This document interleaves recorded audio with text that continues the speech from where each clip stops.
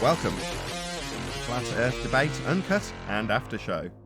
I'm your host Nathan Oakley, and if you are new to this channel, or you've not done so already, then be sure to subscribe, hit the bell notification icon and join button if you'd like to become a Nathan Oakley 1980 channel member and keep up to date with the Flat Earth Debate.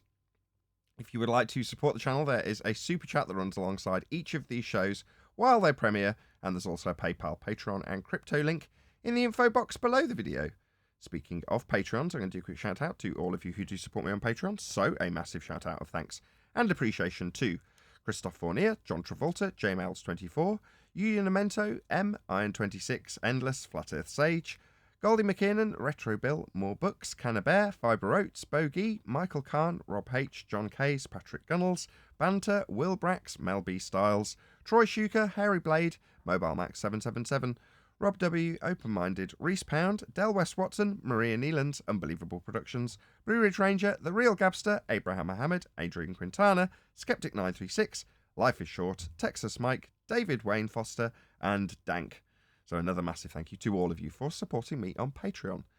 Exactly where this show has come from. So without Patreon and with all your support on the super chats and such like, this wouldn't be a show. So thank you very much again to all of you for supporting me in all the various different ways that you can. With that, I'm going to hand over to whoever is in Gilded and G+, so you can enjoy their conversation while I set up for today's live show. Say again. Neil, what did you say? Said when you get a chance, go have a look. I laid down a challenge. Message confirmed. Thank you for your email. The following message has been sent. My concern is the flat earth awakening. I don't hear any answers coming from the top guys like you, Neil, and it troubles me. What can it hurt to join a YouTube channel called Flat Earth Debate Live, hosted by Nathan Oakley? If you have all the science, this should be easy. Should be an easy debunk for you. No, for one as great as you. Doesn't say that on mine. I just got 4.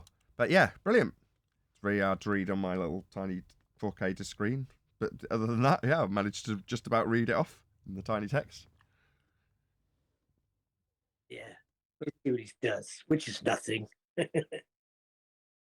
Good stuff. Did you get a message confirmation last time?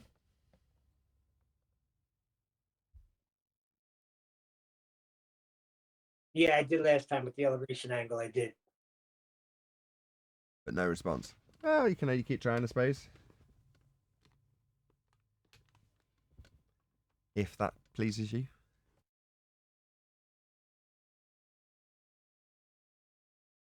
Good afternoon, guys. Hello.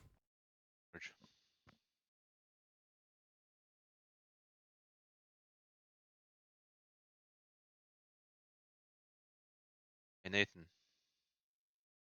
Yes.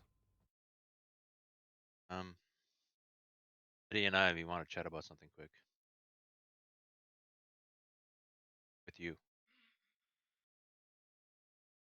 Oh, Right. that was it. And in the meantime, one deck, he has trouble with mics and he can't talk. So this is also another reason to go back on Discord, is because some people are running into technical issues. One deck, did you fix your issue? Yeah, it's great. Jump back on. I had to delete about 6-7 times and reboot, and then it came back on. So don't know what the issue was, but I'm back now. Yeah, it's just not working out great on Gilded. That's not to say that it won't improve with time, but yeah. Okay, cool. Hey, 10th. Hi, good morning.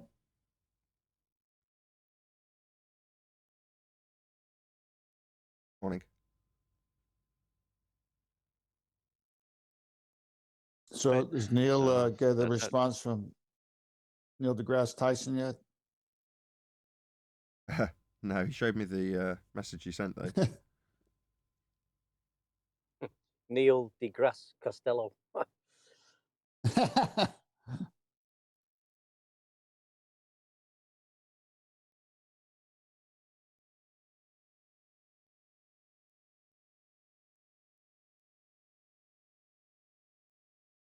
Hear that right? You're going back to Discord? Yeah, we could have been on Discord anyway. There's already a server set up. It's just up until now I've said, nah, it's good sound quality on Gilded and so on and so forth. But it's no good if there's technical issues and people can't talk and they have to delete the server and reinstall. None of that's any good. So the one positive of it having good sound quality is massively outweighed by the fact that people can't physically get on and just talk, which means it's not a useful gateway in that regard. Now, as I just said, it might improve, but in the meantime, there'll be an alternative, probably Discord.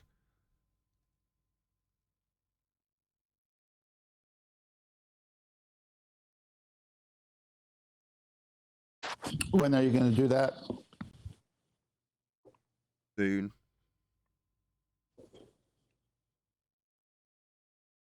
Did you see I the? must admit, though. Sorry. No, go on. Just saying, I must admit, I know what you're saying. Yeah, there's a couple of glitches, but I think since the Gilded, I've sort of, and we've got less idiots coming in. I have enjoyed the show more from a listening aspect and absorbing the information better, listening to you guys and joining in a little bit more, rather than being rumpus by total idiots.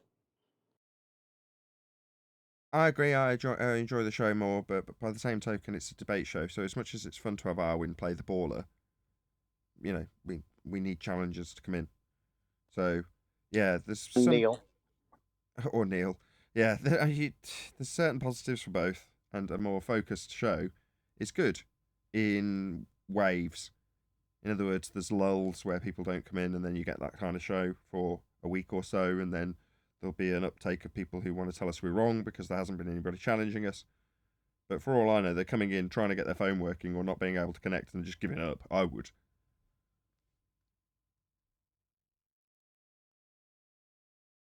Can you go up in Master D and look at the posts I put there of the moon and the Twitter feed that Neil deGrasse put a little joke there, and then I followed up with the Black Swan? So I've got your picture of the moon up. Neil deGrasse Tyson on Twitter. A lunar eclipse flat earthers have never seen. What? He posted that. Okay. And then someone sent it to me. So then I responded with the Black Swan. Hey, Neil, got news for you.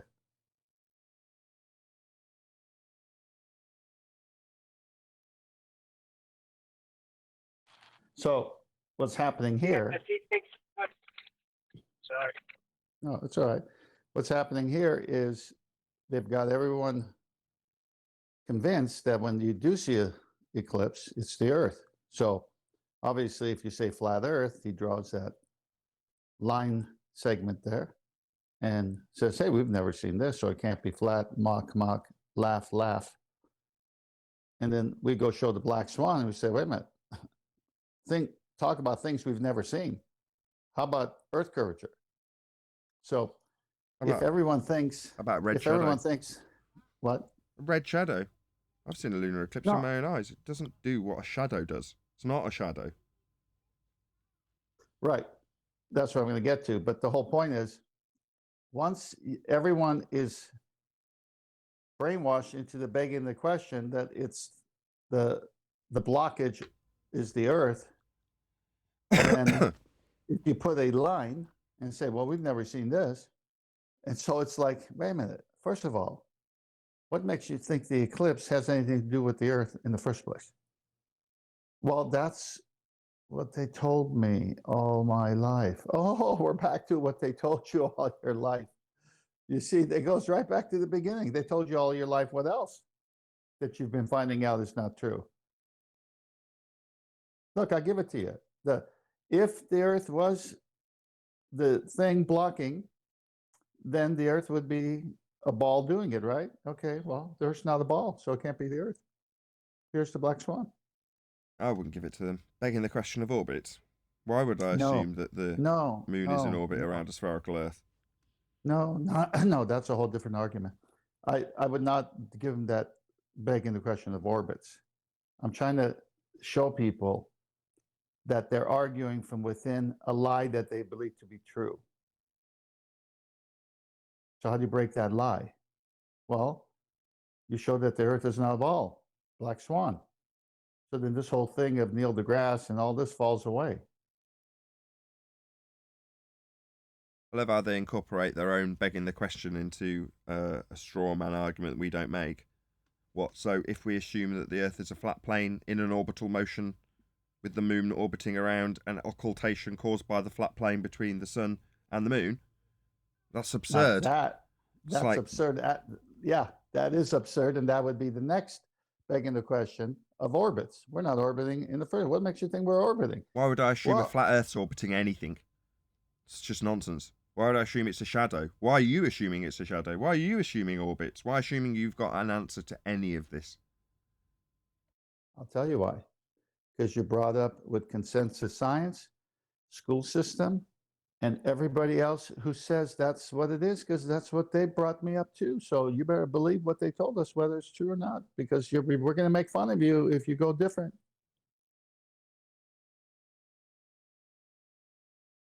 There's a lot of things wrong. Orbits is one, shape of the Earth is the other, but you're looking at the people inside that cave with the fire behind them casting a shadow. And then one guy gets out of that cave and comes out, hey, that's just a little fire pit that people had. There's a whole world out there that's different than the one we think that exists. What do they do to them? They stone them and kill them. Like we said, isn't it? They can't, they haven't got any evidence to support what they say about that natural phenomena of whatever's happening with the moon. It's just an observation. They've not done any rigorous tests to support anything they're saying. Well, even if they say they got something, the Earth is, according to the Black Swan, if the Earth was a sphere with a radius of 39/5 times, I can go through the whole thing again, but the whole point is it can't be the Earth. Right, but I think what Wandek's saying, you're right, but what Wandek's saying is they're asserting a cause and effect relationship, so therefore validatable by science, and Neil deGrasse Tyson's claiming to be science. So give us your science for this cause and effect relationship. There's a method that's empirical that you could use. Have you used it, scientist? You haven't. Observe and declare with assumptions of orbits and shadows. Well, that's definitely not very scientific. If it's an effect observed in nature, there's a method for establishing the cause. If you say the cause is occultation, then you better damn well validate it through systematic and rigorous experimentation. That's what science is. That's what you're claiming to be. It's supposed to be right if you like it or not. Well, if you say you're right whether we like it or not, make sure you've got some science for it. You haven't. They never had. They had loads of assumptions. And they've imposed those assumptions onto us when they show a flat disk causing a shadow in an orbital motion. What an absurd notion. Incorporating your begging the question of an orbital motion into a fact of life that we deal with a flat plane. Isn't this one of the fields where they can't even use the scientific method? Cause and effect relationship. Yeah, they How can't and use it why in they this can't field. is not my problem. They're asserting a cause and effect relationship in nature. There's a method for proving empirically if that's correct or not. Their supposition of the cause, an orbital motion they've assumed, well, whether or not they can validate that is down to them if they're saying they're science, which they do, and they say they are. So what's that? You can't validate it? Well, right. Well, then why are you stating it as empirically true? Well, that's just another one we can get them on. So we've got the shape of the Earth, we got the lack of science for orbital motion, and we got the shadow that they assume to be Earth rather than a coloration of red. You know, one of the biggest things that shocked me about coming to this subject is when someone asks for evidence, or they can be so quickly turned into a bad person for doing it, you know?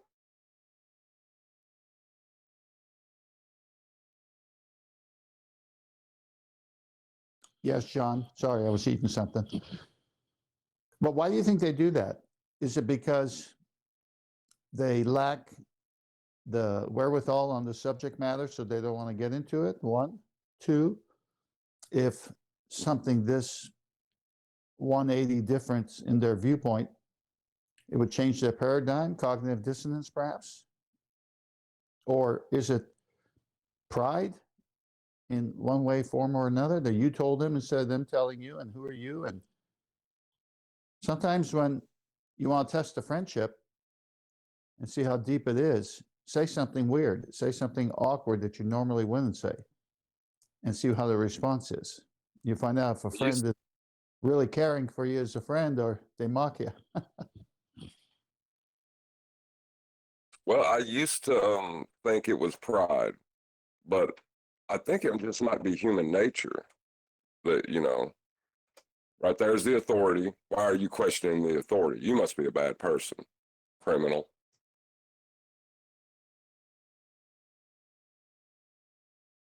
Well, human nature has pride in it, built in. So that's the way I look at pride. Everybody's prideful in one way or another. It's just built in. But yeah, I like that viewpoint as well, questioning the authorities. They're good little servants, these people. I'll tell you what happened yesterday. I went to Walmart to buy some gun covers for some rifles. The padded things for like $12, $15. So they don't scratch when you carry them in the truck. So I asked this gal, where would they be, what aisle? And she says, here, I'll take you to it. So she's walking me to it, and I see ammunition for sale. And I said, do you have Black Friday sales on ammo? She says, no, unfortunately not. And then I said, well, how much do your 9mm go? Oh, we don't sell that anymore. I go, you don't sell 9mm anymore? She goes, no. I go, why not? She goes, well, that's a handgun round. I go, yeah, but also a rifle round, and they have it in all configurations. She goes, no, not ever since the shootings. I go, what shootings? And so she brings up one of these crazy school shootings. We can't talk about this. And I'm going to change. And so I said, well, that was a rifle, not a handgun. The look she gave me was like, what? How dare you? And it's like you encounter it everywhere, meaning they're programmed to say things because of the programming. And then when you say this, question that which is logic and not even argumentative, just saying, you used to sell it before. Why aren't you selling it now? What changed? You got all the facts wrong, but want to justify why they weren't selling it. It wasn't even the right caliber for the right gun. It's like, wow. So I turn around and I go, well, that's what happens when you're woke. And she muttered and walked away. It's like nothing of a bigger clue than her hair being dyed blue, purple, and red. Gave it away. Unbelievable. Yeah, people are, aren't they? They're told to say things. I mean, this is just nothing to do with really the topic, but I found it. I was just laughing. Doesn't matter where I was in Las Vegas, queuing up in an eatery in one morning for some breakfast a few weeks ago, and there were 6 of us all together, but only 4 of us was there while we was queuing up. And there's a lady there taking, how many is it for? Where would you like to sit? I said, there's 4 of us. I said, well, if you've got space available there, that'd be great. There's 2 more coming. And she said, are the other 2 here? I said, no, there's 4 of us here now. 2 will be here in 5 minutes. Well, I can't help you. I said, well, just sit us down for a table of 6 and 2 more will be coming. I can't do that. You'll have to wait for the 2 and rejoin the. But it was so robotic, and like, this is what I have to say. I think this isn't normal, But the same way people are in every way of life. I think it's just crazy. No, that's just Americans. They're very service-driven and they're very particular and they're unionized in many respects. And there's certain things you can and can't do because someone else is supposed to be doing it and they're being paid to do it and they've been trained to do it in a certain way. And do you remember That's Life when they had the Jobsworth Award? I thought One Deck lived somewhere else. Where does One Deck live? Talking about when he went to Vegas. No, there, isn't I live in UK. My daughter got married in Las Vegas a few weeks ago, so I was over there for Oh, okay. a week. Gotcha. I remember setting up for a show in Vegas and then stopping us from unpacking our vans. Like, you can't do that. What are you talking about? We're here. We want to set up. We were in the exhibition. No. You've got to arrange for these guys to come and do it. If you don't, we'll get the union on you. We're like, what the hell? So we're not allowed to take the stuff off of our own van? No, you're not. All right, I see. So we have to sit here in a queue for those guys to take it out. Yeah, join the queue. But we're here. There's our room. We can just, no, you can't. Join the queue. They'll take it to your room where you're setting up for your exhibition. And there was no negotiation about it. That's how it was going to be done. It was ludicrous, but that's how it was going to be done. Yeah, that's because the Vegas and the unions are strict. If you're going to use our hotels, you're going to violate the union. So we got power. So you got to include us in somehow. Bunch of junk. Let's please not talk about the unions. I don't like political conversations like that. Fair enough. We're more talking about how people behave when... In the UK, we used to have a show called That's Life, where they'd just show how crazy, stupid things would happen. And one of the things they'd do is give people a Jobsworth Award, which is where they're trained to do a particular thing, and in spite of all common sense telling them to do something contrary to what they've been trained, they refuse. And the reply they would give is, it's more than my job is worth. Abbreviated to, more than my job's worth.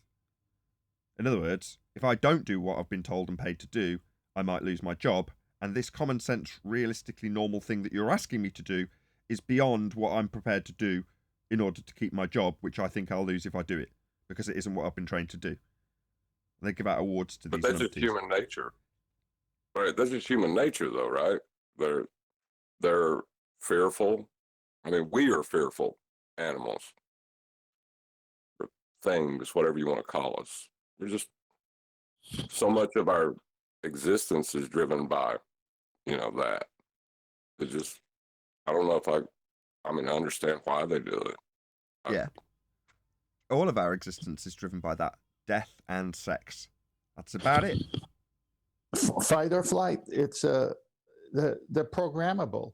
And if you're going to get paid and you're on someone else's dime, you got to do what they say, or you might lose that dime.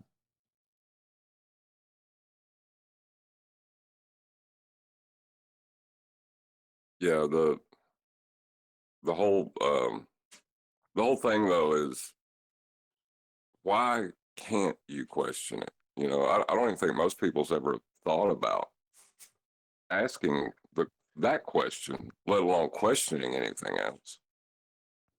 Well, I met a guy the other day who says that's why he's interested in the flat earth topic, because it's a taboo. He says, it's amazing how many of my friends are like taboo about it. I go, because that's what drives me to things. If someone says, don't go there, I want to know why they say, don't go there. I mean, especially when it's just talking about a subject.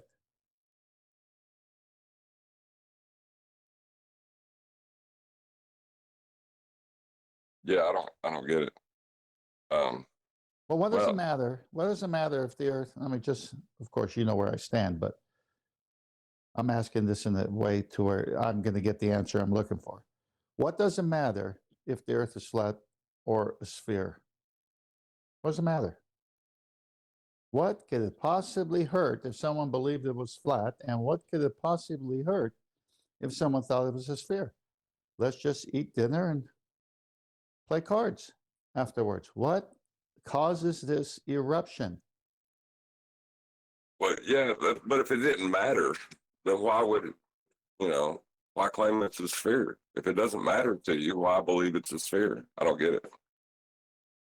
No, that's the point. What does it matter if someone thinks they live on a pancake and another person thinks they live on an orange? What does it matter? If the current paradigm's orange, then it's a big problem. Say that again. If the current paradigm is orange, and you say we live on a pancake, then that's a big problem. Okay, go deeper than that. These same people will argue about the current paradigm when it comes to politics and other things and say, yeah, no problem there. But this one, it matters. Why does it matter on this one?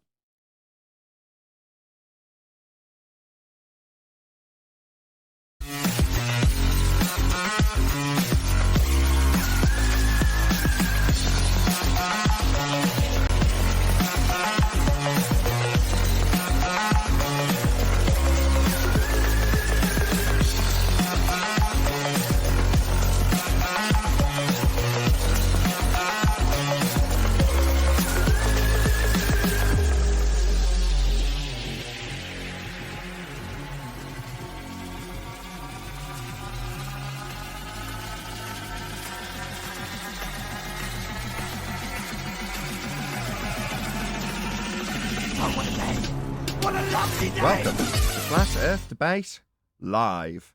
I'm your host Nathan Oakley, and if you are new to this channel, or you've not done so already, then be sure to subscribe. Hit the bell notification icon and join button if you'd like to become a Nathan Oakley 1980 channel member and keep up to date with the Flat Earth Debate. If you would like to support the channel, there is a super chat that runs alongside each of these shows while they are live, and there's also a PayPal, Patreon and crypto link in the info box below the video. Most importantly, if you'd like to join the discussion, simply mute the page you are currently watching, then click the link in the info box below this video to join the panel and express your views on the nature of Earth. If you do join, please don't swear. If you do, you'll be ejected, and if you are, please don't try to rejoin the stream using sock accounts. You'll be warmly welcome back on the next stream. Please also share the show on social media. Sharing the show obviously increases the live audience, but this in turn increases the chances of a more diverse panel, so please share the show on Facebook and Twitter. Now, we are joined by 10th Man, Refracted Curvature, Neil, and a whole bunch of people in Gilded, so welcome one and all. Hey, good morning. Hey, Hey, good afternoon. Tuesday. What was that, John? Tuesday. It's the most evil day of the week. I don't know if you know that. No, Wednesday's the most evil day. It used to be I Hate Mondays because of Garfield, but it's Wednesdays. So on a Tuesday, you're sufficiently close enough to the weekend to still have some lingering memory of something that you might have done nice when you weren't working. So Tuesday's okay. Wednesday, on the other hand, is far enough away from the last weekend that you've got nothing to talk about in the office. Far enough away from the next weekend to not really talk about what your plans are. In the middle of the week, so you're a bit more knackered, and you've got several more days to go, especially on a Wednesday morning. I mean, Wednesdays are much worse. No, Tuesdays Wednesdays are are okay. Greatest trick. Hold on. The greatest trick that Tuesday ever pulled is convincing the world that Wednesday was worse. Now, Wednesday was the one convincing Monday. Everyone that Monday was bad. Day after the weekend, when you get back and you see all your office chums and tell them how great your weekend was. People actually love Mondays. No, the ballers love Wednesday because it's getting over the hump. Right, let's do some housekeeping. Any evidence of a physical geometric sphere edge, that's a horizon formerly known as the curve of the Earth? I don't like Mondays. Well, Neil's You like got a Rumpus minute. on the housekeeping question. Neil's a minute behind. He's on Monday. So, any evidence Black of a Swan has physical... debunked it in 2020. Black Swan, indeed. If the Earth was a sphere with a radius of 3959 miles, then every distance to the horizon could be no more than 1.2 times the square root of the observer's height in feet as laid down in the Earth curve calculator. And the Black Swan shows the horizon is beyond the physical geometric limitations claimed to be blocking boats and buildings at 1.2 times the square root of the observer's height in feet. Therefore, the Earth is not a sphere, and the horizon is not Earth curve. Any evidence of axial rotation of the Earth-based variety? Nathan, if you think you can ram these 8 questions without us still having things to say about the first one, you're going to have to wait till Wednesday because it ain't going to happen. Yeah, no, by the time we nobody get to else, these other questions, I'll have forgotten what they are. It'll be like 3 months before we get to the second question. It's okay. This is what makes the show great. If there was curvature to Earth, wouldn't it match the radius of the Earth and the mathematics that comes with that radius? Yeah, I covered that. 1.2 times the square root of the observer's height in feet is the maths that suggests there's a hill in the way called Earth curve. Right. So that's what we want to talk about a little bit more than you want to zip through it right away. My goodness. That's So, refracted. okay, now see, that's something. So what is refraction? And it doesn't change the actual physical nature of the Earth and its radius and where Earth curvature must be, which is horizon.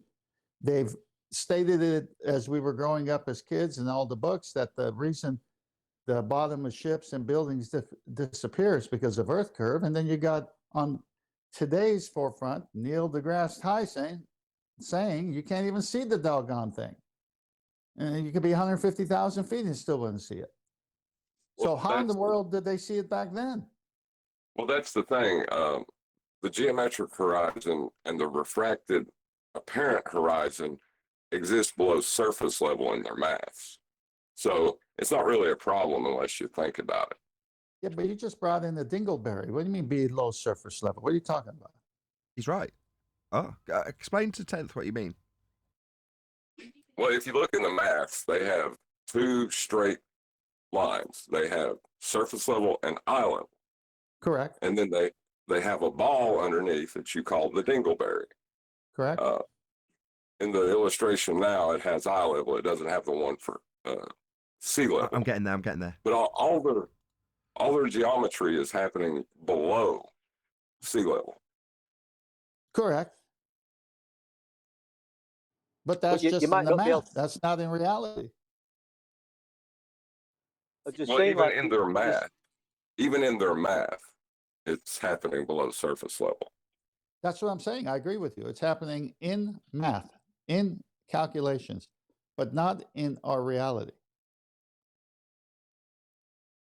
I mean, you can have a thought experiment sketched out on paper and say, there it is. There's reality. So, well, that doesn't match my reality. That's a sketch on a piece of paper. You're saying that's reality?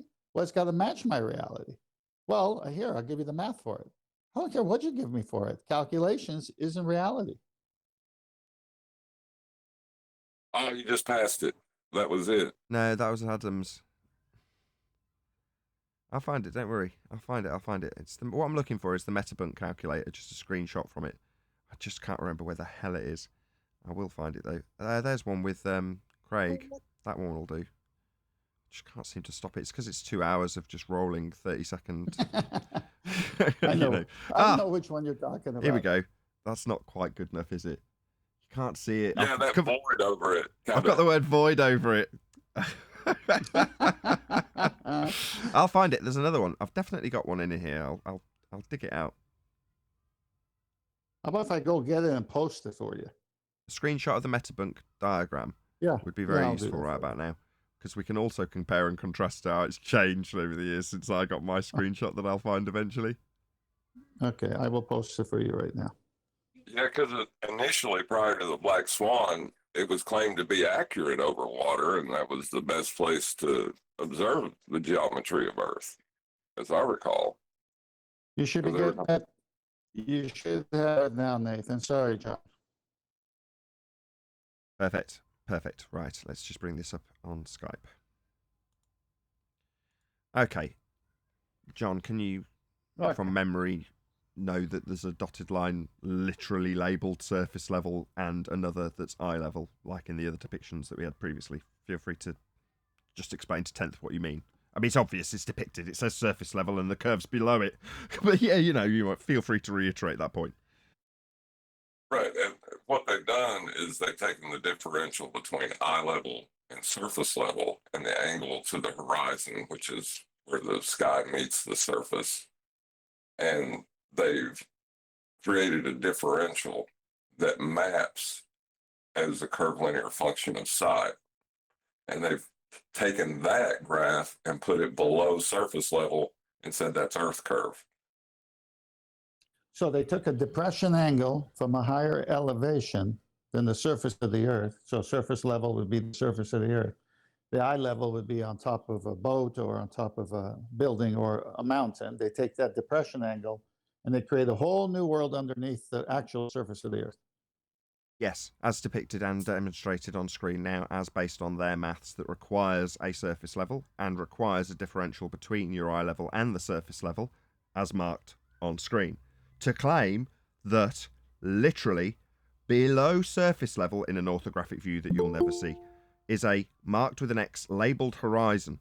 Well, we've only got one horizon, and according to experts in these mathematics, capable of deriving them and creating them themselves, aka the rumpus. This horizon, the geometric horizon, the one that blocks boats and buildings, only exists in this maths. And, as John is pointing out, exists below surface level. Yeah, Fact. so that's exactly what I said. You sketch it on a piece of paper, and it only exists in the math or calculation, not in reality. Perfect. Hey, who just joined? Arwin and Adam. Hello.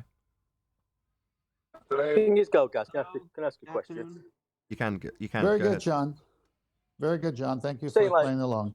Yes, thank you, John. That was good. Sorry, one deck. if Third the time's a charm. Go ahead.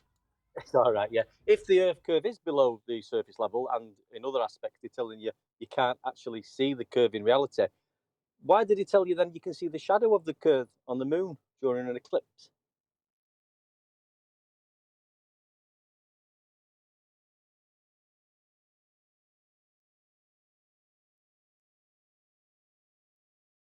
Nobody's going to answer. It's not. It's going to be pondered. Or did I have your line muted? I think I had G+'s line muted. Sorry if somebody answered. Yeah, they're assuming an R. They're assuming orbital motion. All the stuff we covered in the pre-show. And they're assuming space. Yeah, they're having it take place. Orbital motion takes place in a second law of thermodynamics violation sky vacuum. There you go. There's where that dentist drill is, it's more useful than it seems, right? You can debunk orbital motion because it takes place in a sky vacuum. So while yesterday we were describing that particular proof with the 1-2 knockout punch of elevation angle measurements and the derivation of all globe Earth models from a flat plane as the 1-2 knockout punch for globe Earth and flat Earth proof. Well, That was my idea. thank you, Neil. In addition to that, we have a proof that we didn't want to put as a top 3, hence 1-2 punch, because it's sort of separate to. But I described it as a dentist drill, and that's gas pressure without a container, aka the sky is not a vacuum. The gas we breathe would fill that space if it was. So therefore, orbital motion attaches to that. So there are certain subsets that you can take out from gas pressure without a container. It doesn't just debunking space debunks quite a few of the things that have R values and such like attached to them, without needing to debunk an R value or prove that you've got an elevation measurement only capable from a flat plane. You can point out that the entire heliocentric orbital motion system takes place in a region that isn't real. There's no sky vacuums with gas giants floating around in them. That's nonsense. It's a violation of natural law, in fact. So what's that you say? That's Your one of the violation of natural things- law is orbital? No, afraid not. Go on, John. That's one of the things that I used to do, and other people I know, was whenever someone would assert a flat Earth claim, we would take and put our conception of the model we thought they were claiming and put it in a heliocentric universe where it's flying around the sun, and so when you take away that idea of a medium for the Earth to fly through or orbit in, it's pretty powerful. But it's what one deck said is worth pondering a little bit more, because they'll take natural occurring events in our reality and somehow reify it, attach it, bring it in, and say, see, this proves the globe. For example, they'll say the moon causes the tides of the oceans. Then they'll take perspective and change that around. And what else do they do? Where they take a natural occurring event and then they need to make it match their model. So they'll, like refraction. Instead of light bending when it hits denser mediums, they change the Earth, give it 7/6R. I mean, they can't just look at it and say it is what it is. Even the mirage, they'll screw up a mirage. Well, here's an example on screen now from you, or from Neil deGrasse Tyson via you, which is to say that their automatic assumption of orbital motion in a sky vacuum, that presuppositional model has been superimposed on a flat Earth in this example by Neil deGrasse Tyson. So he's saying that there's a lunar eclipse with a occultation of a flat disk between you and the moon. Now, that is superimposing their heliocentric orbital mechanics onto a flat pizza pie floating around in a sky vacuum. It's got 99% of heliocentrism already attached to this pizza pie that would create a flat shadow across the moon? Now, we're also assuming that there's a shadow being created, and that when we just take out the sphere shape from their orbital motions and heliocentric model, that we're going to replace it with a pizza pie and it's still going to cause the shadow, I'm assuming it is? Like, no, all you've done is carried forth all of your assumptions and superimposed them onto a flat Earth necessity for navigation. Because that's what we put forth. You know, it can't possibly be an orbital mechanic, as you're depicting here, Neil deGrasse Tyson, on account of the fact that the Earth is navigated by way of elevation angle measurements. And your model, your globe model, was derived from the celestial sphere that is a flat plane with the globe of the heavens above it, including the moon. So this makes absolutely no sense beyond your scientism views of orbital motion. Because that's what you are. You're a scientism believer, because they're the same thing. Heliocentrism and scientism are the same. Yeah, but see, this is the same trickery this magician does when he has that beach ball of the globe and he smacks it and he says, this stuff flat. Well, what's he showing you? He's showing a globe. He's showing you this picture with this little line as it's the occultation of the Earth on the moon. But like you said, he's already got you 99% into the paradigm of orbital motion. So it's just like the beach ball, orbital motion. If you start talking, you're in there begging the question immediately. Right. We're already assuming that orbital motion and occultation is going to occur, as it does in the assumptions of heliocentrists. No, I'm afraid not, Neil deGrasse Tyson. This is far less slick than you slapping that beach ball. Far, far less slick. But here's the thing when it's one-on-one with somebody. Oh, wait a minute. Not only are you saying the Earth is flat and not spinning, but now you're saying that this shadow on the moon is not the Earth. What else are you flat earthers going to change? Yeah, all wrapped up in a burden of proof reversal fallacy. Who's making any claims about what the moon is? Oh, right, you are. You're saying it's a shadow. You're saying it's occulted. You're saying the Earth's a sphere. You're saying we're on orbital motion, all of which is assumed. And what, you object to me saying, nah, it's turning red. I don't think that's a shadow. Blasphemy! Cast him down! What? It's just going red. I've looked at it with my own eyes. I'm colourblind and I could see it was going red. Off with his head. So let's move on. Any evidence of axial rotation of the Earth-based variety?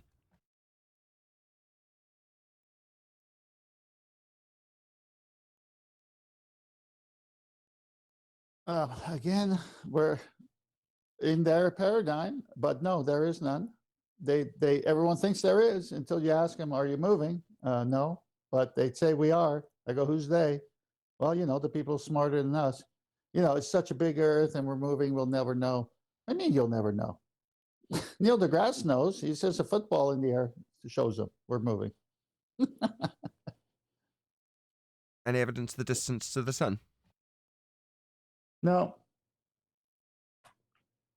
We know it's not what they say it is. It's not doing parallel rays, so they got to have it 93 million miles for their straight rays or light, straight lines of light, so that they can use the curvature of a non-existing sphere for the angles. Any evidence you can have gas pressure without the necessary antecedent of a container to press upon? Can you have a gas pressure gradient without gas pressure? No, it's a delta of gas pressure. First you have gas pressure, then you can have gas pressure gradients. Well, there goes that argument and rebuttal. Any evidence of a self-perpetuating molten iron core at the centre of a presupposed spherical Earth? Somewhere nice and cosy to get angles from. Yeah, that's where their angles emanate from, the origin in their books for navigation, but that's not where the sextant operator is.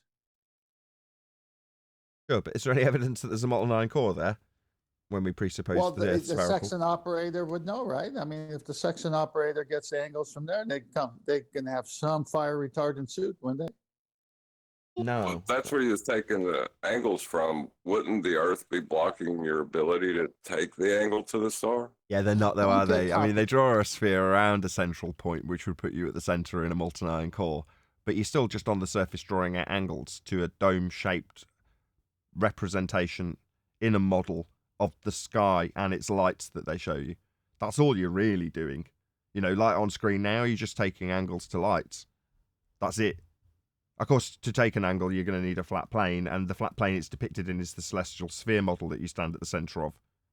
But that doesn't have a necessity to have a globe wrapped around you, blocking your view of everything, John. No, definitely not. In fact, that makes things very difficult for globe believers. That's what I like on your radar picture that you have, Nathan, which is pretty much the celestial sphere with the position in the middle and reading everything around you in the radius. Maybe they get confused when it says celestial sphere and they hear the word sphere and they automatically think globe. I think that is as limited as that magic trick gets, as we've got Neil deGrasse Tyson's tweet on screen, and he's a very, very well accomplished magician. And as much as I demean this as a magic trick, it's transparent for us. And I preferred pulling apart a much more nuanced example with that stuff is flat. You know, that was clever. That had so many different levels to it. This is just, I'm going to beg the question of everything but the flat plane and then put that into everything I've retained and stick it on a tweet because I'm so amusing.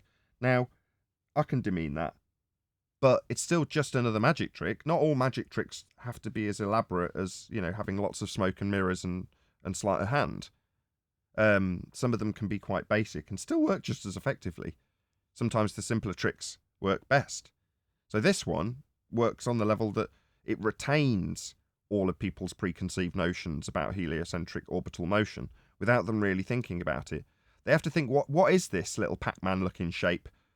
What's it representing? Oh, it's supposed to be the flat pancake between the sun and the moon, causing a flat shadow, because that's what flat Earth would be. Ha ha ha. Not realizing that, well, no, you've just had a bit of brainwashing. You've had a little dose of being told how orbital motion's always true, even if you do assume a flat Earth. You're still going to assume it's flying around in a sky vacuum, right? The black area around this moon is sky vacuum, and the shadow is from a pancake in a sky vacuum. You've retained so much stuff from this one tweet just by reading it, if you're a heliocentrist, without even realizing it. So in as much as I can demean it as being very, well, just of a poor, it's just not as good a magic trick as that slapping the ball was. That was much better. But on the other hand, it's a throwaway tweet, right? So who cares? So it's still a magic trick. Always on the magic vibe, aren't you, Tyson? And this is just another example of that. So, yeah. Well, how did they ever get the angles that the light was traveling in to assert the Earth was blocking the moon? I don't get that.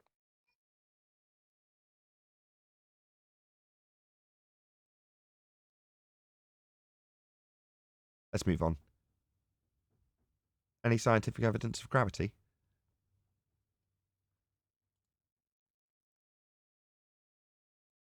Only mathematical. Define what the word means. Scientific evidence would be empirical evidence based on a cause and effect relationship established in a hypothesis and validated by systematic experimentation. Define gravity.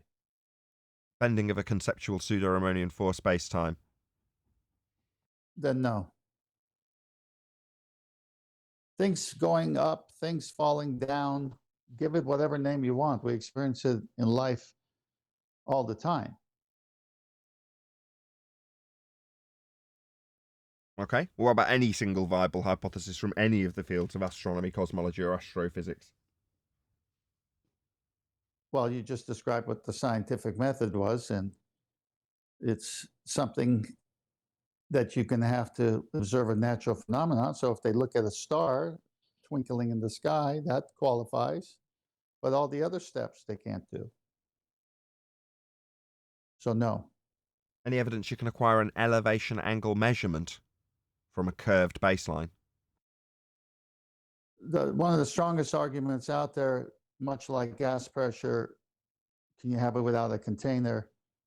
Or the Earth is a sphere with a radius of 3959, then every horizon distance can be no further than 1.2 miles. So again, these three arguments, especially this last one, logic, facts back the flat Earth, not the globe model whatsoever. It seems the only people that want to argue you can get an angle from a curved surface are anti-flat earthers. Everyone else just uses the flat Earth. Yeah, Right. but John, you can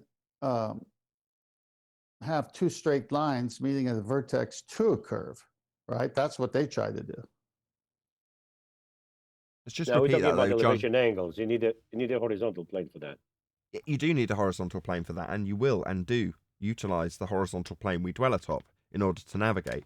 And as John has just pointed out, everyone else is just using a flat plane. That's how it's done. And your globe, which sits in between the celestial sphere and the flat plane you're measuring angles off, really doesn't help anybody. And it isn't utilized. Nobody's doing Haversine conversions when they measure angles to the celestial objects they use to navigate. Nobody does that. The sphere is completely surplus to requirements. Everyone's using it flat.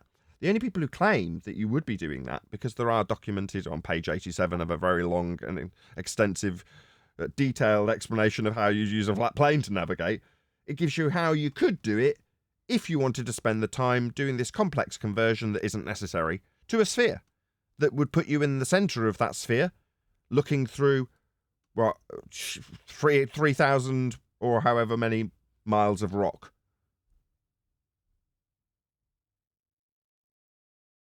Yeah, it's a nonsense. So everyone else, apart from the anti-flat earthers, we're just dealing with a flat plane. Most people aren't trying to justify how spherical it isn't when they use it flat. It's just the anti-flat earthers that do that. That's why they're in the same pond as us, though, isn't it? Let's face it. Yes, it is. You're trapped here with You us. say- All of We need you. to stretch. You're just like us. It's just you, and I say this lightly. I was going to say they get promoted. They don't. Your Red Retrix, your Gem Pandas, your Wolfie 6020s, for the most part, they're not being heavily promoted. Your twonks like Simon Dan might be. But that's about it. And for the most part, they're just trapped in the same crappy pond as us, and Simon Dan who says he won't even talk to us. Right? Unless he's reading off his script. He's not interested. Right? Well, probably because it would mean he'd have to be bundled in the same pond. Maybe he's just stood on the edge of it looking in, dipping in with his fishing rod, taking out cash. Well, more power to him. Good for you, Simon Dan. I envy you in that regard. But, he's not in the pond, is he? Or so it seems, because he seems impervious to us, because he's not interacting with us. All the people who do interact with us are going against the heliocentric model. Because the heliocentric conversion from the celestial sphere model, that's a flat Earth origin. And people just accept that. They don't need to do any conversions to globe. They might still have a subsequent, separate to, globe faith because they're a Western world globe believer and have been indoctrinated since birth. Doesn't change the fact that the way the world operates is flat. And most people appreciate that. My sister appreciated it. She was trained in celestial navigation because she owned boats. And when I told her that Earth's navigated flat and showed her how it was done on a map, she nodded along and told me she'd done it. Told me I'd stood there and watched her do it before I was a flat earther. And you go, yeah, so you appreciate at a fundamental level that you have to navigate the world flat then, Faye? Yeah, I do. Yeah, I've done it. No conflict, no argument about it. That's how she did it and was trained to do it. And that's what we're covering. How the Earth is navigated. Flat. No ifs, buts, or maybes. So you anti-flat earthers defending this nonsense about measuring angles off curved surfaces, it's absurd. And everyone knows it, apart from you. That's why you're stuck here with us, believing that you're righteous and still believing in a sphere. The only reason you're here with us is because you doubt it. That's why you fight so hard. You doubt that you're right. And it terrifies you. We all know it here. We've known it for some time. But that's why you've been bundled into the same pond as us. One day you'll realise you were trapped in a pond with us. That's why I like highlighting it. Anyway. Well, one of the things they like doing is drawing an angle to a curved surface whenever they're trying to justify how you get an angle from a curved They like doing surface. that, do they? How's that geometric horizon working out for you there, Roofy? I read a little comment from you between yourself and Brian about a little trick you use so that you can use a straight line? Really? See, Roofy, that's bad news, given that Planner Walk's saying nobody's expecting to see physical geometry, and the Rumpus is saying that the geometric horizon only exists in the maths. And it's all well and good you extending the size of your sphere Earth so you can use straight lines, but in reality on a globe, you wouldn't expect to see them, would you? Yeah, that geometric horizon has it working out there, Rufy. Yet they're in pain. They know how they're having to fudge the figures because we're pointing it out to them. But if it was real, you wouldn't need to fudge anything. We'd just be measuring and navigating a spherical surface. We're not. We're taking angles from a plane. And it must be killing them. It must be very painful for them all. And we see it written all over their faces. We saw it on Jem Panda's face, on his fuming, spitting feathers, angry as all hell face over in Nottingham. We saw the pain these people are in. It's tragic. It's pitiful.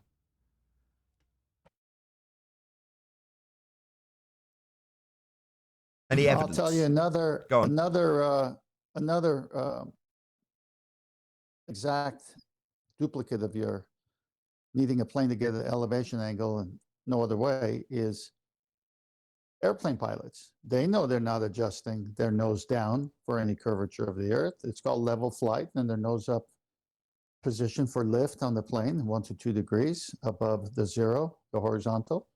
They know that too, but it's almost like your sister saying, "Yeah, you got to use the sextant. You got to do it this way, and that's the way it's done." And you talk to a pilot and say, "Yeah, that's the way it's done." And say, "Well, how could that be if you believe in the globe? Don't you have to adjust for the curvature of the earth if you're flying? Don't you have to adjust for the dingleberry if you're taking that?" It doesn't show up in reality. That conversation between myself and my sister was actually considerably more awkward than I first let on. Because, to be honest, the conversation wasn't actually between me and my sister. She just was nodding along in the background while I was arguing with her husband. Now, as much as this isn't a pleasant thing to talk about, it's her second husband, her first husband, who had boats and motorbikes and lived a very fast, young life, did die young on a motorbike. And he was the one that was out on boats with, obviously, my sister. So while I'm in an argument with her current husband, who she's been with for many, many years, and is a lovely, lovely guy, he's not a flat earther and doesn't like the idea and braces against it like many people do. But it was just awkward for him when I'm explaining, no, navigation does prove we're on a flat plane, here's how. And as I'm explaining it and he's disagreeing and telling me how wrong I am, there's one person in the room who's trained in it, and me and him. She's nodding along to what I'm saying. So, very awkward. But by the same token, it's just how life is, right? Everyone's dealing with a flat plane. They're building on it, they're navigating it. That's it. That's how it is. Yeah, for navigation, you need to account the Earth to be flat and stationary as well. Indeed. Well, Any evidence? And also, sorry, I was just saying also that's how pilots are trained when they in the training phase to presume the Earth flat and stationary. I mean, why would you do that if it was a globe and spinning? Yeah, got NASA documentation stating exactly that. That's how it's assumed to be, because that's how it is. They want people flying towards a void that they think is there. If the Earth's falling away from them at 8 inches per mile squared, what's actually happening for a pilot is there's a massive area that they could fly in opening up beneath them. There isn't. It's all flat. So there is no void opening up that they could fly in as they traverse a curved surface with a pit ahead of them. There is no pit they'll fly into the ground if they're not trained. And it's very well documented with NASA headers that it's flat, because it is. Nathan, the last point you made, some other points that I want to highlight on. So you said people brace against the whole flat Earth discussion. So we know the anti-flat earthers are in pain, and you described them bracing against it because they got to prove it's wrong because it's killing them, and they're in the same pit with us. The other one would be a normie, just a regular normie. Where would Neil deGrasse Tyson fall in? What would he follow, did you say? Fall in. What category would we put? Oh, none Neil of them. deGrasse... Oh, no. He's considerably elevated above the... He's not in the trenches. What do you think he is? No. He's a priest. No, I know. No, that's what I'm saying. So what would you title that? A priest? He's a priest of it? Yes. Okay. So if Neil deGrasse Tyson is is the priest of it, and the normies is the congregation, so to speak. And the anti-flat earthers are afraid that it might be true, so they go against what the priest is saying, against the heliocentric claims, in order to keep what they got real in their minds. Is that the whole thing you're trying to say there? Yes, but us and them are kept very much out of the church. We've all been kicked out of the church building. We're never allowed in so that the normal congregation can be in any way poisoned by the priest. That would be Neil deGrasse Tyson. So we're kept separate. But so are they. Anti-flat earthers are also segregated from the rest of society in the same way we are. That's what I'm trying to get across to anti-flat earthers. You're trapped in hell with us. I just don't see it as hell. I can't speak for everybody because there's plenty of flat earthers who don't like it here. Me? I like it here. It's not hell to me. But it is to you. Fight the flat earth? Nah, peace and love, my friend. I wish you the very best. What's that? You want to fight me? Why is that? Because you are terrified how wrong you might be. Now I'm telling you how wrong you are. Therefore you need to fight me. It's pathetic. Sad. You deserve our pity. Yeah, I agree to that because the debate effectively ends when both parties are in agreement.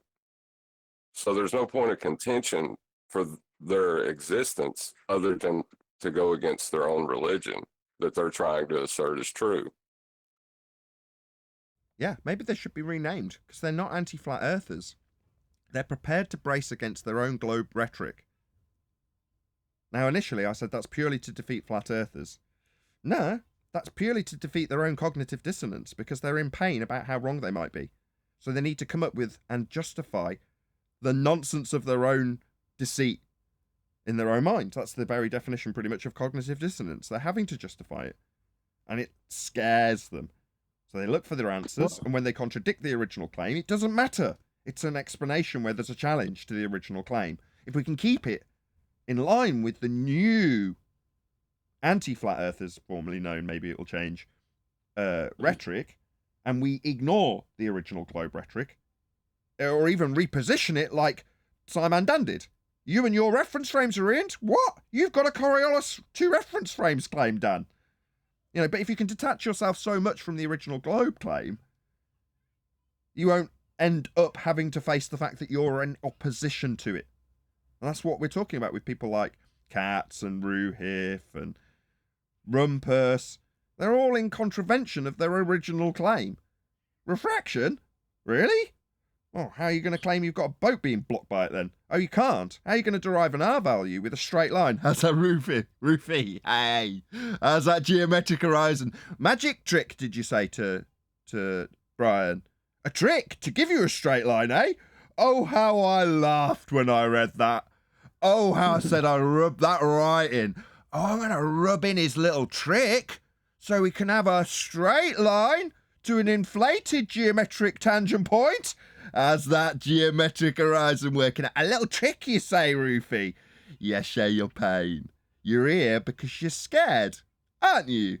Scared how wrong you might be. Telling us how it's just a little trick to get a line that's straight. Oh, how beautiful. How lovely. To ask you how that geometric horizon's working out again, eh, Roofy? How's your membership? You enjoying it here? Fun, huh? So, Nathan, aren't they, since we're using the analogy that we are, if they're going against the priest and the official claims of heliocentrism, it would be wrong to call them anti-flat earthers. They're really heretics of their own belief system. Yeah, that's why they're here with us. They're just as dangerous. You can't be telling normal people that there's not 2 reference frames. Earth isn't turning underneath footballs to cause them to deflect into goals. You need to separate those people very much from the normal society that thinks that Earth is turning underneath and there's an effect called Coriolis as a result. You know, you need those type of twonks to be telling us how our reference frames are ruined because they don't understand the claim in the first instance. That's Simon Dan. Or they need numpties like this buffoon on screen telling us that there is no bulge. What bulge, he asked his fellow anti-flat earthers, as they all shifted uncomfortably, because he doesn't understand his own claim that there's supposed to be a bulge between you and things it blocks, called Earth curve. But these people are complete twonks. They need separating from society. Left to fight their good fight. Yeah, battle against reality.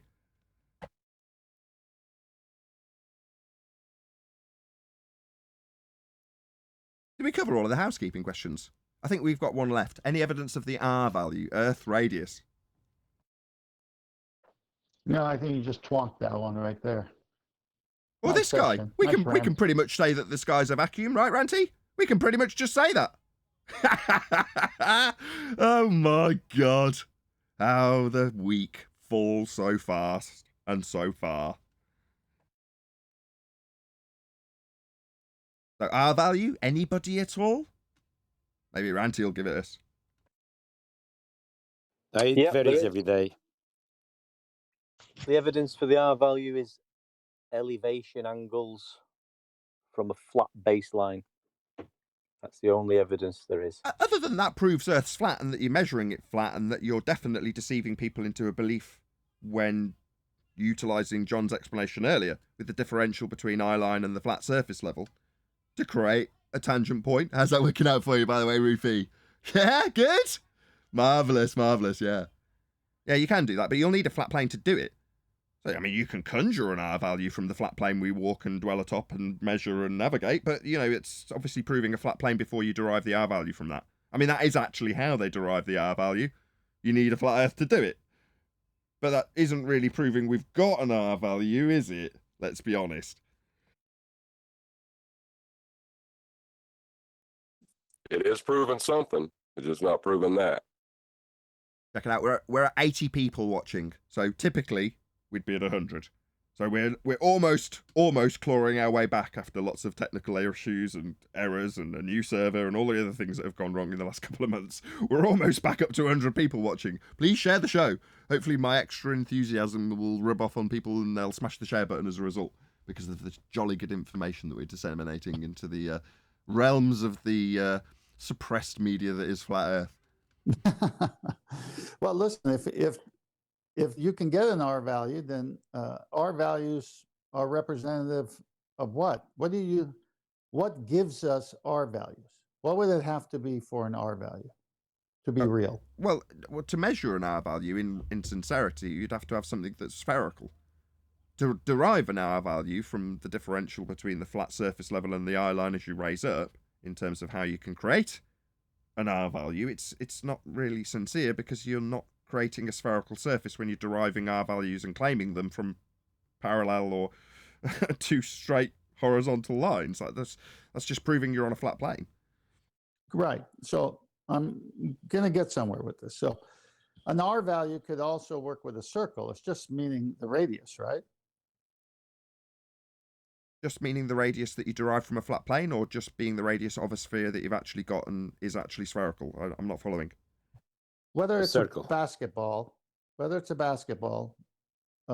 which is round and a ball, it has an R value if you take it from the center. It's got a diameter, the full distance. Or if you get a piece of paper and draw a circle and say, put a dot in the middle and take it to the edge, that's a radius, but a radius line is always straight. Am I right? In Yes. both cases. Yeah, well, all cases, the radius is a straight line.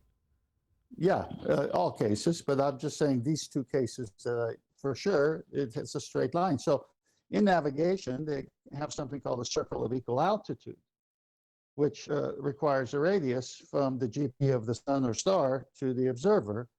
And that's a circle of equal altitude, and that radius is a straight line. So they die there as well.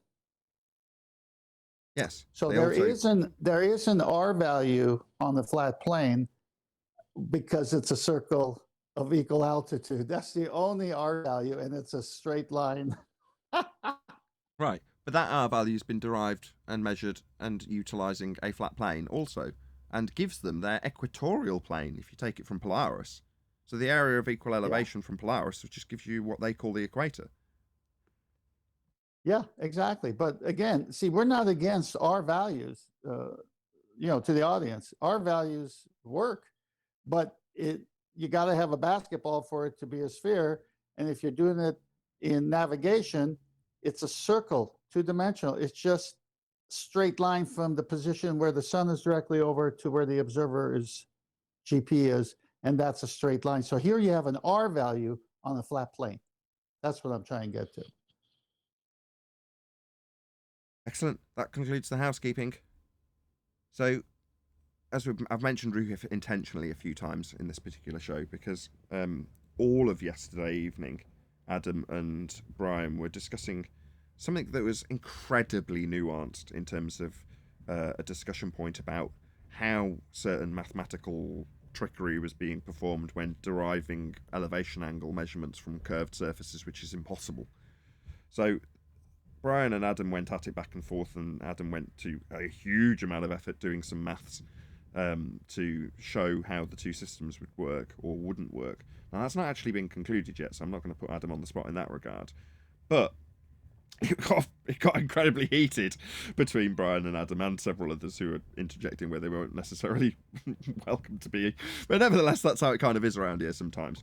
But I just wanted to sort of point this out to the audience, that there's a certain level of disagreement, and it's typically not around anything that would point towards Earth being anything other than what it is, which is flat. It's more around, how do our opponents deceive us and the people who are watching with their tricky maths? And in some instances, one person on the panel will have an opinion on how they think that's being done, and someone else will have a different opinion. And then when they get to the loggerheads of, well, let's see who's right, it's normally get out the graph paper and the spreadsheets and start scribbling, albeit under a very, very tense atmosphere. So, no pun intended.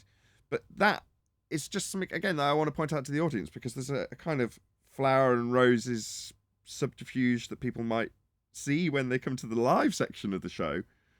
You might get a bit more of it. Subscribe today, by the way, to my second channel if you didn't want to become a member and listen to the Uncut and After show. But that's often where the rows take place, because I try and keep them very much under control. And they're typically about how ballers deceive and what their methodology is, or what the origins of the globe deception as a whole have utilised by way of a flat plane 99% of the time, and how somebody has perceived it in a different way, and how that road to deception and proving us when we're analysing it, because we were on the ball at one point, how that works. And that will often disseminate into arguments amongst the panel members, because one person's got an idea of how that deception's been unfolding since 100 years ago, say, and someone else has got a different spreadsheet that shows otherwise in this case. But I don't know, I don't want to put you on the spot too much, Adam, and I've probably covered enough of that particular discussion to not need any expansion, but did you want to add anything to it? If you're there, you might not. I haven't preempted you. You might not even be listening to me right now. Who knows? We'll see. He's not even here. No, Brian. No, Adam. I'm just talking to myself. Well, if you want to see some bloodshed in the after show, bring up dropping a slinky from a building. It'll get real quick. Is that because it's got springs attached? Yeah, we argued, I think, for 4 hours one day about the mechanics of a slinky. Yeah. It was, I it was fun. I could play a whole round of golf. What was the context around the slinky discussion? Are we going to hear any more about that? Just the fact that it drops towards itself and then falls? Well, it's the explanation. Yeah, right. Like if you put a slinky at the top of the building and drop it, the top will hit the ground at the same time as the bottom of it. Have you ever seen that done? Yeah, I've done it myself. I filmed it as well with a slow motion camera. It's cool. Right. Well, the center of mass explanation that we're given by ballers is obviously a non sequitur, because we live on a flat plane. So there's no center of mass. So trying to discuss what's happening, because there's a lot of things happening there. It leads into some disagreements, I will say, because, relative density disequilibrium is, as far as Anthony putting it forward as a theory, is new. So, like the mechanics of how things will work within that theory aren't fully explored.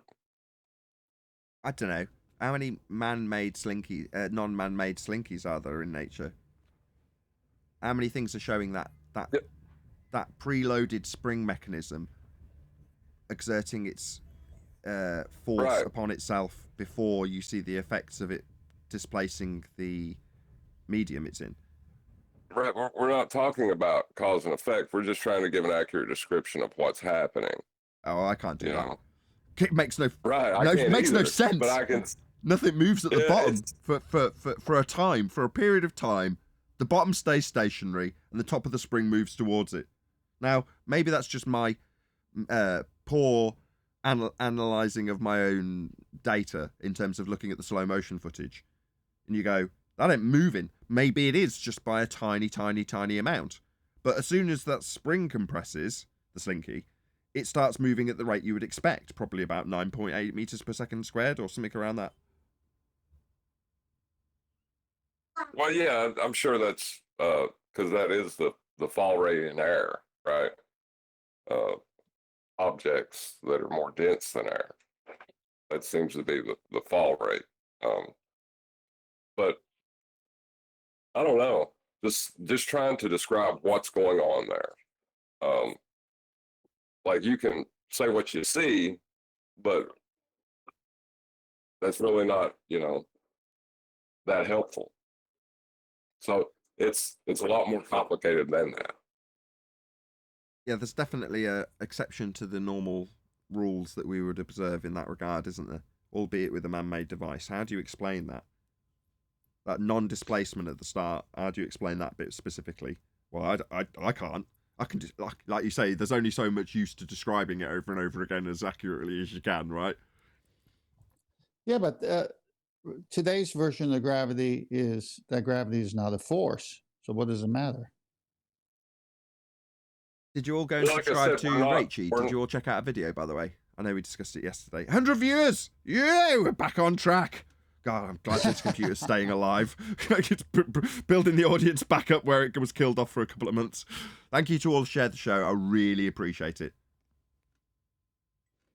Congrats. What Yeah, were you going to say, John, I did about watch that? Richie. Go ahead, Jorge. Sorry, Tent.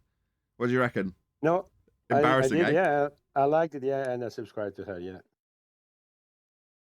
Yeah, the guy didn't get a plug out of me. I didn't mention his channel name, so. But either way, yeah, if you check out Rachie's channel, Rachie 00000. So check out her YouTube channel where she's doing an admirable job of pummeling, and I do mean pummeling in the best possible way, some numpties that are out there on the anti-flat Earth side, and she does a really good job of it. So yeah, more power to you, Rachie. You're doing a great job. Keep it up. But back to the Well done. subject. Back to the subject. Go on. Go on, Jorge. Me, Dave. Oh, just a quick question because somebody was asking me yesterday: is the 3 Bitcoin challenge still on, where people come onto your show to prove that they live on a globe, and how do they go about?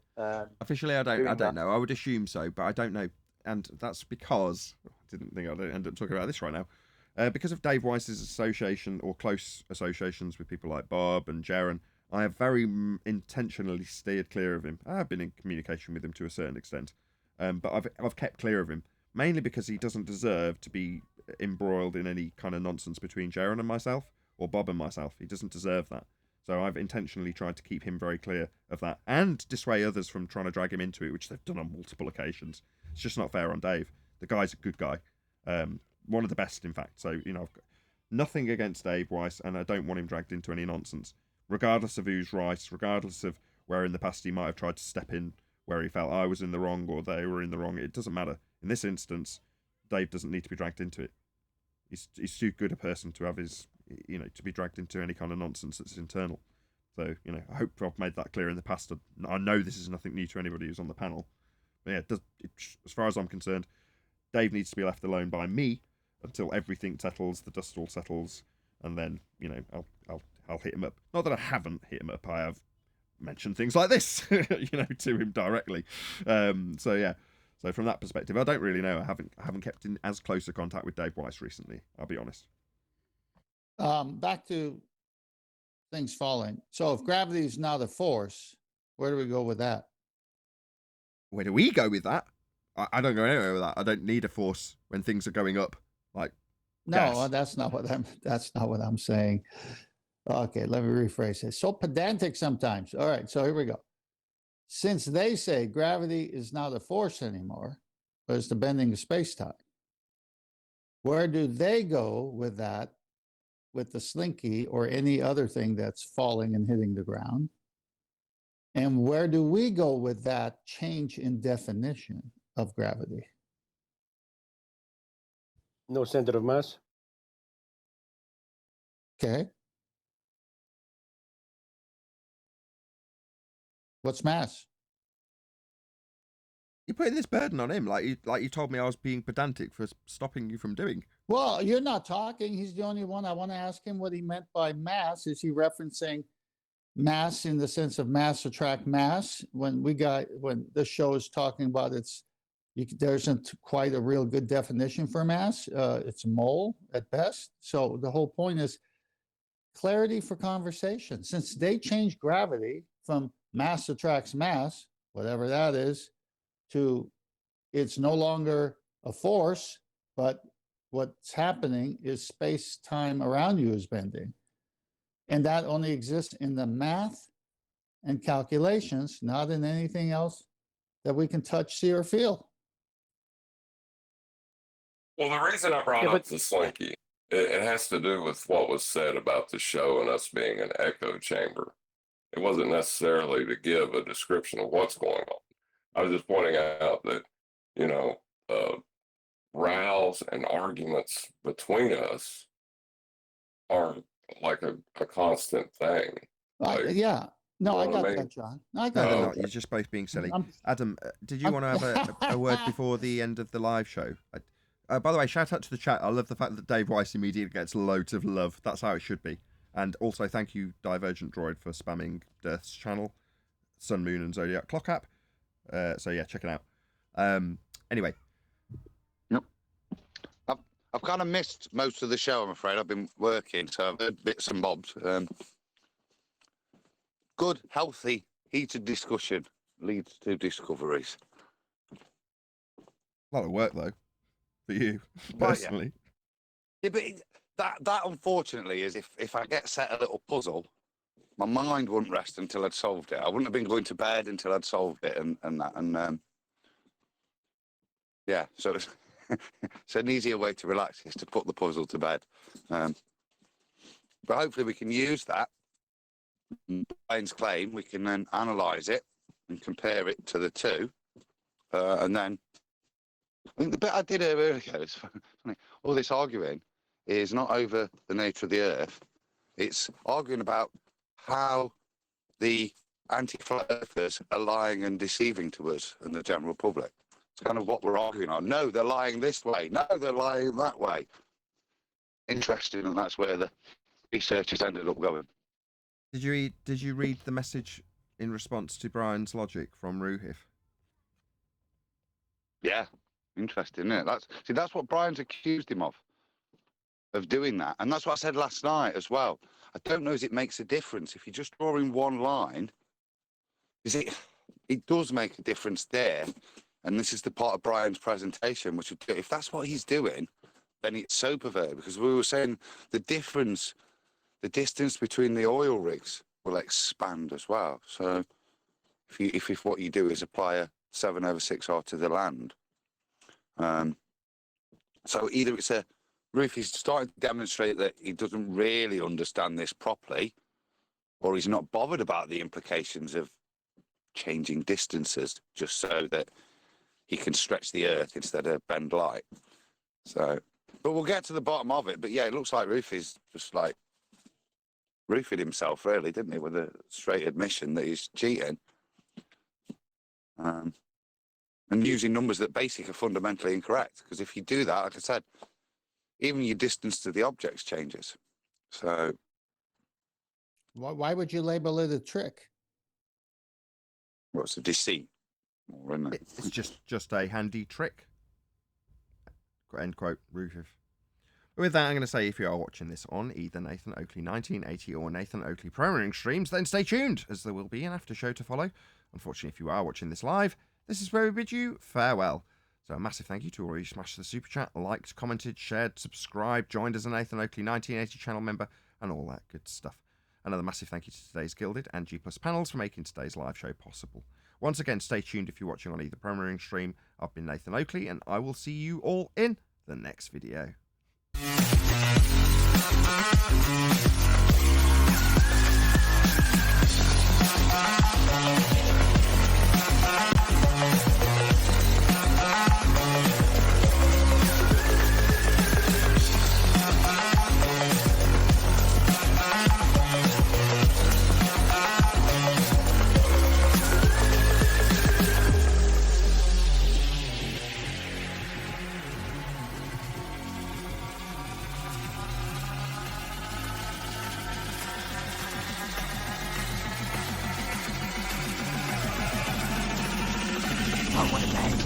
What a lovely day!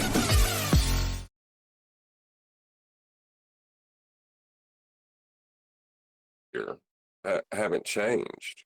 If anything, they've gotten more strenuous, you know, which No, you're right. You're right. We're hard on each other when it comes to sit down, boy. When it comes to new ideas, new ways of looking at things. Well, how'd you get that? Are you sure you're right? You know, we're always, are you sure you're right mode. We just don't say something. And if we do, and it's not right, we internally correct it. That's how tough it is here. I mean, everyone loves each other, but everyone's not going to sit there and say, no one's bobbing their head here. Come on, no, how'd you get it? Can you back it up? yeah, that's what I'm saying is and I don't see why other people look at that as intimidating. If you know something, you know it. Like, why would they think that we're like vicious? We're just holding them to a standard that I guess they've never experienced before. Or Well, they're just watching my show. Hey, Arvin, Hey. when someone is assertive in a society that's dumbed down and made to follow orders, whoever's assertive is going to come across as different. Well, la-di-da, look at the Mr. Know-it-all. You know, I mean, that's what we get when we just become assertive with things we know that go against the lies that we've been, given.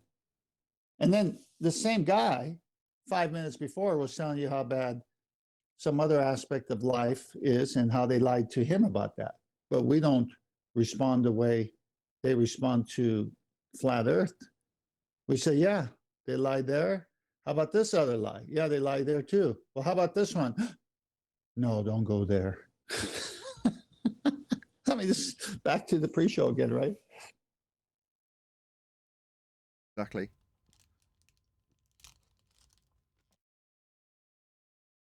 Well, I like the fact that, we challenge each other on the things we say. Like, just nodding along or saying, well, I agree to disagree, well, that doesn't get you anywhere, because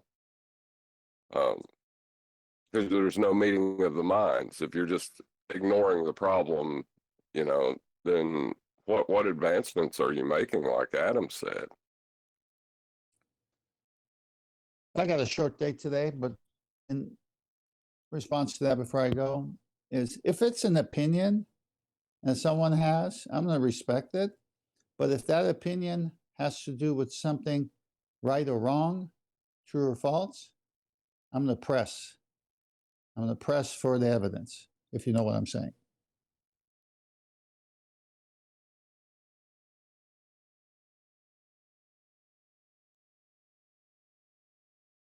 Did I ordered a couple of new fans? Huh? All right, we'll catch you tomorrow. Who you talking to? Me? Yeah, I gotta go. Oh. I'm just saying. I just made the last statement before I left. It's about opinions. Like if someone has an opinion on their sports team, I'm okay with it. But if it's on true or false, right or wrong, I'm the press for truth. Didn't answer my question. Well, I didn't know how'd you go to fans from that? I'm trying I to just hang thought up it'd and be go to funny. my appointment. I thought it'd be amusing. I'll see you tomorrow. See you tomorrow. Bye. Thank you. All right. Is Adam back yet? Doesn't look like it. He's certainly not piping up if he is. I wanted to ask him about that spreadsheet, if he's had a chance to run any of the numbers through it yet or not. But doesn't Ruhif's remark change it in regards to... during yesterday's discussion, my point was what actual evidence has he got to make that assumption? Well, a direct confession from the guy, that's good enough. Yeah, that message was amazing. So he does actually know that terrestrial refraction is basically just a mathematical trick. You would have to. Well, the trick that he's doing, right? Like inflating the sphere to get so he can get an angle from the surface. I don't think that has to do with the bending of light as much as his problem with the curved adjacent.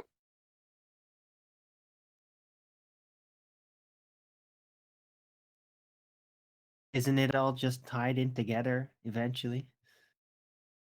Well, yeah, it's all part of the same problem that they have, but if they're bending light at the rate of a bigger sphere that they're presupposing of a sphere, or if they're inflating the sphere that they presuppose, it's two different ways of doing it, and they both have different consequences to that. You know, so if he's doing both, then he's in a lot of trouble. Oh, you're saying they're not actually compatible mathematically? No, they're not. They can't be. I didn't know that.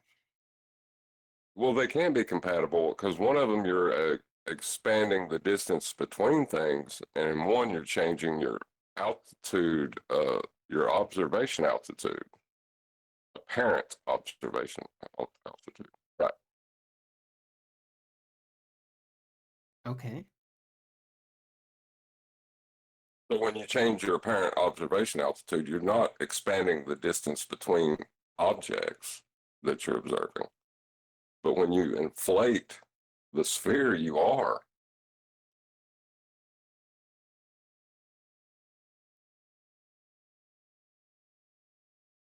Okay. Sorry, I'm not super focused right now.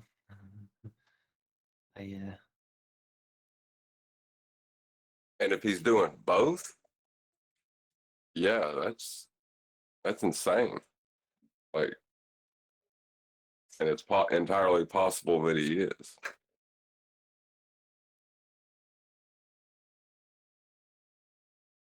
Right. Well, when you're surrounding yourself by machinations just to be able to continue making your points or whatever, then eventually the machinations start to contradict one another and be incompatible. Like, oh, but this machination uses one very specific trick to bypass the situation. Oh, but that other machination actually needs that thing not bypassed, but as is for its trick to work. So they end up with a lot of machinations that aren't super compatible, right? But that's their habit anyway. They go about like this. It's just like, no, it just has to work in the moment. It just has to seem to work in the moment, and then it's good. That's what they aim for. Right, and that's what Akuma Virus said to Nathan. He said, that's a different argument, you know? Like, remember that? Like, it's just for this one specific thing, I'll say this. I don't care if it contradicts all the other stuff that I've said in the past. It's like, how do you do the mental gymnastics to not see that's a problem? Well, all you have to do is just make sure that your argument isn't contradicting in the moment, and everything will be all right. Right? You can't be expected to like have everything that you suggest and say and build upon be compatible with each other. I mean, come on, that's unreasonable, right? Because then you couldn't believe in the globe. It's unreasonable for your thought processes to be reasonable. Yeah. Yeah.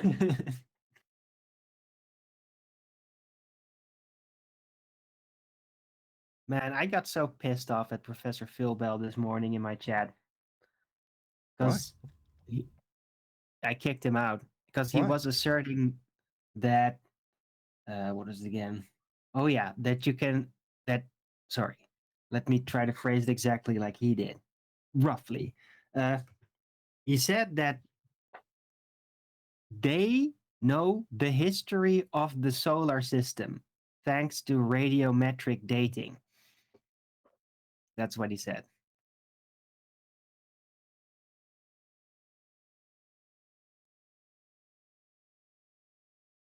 Let that sink in for a second.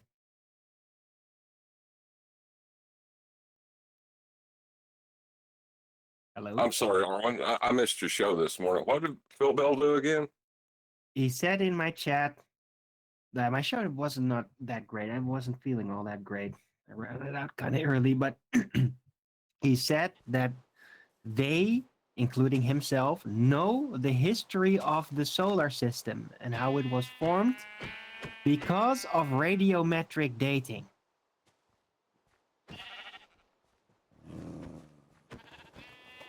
Yeah, that seems completely logical, right? Seems logical, but wasn't the solar system like 1 billion years old or more? How accurate is radiometric dating after like if you're trying to measure something roughly 1,000 years old, right? It's kind of troublesome, wasn't it? That's like Well, known Who that it cares becomes how like old none is? back you go with radiometric dating in time, the harder and more unstable the readings are, right? And that's like, I think they capped it at like it's totally unreasonable and unviable, like unfeasible to radiometric date anything like beyond 10,000 years, even theoretical. But Professor Phil Bell thought that they know the history of the solar system thanks to radiometric dating, even though it's claimed that the solar system is like 1 billion years old. well, isn't And that that like They use the isn't the same problem with mechanism to date radiometric none dating as well. is that they yep. well, I was going to say that the problem with it is they assume that, like, you have radioactive decay where one type of material will become another. But they assume that all of those were that ionized element and becoming like lead. I think it's plutonium becomes lead. I can't remember now, but yeah, it's something there's an like order of how the materials transform, right? right. But the Radiometric decay. problem is that it is like, I thought, academically, professionally known, people that have made it their profession to do it, that it just becomes unreliable the further back in time you go, right? Hold It's on. kind of like the P waves and S waves through rock. The deeper no, you go, it's the more unpredictable it becomes. no. The problem is that they don't know that all plutonium or all iron was once, or they don't know that all lead was once plutonium. They're making that assumption to date things. They call it I think father and daughter, but they're not thinking about, well, what if it was just lead? Right. So again, the further back you go, the more completely unpredictable it becomes, just like trying to figure out what material is in depths through rock using P waves and S waves, right? It's Well, very it's comparable. even worse than that. It's worse than that because you have to know that isotope was ionized at one point in time to change its to that element. And then you can figure out the radiometric decay. Like, if it was always lead, then you can't, it's not going to decay any further than that. Right. Well, anyway, yeah. But my point is like this, now we're getting all practical. You're getting like in actually like exactly what happens. I'm not even fully aware of the details of it. I've never really done radiometric dating, but I've paid attention when it was talked about. One of the things that stood out to me was how it was definitely agreed upon by people that seemed very much informed that it's just unreliable when you go very far back in time. Yet Phil Bell was very confident to say that they figured out the history of the solar system using radiometric dating, even though they say that the solar system is like 1 billion years old. So it's so preposterous. It's beyond. And he would not back down. He kept doubling down. He kept going all caps in my chat until I kicked him out. Just it's like that trick where they say the age of the rocks by the fossils they find in it, and then the age of the fossils by the rocks they're found in. It's the same kind of trick. The layer in the rock, right? And then they just presuppose that those layers are sediment over time. Yeah, he's talking about the heliocentric Narnia. People. Sorry, go ahead. No, he's just talking about Narnia, isn't he? You can use exactly the same method. Yeah, you can use the same method to establish how old Narnia actually is. Well, you'd need a hair from Aslan to do that, assuming that he is the original creature. Well, I don't think carbon dating would work on Aslan because I believe he's a completely silica-based life form. That's correct. Yeah, but that doesn't mean that you can't then. I mean, is he exclusively silica, or is there some radioactive material that's in between there? It's completely different in terms of its physiological makeup. So while we're all carbon-based, they're all silicon-based.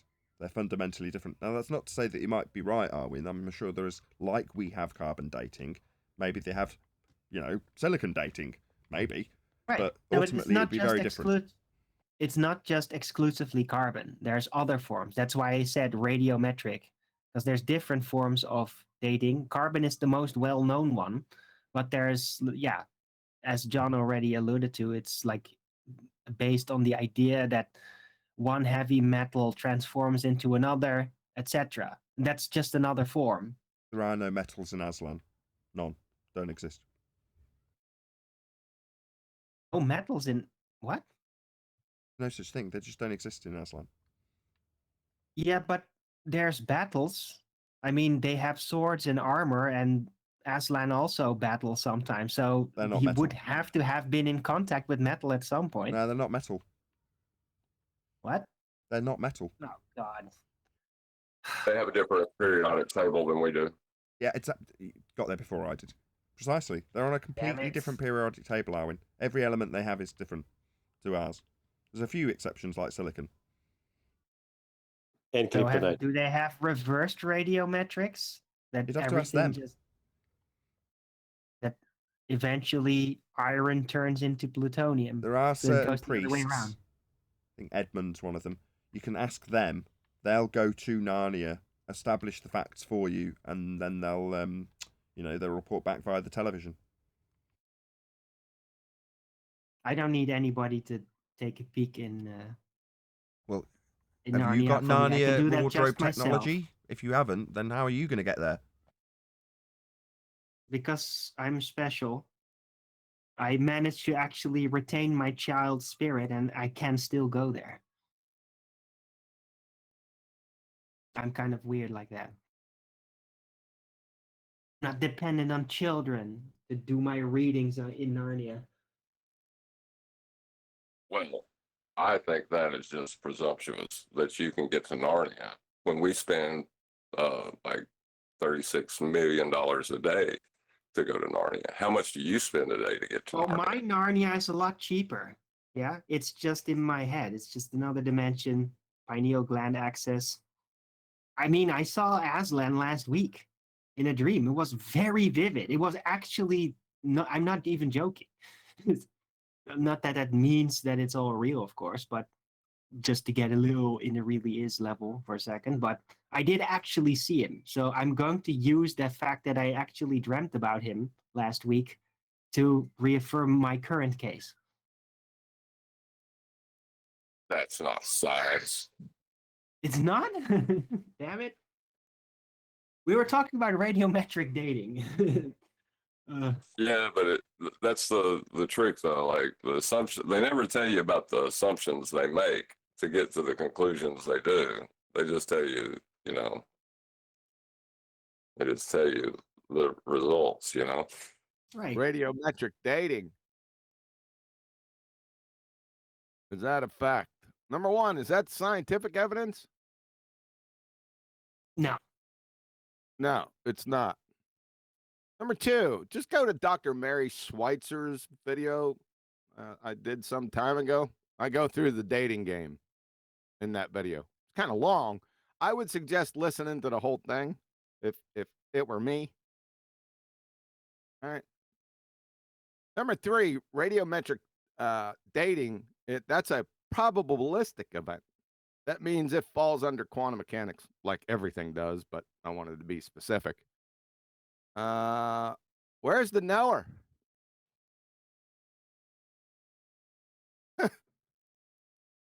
No, no, but you're right. But nobody made a scientific claim about it, though. It was just Phil Bell blabbering in my chat that he no. could that they knew the history of the solar system thanks to radiometric dating. That's what he said. Did he respawn? I actually kicked him out. I was so offended. They all respawn, not respond. Respawn, right? Go to signature numpty clips. Yeah, I mean, him being out here, not only him, the whole crew. But we had to play those numpty clips over again. We had to figure out a way to go through all those again. Are they in a You need playlist? to make some new ones, John. Are they in a playlist? Yeah, all my numpty clips. Yeah, signature numpty clips are in the playlist, and all the numpty clips are in the numpty playlist. All Go of them are in live there. and play it. Just play it as a file live, and then you'll, without having to do any editing work, it'll just play out as the playlist. Yeah, but it has the ads in there. I have to pull the originals off my separate hard drive and get them back in here. Yeah, just broadcast it live, occasionally comment, and skip through the ads. Dude, we need a 24/7 QE numpty clip channel. You just call it Numpty Clip Special. You go live and literally just click play on the playlist. Every time there's an ad, because you'll be sat monitoring it, you click forward. Every time you feel like you need to add something, you just pause the playlist and add a bit over it. It's like, how long's your playlist? Last an hour? A lot longer than that. That's how I'd do it. There's 80 and I think 12 or 13 signatures. Some of the signatures are 30, 40 minutes. Maybe just drop the signature numpty clips and just have the shorter 5 minutes ones. And just be like, do part 1, 2, and 3. Then you've got, there you go. I've just made you a whole new show segment. Why? I'm not going to drop those signatures. They're the cream of the crop. No, I know, but what I'm saying is if you're going to try and do it into a show, you just play through the ones that are 5 minutes and monitor it while you're live so that you end up with an hour and a half of numpty clips all strung together, and then you move on. I could do that, or take one at a time and go in depth. Nah. No, why not? Just string 4 or 5 together in an hour and a half show. Just play them out, right? Yeah, but there's some deeper stuff in there that we might want to get to. Yeah, which you'd occasionally comment on because you're doing it live and you've got a mic in front of you. Yeah. I would like to hear a more in-depth explanation of the phenomena of shoe. Yeah, not that one.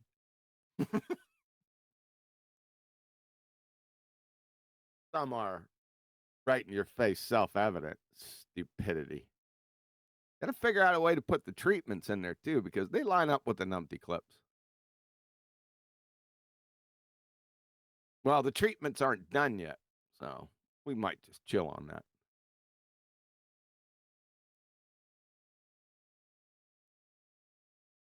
Right. Well, you got to reel in some fresh ballers basically to get new numpty clips, right? Because No, I'm not doing just numpty. reading them in chat doesn't work anymore. Nah, I'm not doing numpty clips again. Now, I will entertain PhDs. That's who I will entertain. Have you had a chance to look at the Globe Busters where there was like 4 flat earthers talking to a PhD? Have you had a chance to see that yet? Uh-uh. It's pretty funny. I thought it was, A PhD in what? I can't remember what his actual PhD was in. It was one of the pseudoscientists. Well, search it out and send it to me. When you get a chance. I'll go ahead and look right now. A little faster than I thought, but yeah, okay.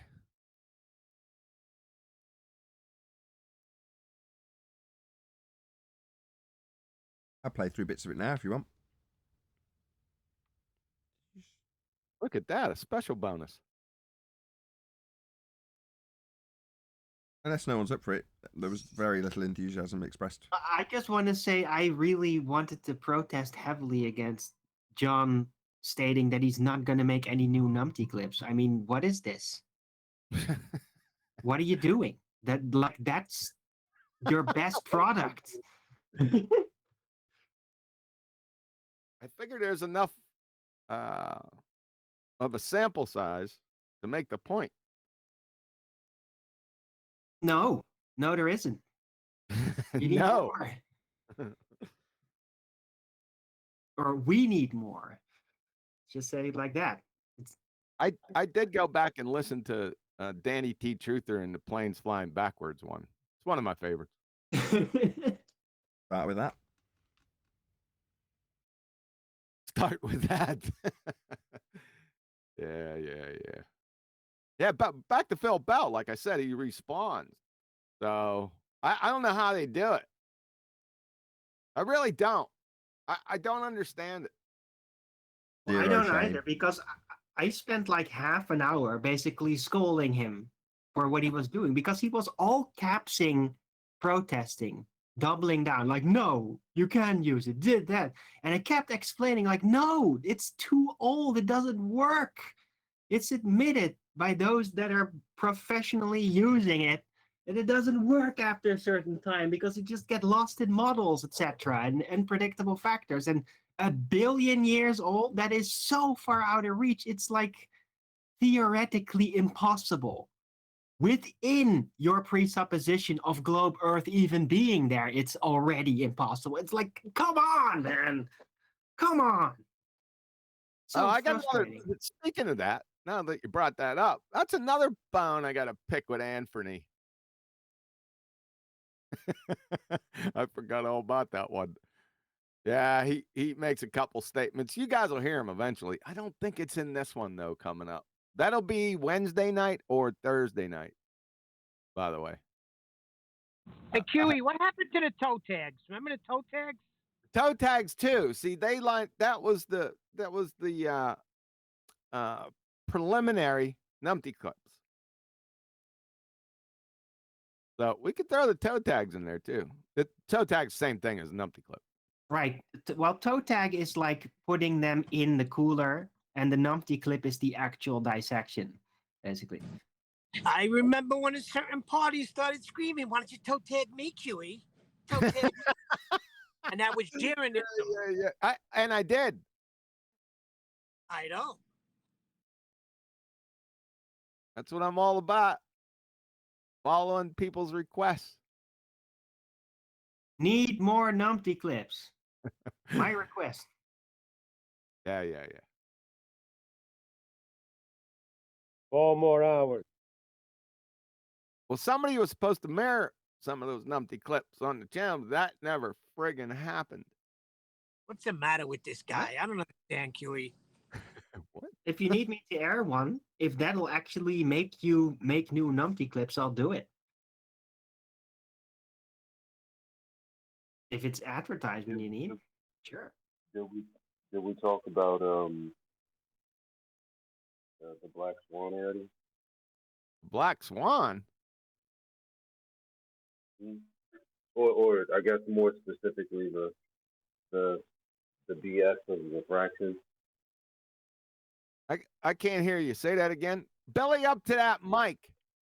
The BS of refraction. Did we talk about that yet, or is that still waiting in the wings? BS of refraction. Well, I dealt with refraction about 7 years ago. What are you specifically talking about? Mick West. Mick, there's a fever in the funk house now, West. Are you alluding to Oh yesterday? yeah, he did make that video recently, didn't he? Crazy. Who did? Mick West, right? Mick West is still out here? I thought he freaking diaper locked or Don't left. remember where I saw it, but I saw this new video of him saying something ridiculous, like totally just imploding. Where was that? Yeah, well, that would check out, right?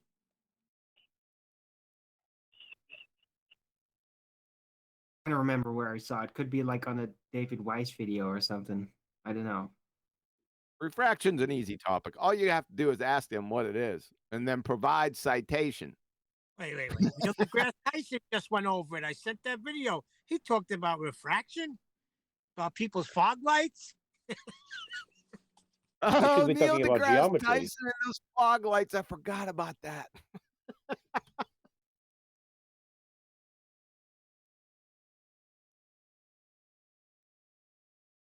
Yeah, they should be talking about geometry. Do you know? He portrayed that telescope as like shooting out friggin' microwaves or something. It was so stupid. I couldn't believe. I don't know what to say. I really don't. They must think people are friggin' morons. Yeah, they do. In fact, I know that. Yes, they do. Yeah. That's literally the sentiment I shared. Wow. Like, because we were talking about the eclipse before it happened, and Bruhif gave a diagram of like a man on the north, like there's the sphere, there's a stick man on like the north, and then a man on the equator, and then there's like this shadow being projected upward from the bottom of the globe, like this, out to the top of the diagram, and he's showing some other moon to the left of both of those moving into the shadow, and that's why the two perspectives are different of the shadow. And I'm like, you really, to send this video to me, you do really think we are retarded, don't you? And for some reason they do. But did he show you a video of a shadow refracting for the selenilian? No, he gave me a diagram of nothing, like no, that doesn't relate to my experience of looking at the eclipse whatsoever. That boy's a certified retard, man. Fur. By the way, just looking at the eclipse, trying to simulate where the sun is, how that will work is totally impossible. When you're looking at that thing and you're seeing the shadow creep in from wherever it's creeping in, you're like, I just can't make it make sense. It's just retarded. That's just what it is.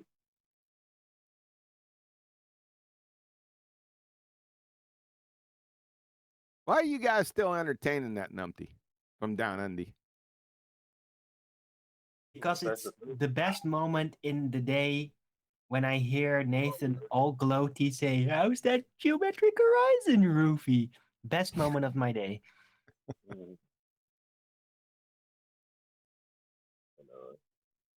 He's an arrogant dummy. Yeah. It's just hilarious.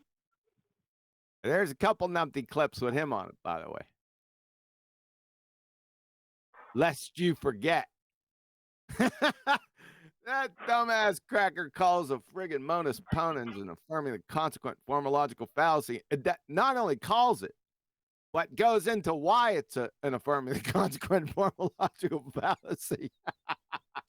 Step by step.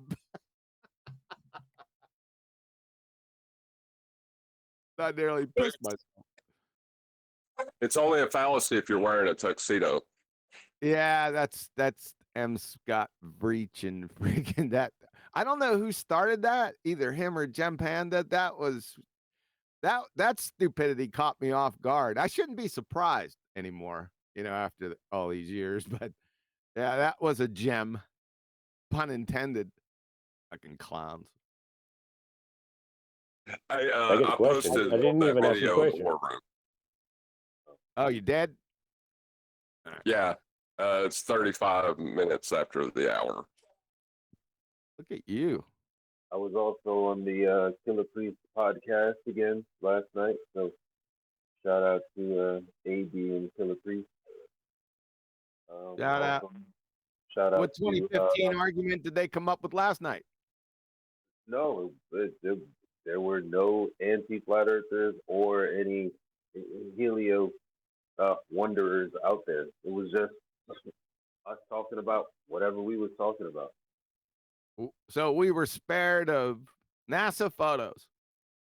Yeah, AB is already a flat earther, and Killer Priest is the host. He typically doesn't really, give his position. He just, there to run the show, and he puts his input on certain things, and What, like NASA photos? I've never seen him put any input in on NASA photos. Well, unless Dave brought it up. Yeah, which he probably did with his presentation. The last one I listened to was a joke. I had to turn it off. It was like I took a time capsule back to 2015. Was it? You're talking about the one with the guy with the dreads, where he's talking about the skin of an apple? I can't. The one that said the water is flat, but the earth underneath is round. That guy? I don't think so. There's a lot of that, because in chat the other day, a guy was saying that we can't say the earth is flat because we can't see enough of it to measure it.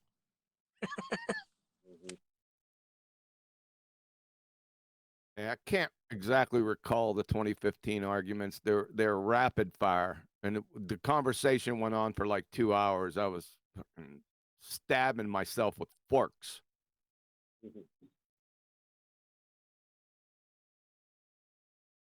Yeah, you want to piss me off? Get some flat earthers out there talking about 2015 arguments. Do that or play some rap. It'd be super awesome to put you in a one of those ride-alongs with Jeremy. With who? That'll turn into a casualty.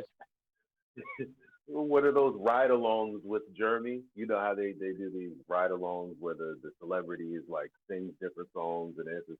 So you're in there, and Jeremy is just debating the globe versus passengers, and it's just terrible, and you have to sit there and take it. I gotta sit there and take it. That's too funny.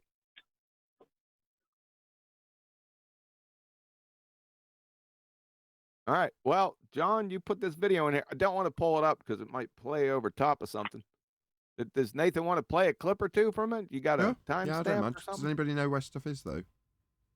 It's in the war room. That's not what I mean. Timestamp wise. Yeah. It doesn't have a timestamp, I don't think. Yeah, it's all stupid. I mean, you can just randomly go anywhere you want and find some stupid shit if you want to. It doesn't matter. There's stupid shit everywhere.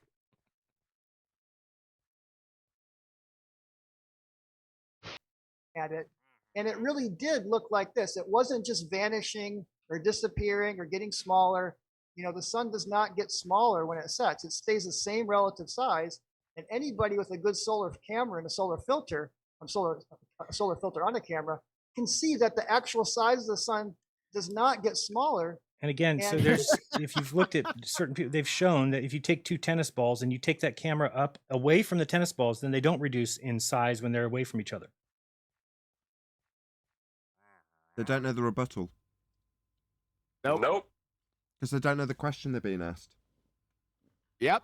Correct. So what Jaren's being asked is, why does the not actual size of the not actual sun not change as it moves from its not actual position? That's what he's being Correct. asked. And his answer is, no, when you take tennis balls, whoa. You haven't realised what you're being asked. I told you that was random, wasn't it? You just randomly went somewhere and pressed play, right?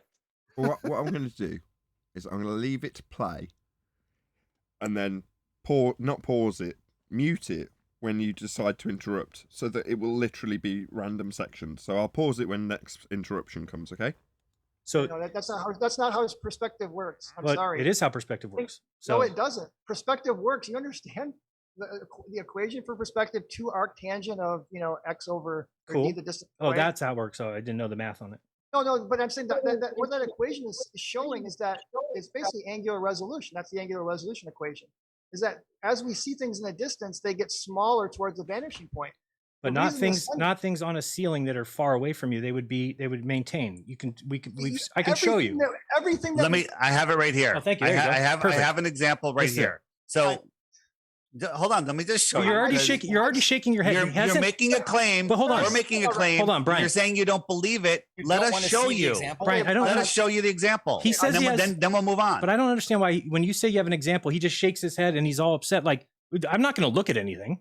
Why would you be like that? Why not wouldn't just- you look at? why not Let look? us show you what he said. Let us show you a physical example, not a calculation, an actual measurement. He's already dismissed it. It's kind of like pointless. What is Well, he it's going not. I've seen it though. I've seen. And this what You've already. seen so this. So now, why are you just said how perspective works, and he's going to about to disprove what you said?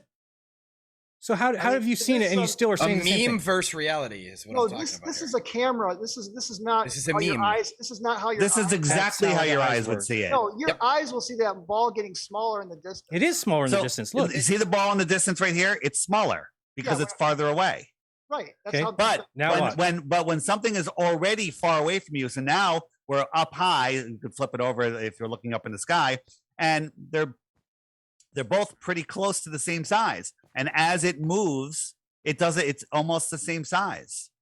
Okay. And when you said depending on the camera, good solar filter, the sun doesn't change size. Many times it has changed size. We show that the sun does change size. What? Whoa, Dave, whoa. Even in their own model, they're claiming it's a not actual sized sun. Apparent size. So have we as flat earthers got actual sizes and actual distances to the sun? Wow. I mean, we asked daily for this. I'm surprised No, we're but- not being presented with it. Really? This is just No, the angular size of the sun does change. That's the whole thing. he's Angular talking size. about when Hold it on. goes to the Let's just address horizon. Eli. That's what he's talking. That's not what Dave said, though, is it? He's talking about actual physical size changes. That's what he's just talked about, isn't it? Yeah, that's what he said. But That he you can just look at said these two size. balls on the ceiling and they Right. won't change size. Right. Yeah. That's not what the sun does, though, is it? So the not actual size, the apparent size of the sun changes. Okay, what's apparent mean? Means not actual. We don't know if the sun is physically changing in size or getting smaller with perspective. We don't know what the sun is. So how can he make this assertion? Sorry, Dave. Well, he's been doing that since like 2016. It's just because of that footage of when the sun goes to the horizon and seems to shrink and go off in warp speed. I've been trying to point that detail out, like, oh, really? So it's accelerating? You're going to correlate its angular size with its angular speed. Well, that means it would have to accelerate then as it's growing smaller. He's never really addressed it. It just keeps on like, but no, it changes size. So that's where that's coming from. From that I'd like footage. to see the perspective equation. That was very interesting to me. Yeah, I'd like I mean, to if see he's that. well, given that according to their heliocentric model, the Earth's rotating and the sun's the object you're looking at is moving as a consequence of the non-inertial turning reference frame that's moving your position, not actually moving the stars. So what you're seeing in terms of the movement has sod all to do with perspective in the heliocentric model. Why would he be offering that? I don't know. Seems like he's, picking and choosing what might explain the phenomena. But the heliocentric model's got an explanation for it. The Earth's claimed to be turning as a non-inertial turning reference frame, causing the not actual deflection of the stars. That's a not actual movement. Hence, why does the not actual size of the sun not change as it moves from its not actual position? Yeah, because none of it's actual in their claim to be non-inertial turning reference frame of a heliocentric model. So he doesn't seem to be, this guy, Brent, is it Bryant, doesn't understand how he's defending the wrong assertion, because he's not making a defense for the heliocentric claim when he talks about perspective. What, flurfspective? Flurfspective, Bryant. Right. Yeah. That's Yeah, he's a clown. He thought he'd just proffer up an equation. What is up with these numpty dipshit baltards and their equation? I was listening. Oh, you're going to hear this. That's what reminded me of it. Somebody brought up the Foucault pendulum. And then all I hear in the background is the Foucault pendulum equation. What the fuck? Foucault pendulum equation.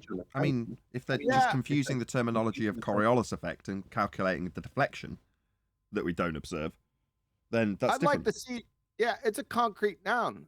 There could be an equation for it. That's not what I'm talking about. If you're going to make a claim about the Foucault pendulum, then describe and explain what it does. Fuck the equation. What? If I bring up a banana, you're going to post a banana equation? What the hell's going on out here, baltards? You think you could just say equation and everyone's eyes roll behind their heads because you don't know what you're talking about? Right? How many times have we gone through your friggin' stupid equations when you say mathematics and you don't have anything? Friggin' bozos. Sorry. No, you're right. That's just because they're bozos. That's the reason. They want to sound like they're being smart. Well, it's the Coriolis equation. Coriolis equation is fine. Oh, well, it's the pendulum equation. Pendulum equation? What did you say? It's concrete noun? Yeah, it's a concrete noun. Right. There could be an equation, but that's not the point. Why would you even bring it up? What, this equals that? What the hell does that mean? That's what I said. Give me the banana equation. Should we have a bit more? Should we have a bit more? Here. Here's the sun that went down, down, down, down, down. And now look what's going on. It's going behind this atmospheric deck or mountain ridge or whatever. Okay, now that I can tell you is not the way sunsets work. I have seen countless sunsets on. So what are you saying? That's a fake. That's a fake video. No, this can be one sunset with a certain atmospheric conditions, but in general, what you get more than often than not is a hard. And I used to sun gaze on. So, but in general, you're going to get the same effect once it hits another tree line or mountain range or artificial horizon. Wait, but also you see the space here between where it's setting. Hold on. Just let me make my point, and we'll go right back to you. I'm telling you, the space between here and the ground, you can't see it. It looks like it's the same. It's compressed. I'm zoomed in here, and if I zoomed out, this would literally look like it's going behind a hard horizon. But it's just because your eye can't see it. You zoom in, and this is what you get. No matter how far you zoom, you're going to always get a hard cutoff with the right. Yeah. And here's the hard cutoff right here. Here's the hard cutoff. Well, hello, gentlemen of debate. Let me introduce you to an argument called the Black Swan. He's just asserted that you're going to get a hard obstruction called Earth curve. That's what he's just stated. If the Earth was a sphere with a radius of 3959 miles and every distance to that horizon he's claiming is a physical hard line blocking the sun could be no more than 1.2 times the square root of the observer's height in feet. The Black Swan shows the horizon beyond the geometric limitations this guy has just categorically asserted are shown in this picture. You need to learn the arguments, lads.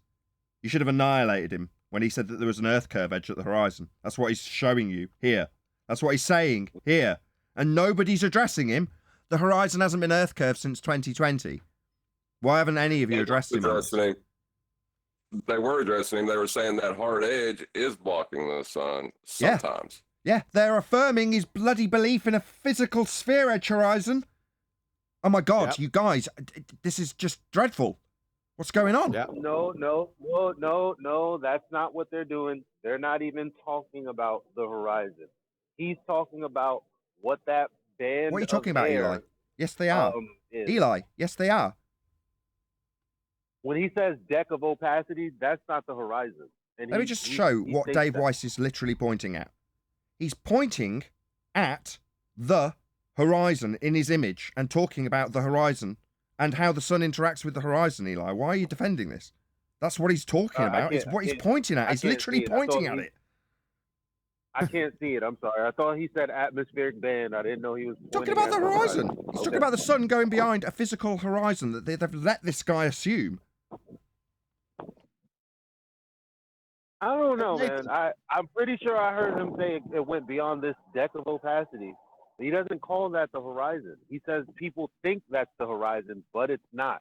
Things disappear beyond that because it's too thick to see through. Well, so what's being? yeah, what yeah, the I get sun that. I appears heard. I get between- that.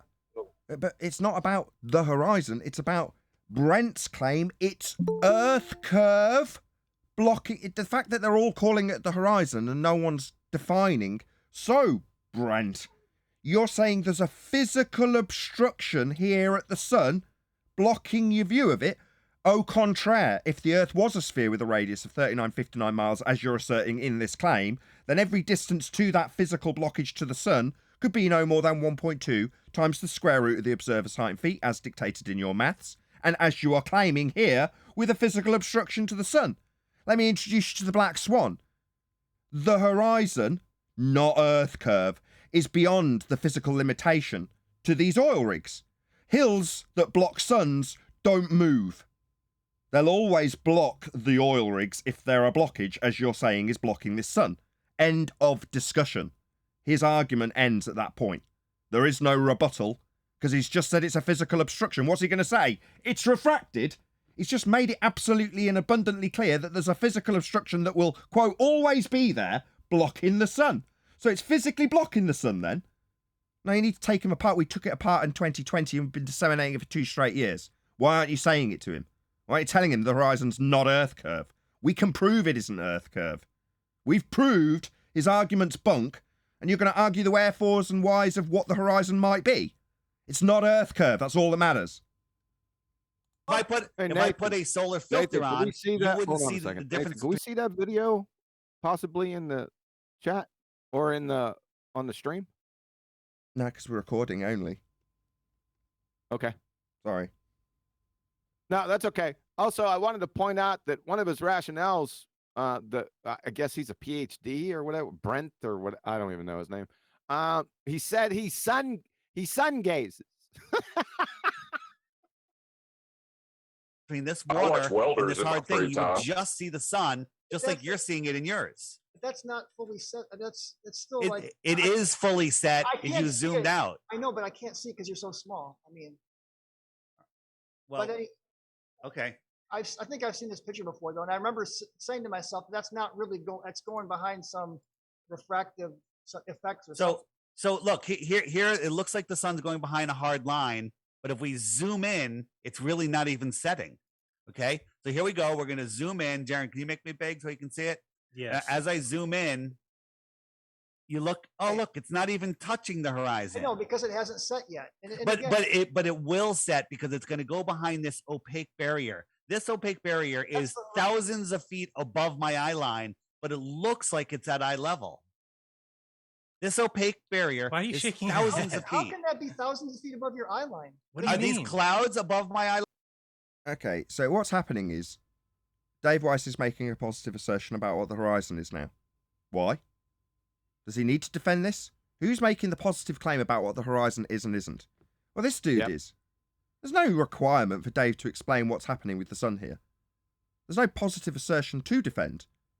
The person who claims the horizon is something and the horizon is doing something to the sun is him. He's the only one with a burden of proof here. He's got to prove it's a physical obstruction to the sun called Earth curve. Something we debunked in 2020? So why are we pissing around trying to define what the bloody horizon is? You don't have to do that. Just point out that it's not Earth curve. It's not blocking the sun. It's not a physical geometric limitation at 1.2 times the square root of the observer's height. That's his position. That's all that needs to be taken apart. You want to play God Yep. and decide what you want to define the horizon as? Why? There's an overarching heliocentric claim that it's a physical limitation to your view called Earth curve. That's all you need to take apart, lads.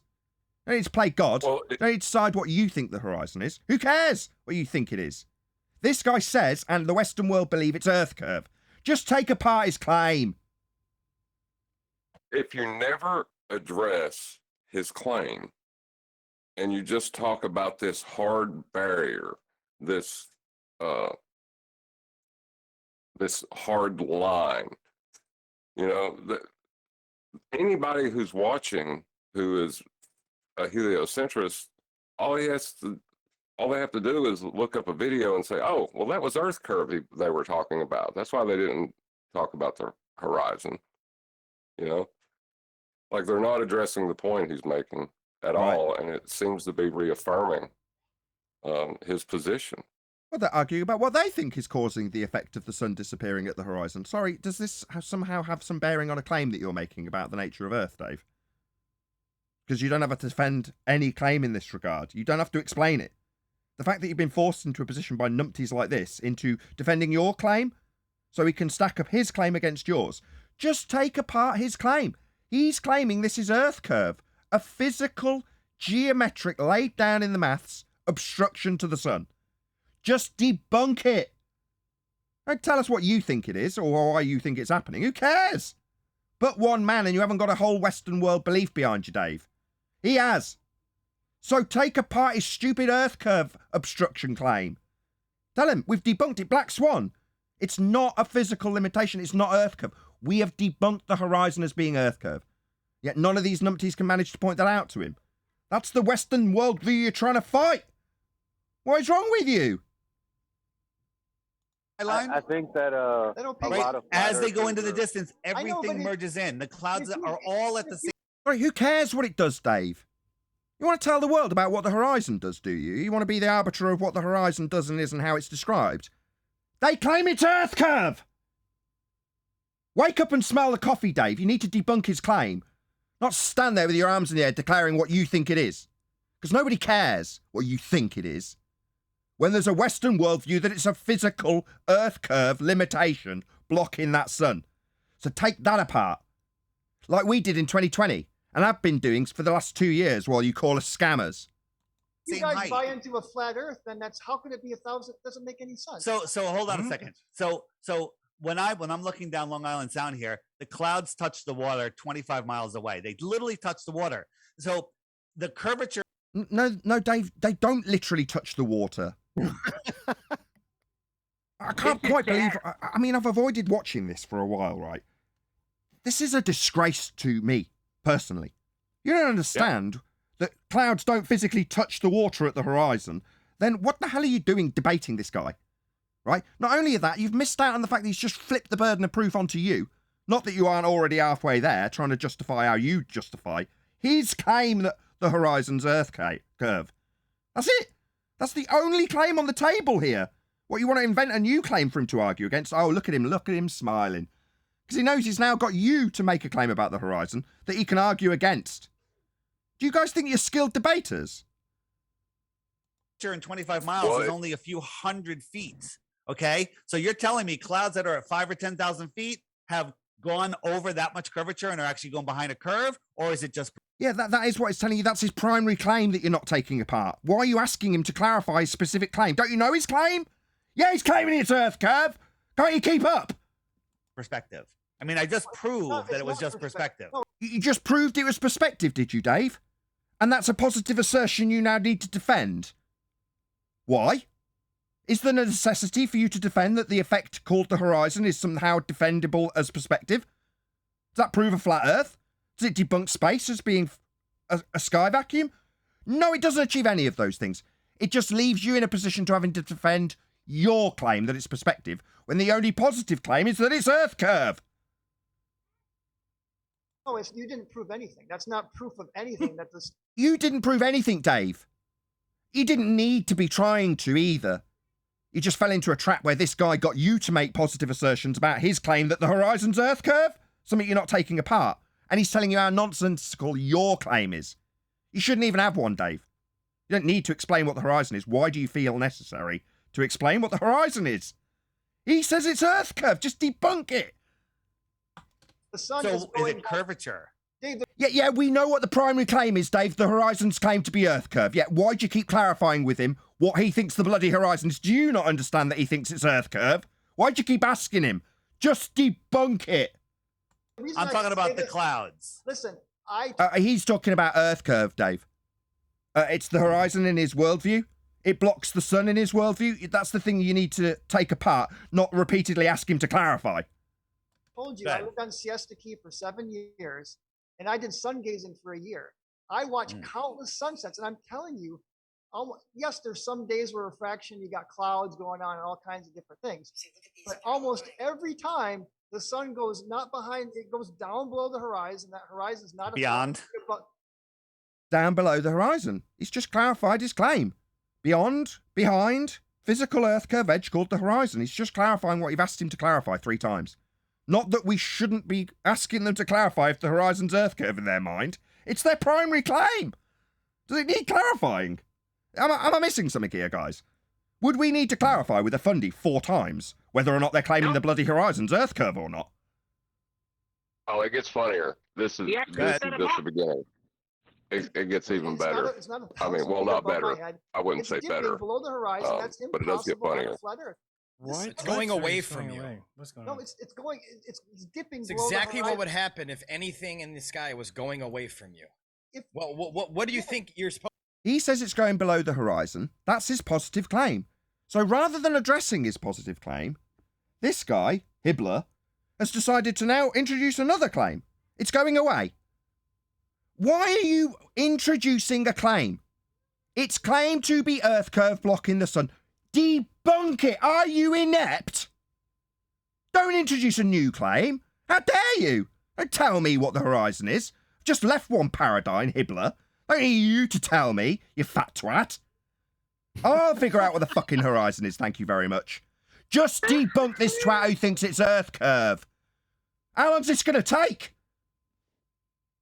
Supposed to be seeing Okay, if this a local isn't sun the was going away Bengals. from you. What do you think Not you'd be just seeing? You'd be seeing it. You wouldn't fall below the horizon. It's impossible. So what would it do? It's gonna set way. Dave, can you before- get your Go ahead. can you get your Smaller. Legos Listen, out? It's gonna get smaller, and it's gonna go. No. No. There The was video. no atmosphere. He just said that you and there can't was drop no something below a artificial horizon. If you have a local sun, that's perspective. It should get smaller.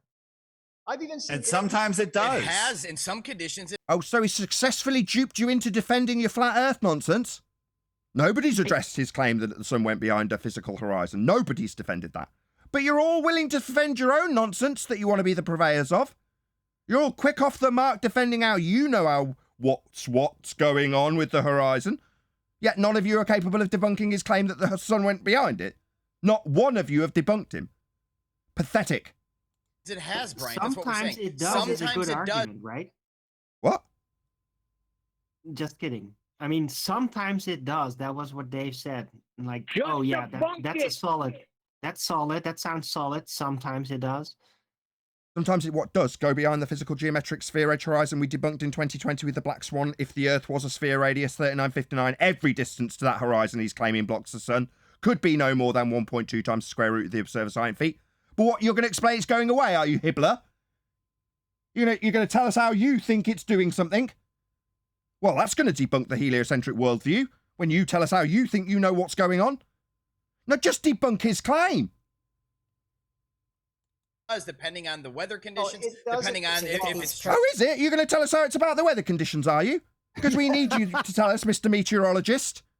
No, he's still asserting it's Earth curve and you're not debunking it. You're giving us an alternative for him to row with you about. This is useless. Do these guys call this a debate? Because they're just being hoodwinked by someone far more intelligent than them. He's managed to put them in a false dichotomy without them realising it. And they're all off the marks defending their own stupid claims. They've also not picked up on the fact that he told them what a local sun would do. And Dave Weiss has started to defend that. Meanwhile, he's still got Earth curve blocking the sun, hasn't he, lads? Nobody's debunked it. We have. dry, if it's humid, everything. Wait, here's one where it was dry and humid, and the sun should just be dropping below, but it's going away. It's getting smaller. That's it's getting the dim. camera. That's the camera. if you get the right filter. Notice how he's now arguing with you about your claim, Dave. Yeah? How you say what works. Nobody's defending or refuting his claim that the horizon is Earth curve. Nobody's disputed that in any way, shape, or form. Do you think you did well with this guy? I heard you were all tapping yourselves on the back about what a great job you'd done and how much better it was than us. It's not. You're useless as all shit if you think this is a good job. Nobody's debunked Earth curve in this discussion. Filters in the right. Oh, the right filters. It's always the same size. Any really good photographer that takes pictures of the sun knows it stays relatively, again. Are you watching Dave's screen or no? I'm seeing it, right, but that's through a camera. That's through, who knows if it's auto exposure or you're set to manual. I mean, to really get a true picture of the sun, you got to set to manual, because I know some telescopic cameras will, they like make things look distorted because that's autofocus is doing stuff like that. I know you said you saw my sun fade out videos. I have a whole bunch of them. You have my app. I have them all on there. But the sun went down, down, down, down, down. Forget the fade out. It went down, down, down, down, down. Did it? It went down. So, Dave, you've got a measurement to present to us in terms of the altitude.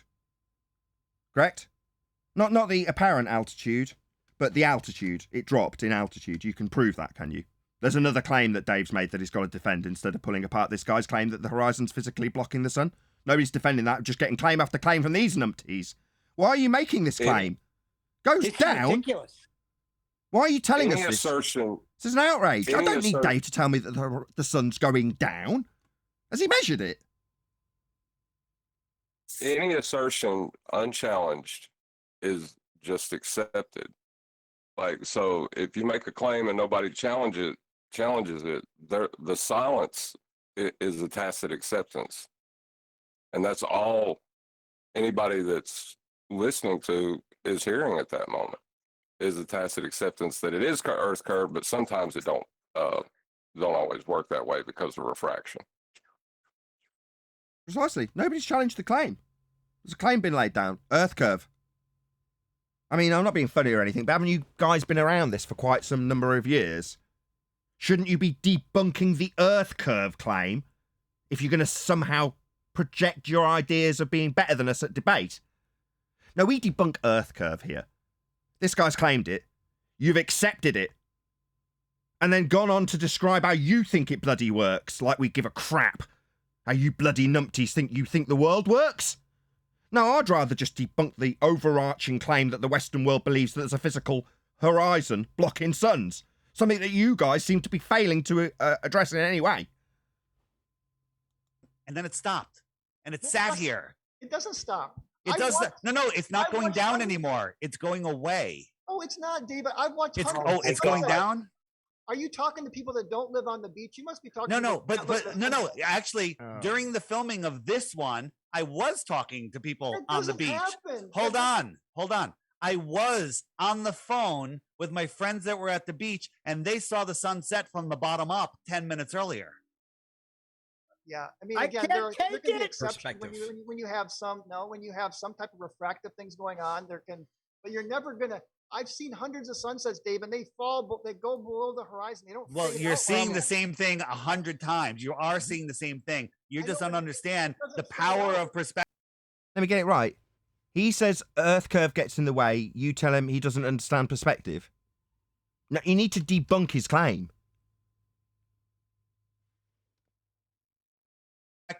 And the power of the opaqueness, the opaque deck. It's just going. Sorry, the opaque deck. We need to understand the power of the opaque deck. No. We understand that he's made a claim it's Earth curve and nobody's debunked it. None of you have been capable of doing that yet. When's it going to come? When are we going to hear how you debunk his claim that it's Earth curve getting in the way of the sun? Because so far he's done very well at batting off every single one of your stupid nonsensical claims that you know how the world works and you're somehow optics experts because you've got a bloody camera. Meanwhile, he's batted off every single one of those so far, and there's still an outstanding claim that it's Earth curve getting in the way. When do we get to the bit where they debunk it? Anybody? Does this go on indefinitely? Do they eventually get to the point where they prove it's not his claim of Earth curve getting in the way of the sun? Do they ever do that? No, that doesn't happen. It doesn't They happen. move on to other stories. Doesn't That's happen. what They they call always- themselves ballbusters. No, globebusters, isn't Globe. it? It's a Freudian slip. They call themselves globebusters. He's just made a globe claim.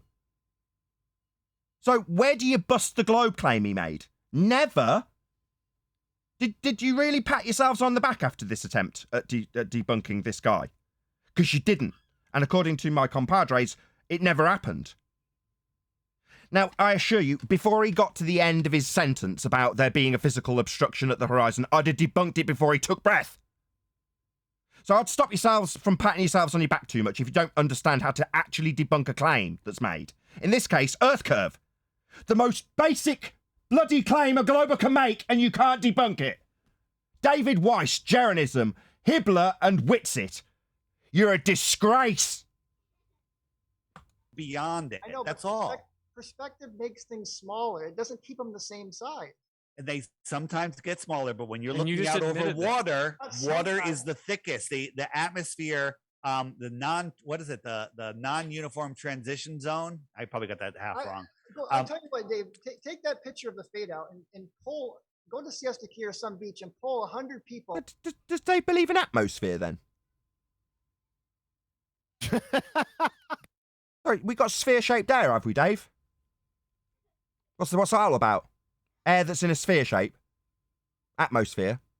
That the refractive and gradiated effects of sphere-shaped air? Is that what we're going to be talking about now, is it? Sounds like you're on his side, to me. Sphere-shaped air? No, we definitely don't have that. Why would you be affirming his sphere-shaped air contradiction in terms, oxymoron? It doesn't seem to make much sense to me. Do these guys think they're flat earthers? They're talking about sphere-shaped air. What gives?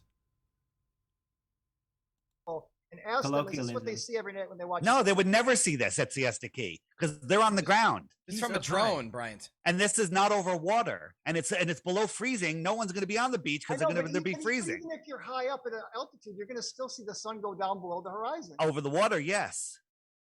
Sorry, let me get it straight, Dave. You're affirming that we are going to be seeing that air column as we're going to be seeing the sun go below the horizon. So you've just affirmed his statement that the horizon's Earth curve, then, Dave. That's what you've just done. Yep. What's going on? Why is Dave Weiss affirming with a globe believer that the sun is going behind the horizon? Not that anybody's challenged his statement that that's Earth curve blocking your view. We had plenty of descriptions of how they think it works, but no one's addressing its Earth curve or not. That's the claim. The overarching claim. The predominant claim that you're supposed to be debunking and can't. But you're going to affirm that the sun's gone behind it. Why would you do that? Gives a whole new meaning to relief for cause, doesn't it? Can I show a video about perspective, though, real quick? It's a short one, but I think that... No, I don't want to watch any perspective videos. All right, let's go on. Okay, but we're never going to get out of this topic if we don't. All right. True, but people see perspective the wrong way, and everybody, like when you talked about those guys who did the test and they have the arrows drawn to the sun, then they draw the flat Earth arrow to the sun. They're completely off because that's not how we see. Well, another thing I wanted to bring up, and I'm just getting a little kind of steamrolled here, but we're not steamrolling you. Is that one of the points I wanted to bring up? The common denominators is that we have confirmation that the sun and Polaris and many other things will have the same angular. They have a relationship between latitude and where you live on a sphere. So we see these different angles because of us living on a sphere in different locations. And it's really just really hard to explain. I mean, you can't. You're going to need a flat Earth for that. Let's see how many identify the fact that he's just made a flat Earth claim. Really explain on a flat Earth that you got a different. So did you say how you would explain it on a flat Earth? No, you defined it as being on a flat Earth when you talked about angles there, Brent. Angles? That's not a straight line meeting a curved surface, my friend. That's a straight line meeting a straight surface, baseline, surface level. That's a flat Earth. You'll need that to talk about the angles because you don't have them from a curved surface. Again, let's just see how quickly any of these panel members, that would be Jeranism, Dave Weiss, Whitsitt, or Hibbler, actually identify the fact that he has just affirmed a flat Earth with his angles. Let's see how quickly they identify that. Different angle of sun and sunrise and sun, the way that sun pass trajectory. Angles of sunrises and sunsets. You definitely, 100%, without any doubt, will require a flat Earth for those angles. Again, we'll see. Obviously, I'm interrupting him continually because I'm going to be pointing out that he'll need a flat Earth for that. It's a stone cold flat Earth proof, in fact. Let's just see if any of these guys identify that. Is based on us being on a spherical Earth. That's based on perspective. Sorry, based on perspective or based on angles being two straight lines, Jaron? Because he said angles. Did you not pick up on the fact that that's two straight lines meeting at a vertex? And he's incorrectly stated that that's a requirement of a sphere? Oh, most certainly not. It violates a sphere. You can't get angles from a curved surface. But it's about perspective, Jaron. Oh, you're way offline. Definitely not. That's not perspective. Why? I wanted to show you a video. I wanted to show you a video, but you won't look. You can look up at, no, it's real simple. You can look up at high noon and you can see the But that's not how we see things. If you need to watch a video where if you stand next to like a gymnasium, the bleachers, you can see how perspective actually works. I don't even, yeah, this is... The globe model claims we If never if see you're the just gonna actual always position bring of up the sun. perspective, Unless it's like Did someone want to add something? Or was it just laughing? No, I was just laughing. That relief for cause? Does that come into your mind? No, it's not. But I'm going to show you. I mean, this right here is what I was going to show you. Like, this is how we see. When you watch this video, you can see that it's not. This is how the sun sets from different locations. Everything converges to the same point.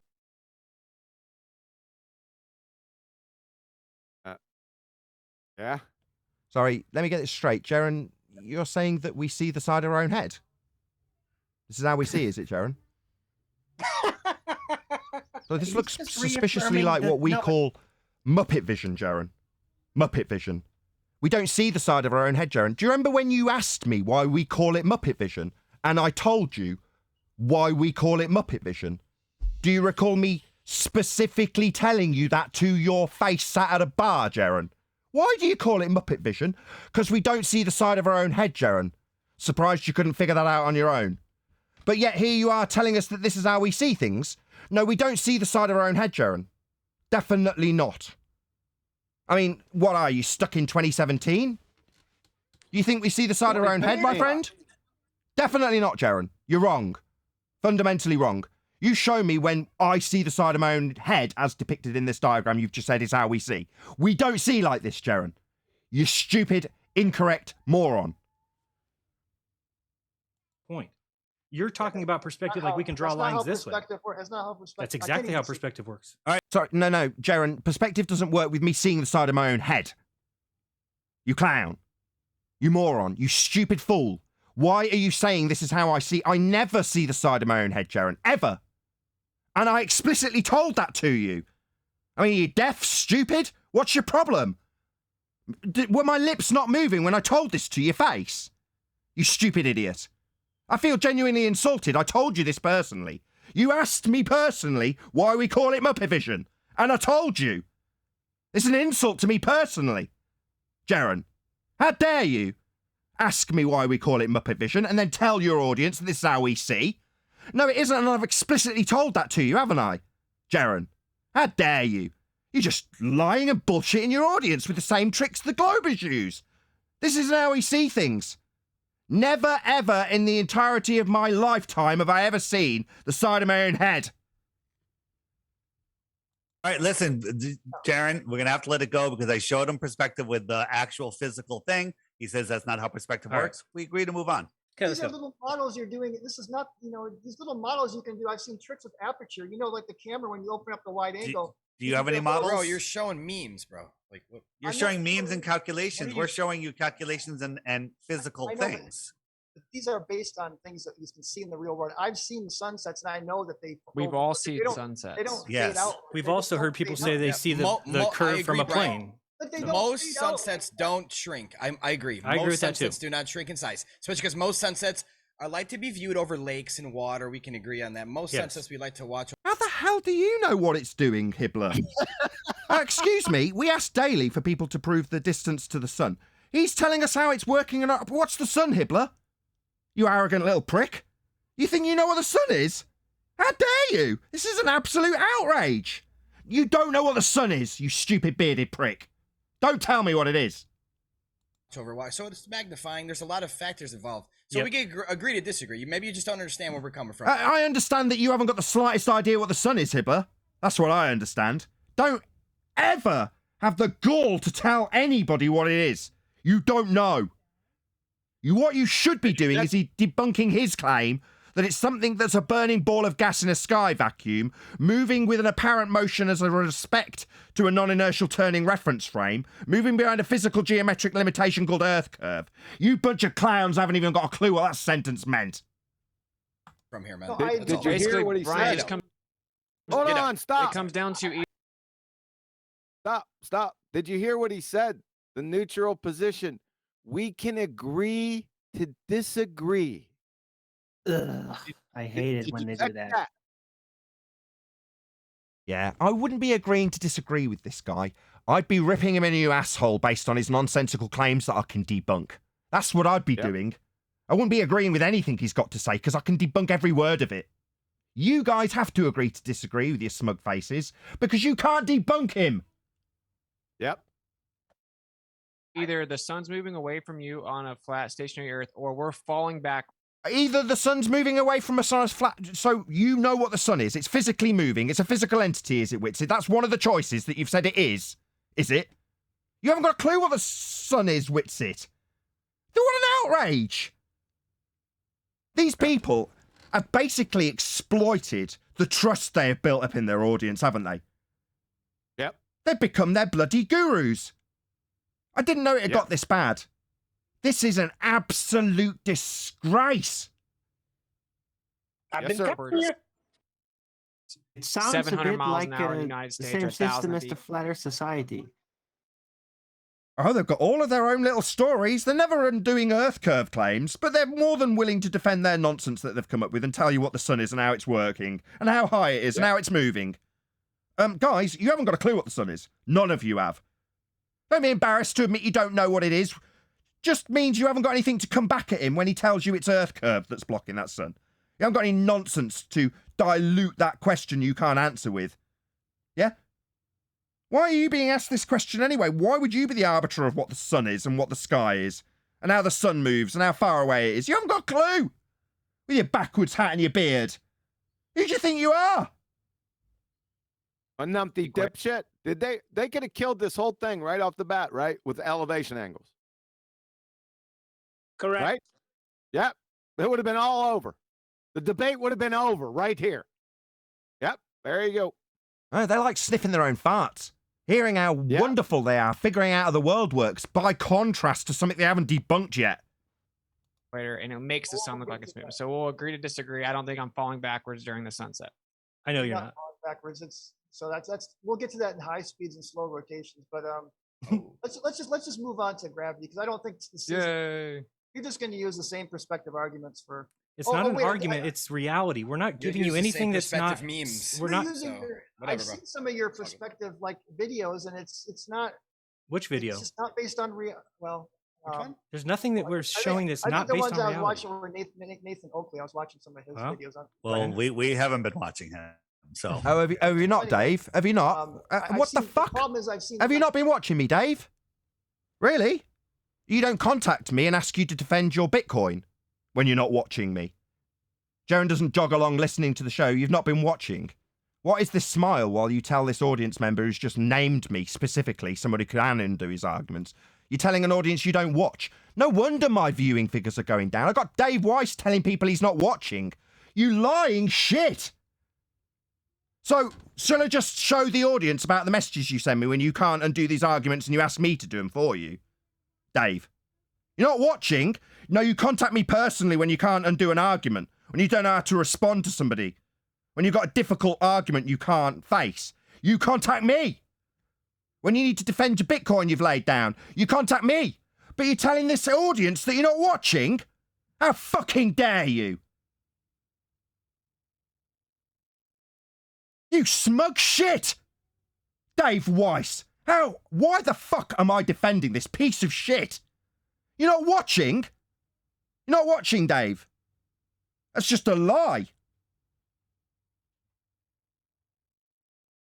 I don't fucking believe my ears. So the messages I get from Dave Weiss to overcome arguments that he's too shit to understand and overcome himself, that's him not watching me.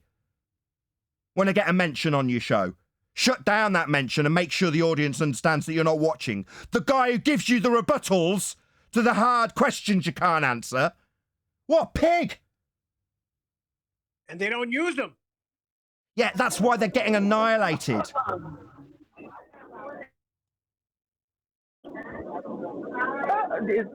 Wait, did you have coffee today? What new has happened? Oh, we got asked to respond to some useless pricks who lie to their audiences. I got scum like Jaren telling people I'm a scammer. Why? Well, because he can't undo a claim about Earth curve. That's why. He can't really put an argument for perspective across in a decent manner, because this guy has just brushed it off in no time. I got Dave Weiss telling his audience that he doesn't watch me when he contacts me personally to defend Bitcoin for him. You don't watch me when you pay me to defend that Bitcoin, Dave. That you not watching me. What the hell? No wonder my viewing figures are going down. I got Dave Weiss telling his audience not to watch, basically, haven't I? Got Jaren telling them I'm a scammer. And Dave telling them that he doesn't even watch. All right, why'd you pay me to defend your claims then? Why am I defending your Bitcoin for money? Why are you contacting me, asking me about arguments you can't overcome if you're not watching me?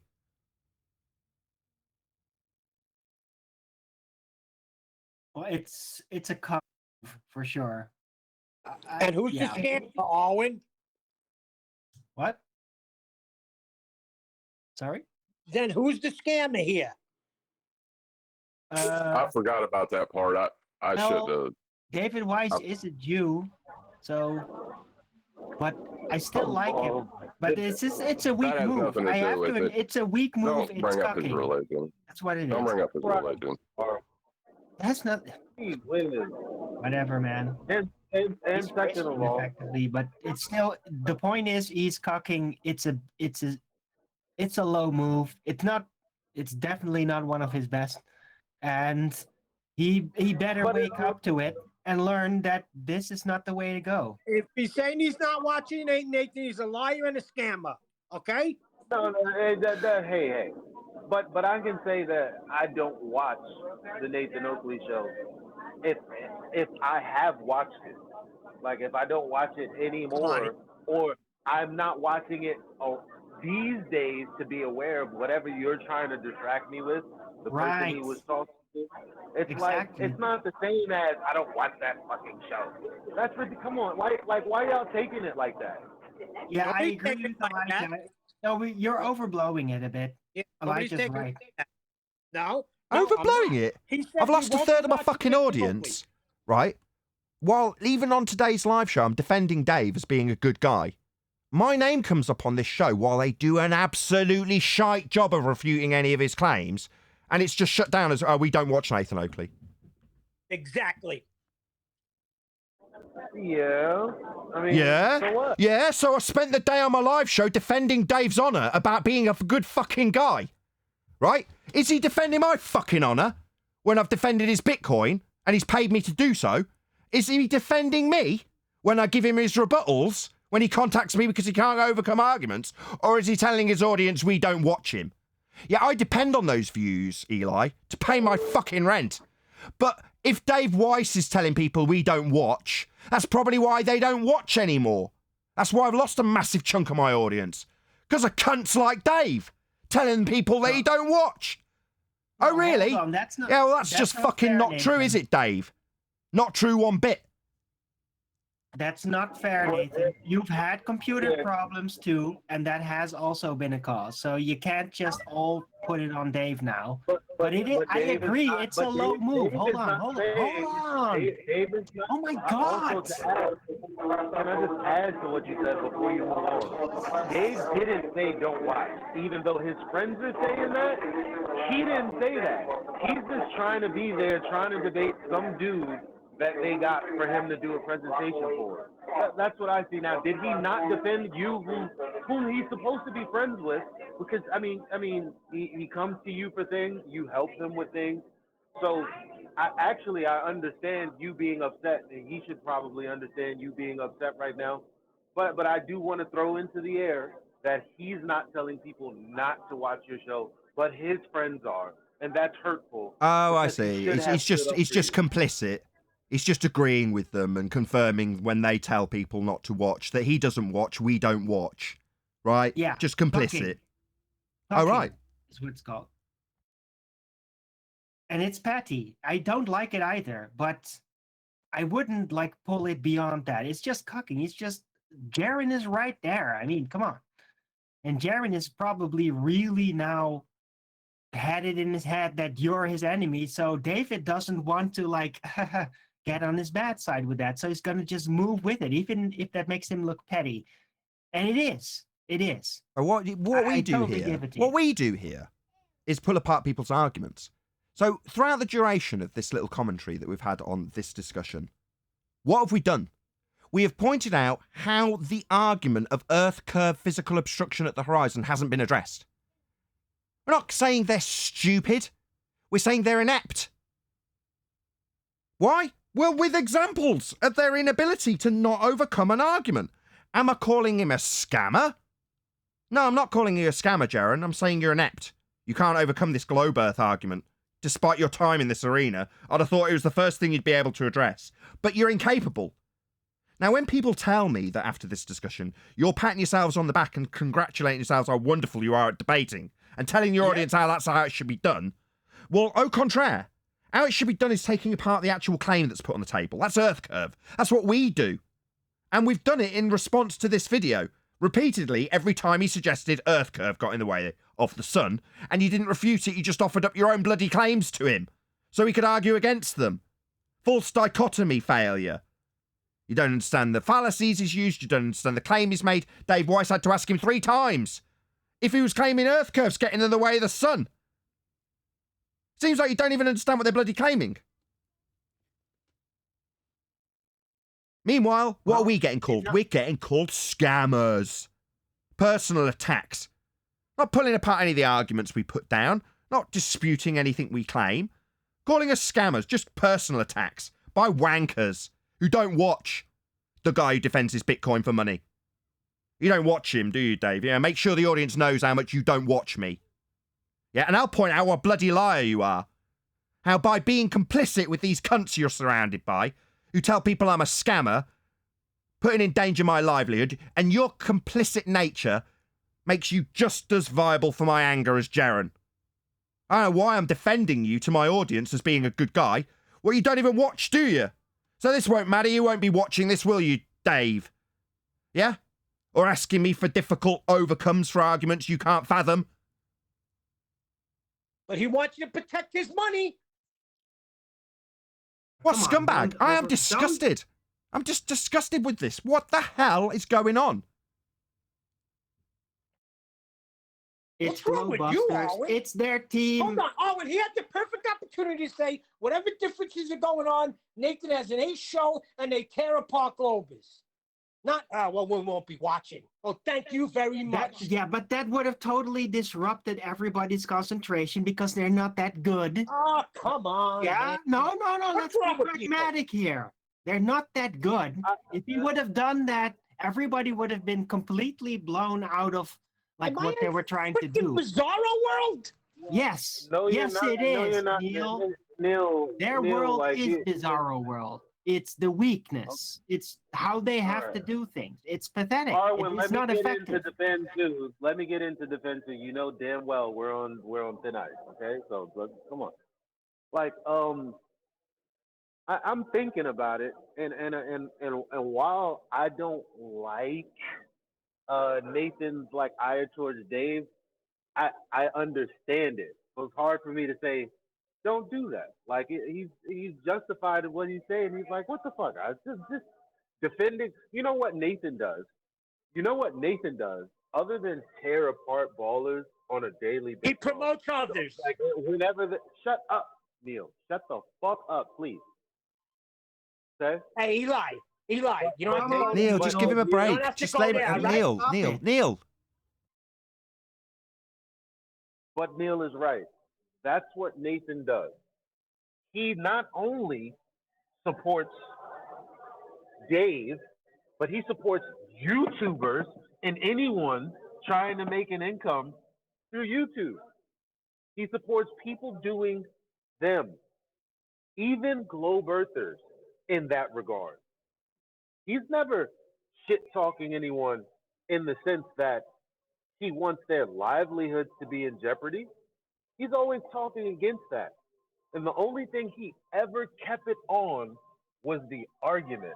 And I see why he's sick and tired, because he's sitting here, basically upholding a standard. It's a standard. The standard that I hear people say is dirty, is low. No, it's a good standard to treat everyone the same, equally good. Okay? That's what And Nathan serious. does. Treat them with seriousness, right? Don't cuddle them. It's not because it's, people don't learn things when they get cuddled. You have to be Today, I straightforward. promoted Simon Dan and even expressed my sincere envy for his success on YouTube. Did I at any point say that he should be shut down, that he's a scammer, that he should have his YouTube channel removed? No. He's in direct contradiction to everything I stand for as a flat earther. But as a YouTuber, more power to you, mate. I wish I was making as much money as you. No, I'm not, though, am I? I'm earning considerably less than I was 2 months ago before I started being called a scammer and before a very large group of YouTubers started telling their audience that they don't watch a guy that's giving them arguments on the side. Right, Dave?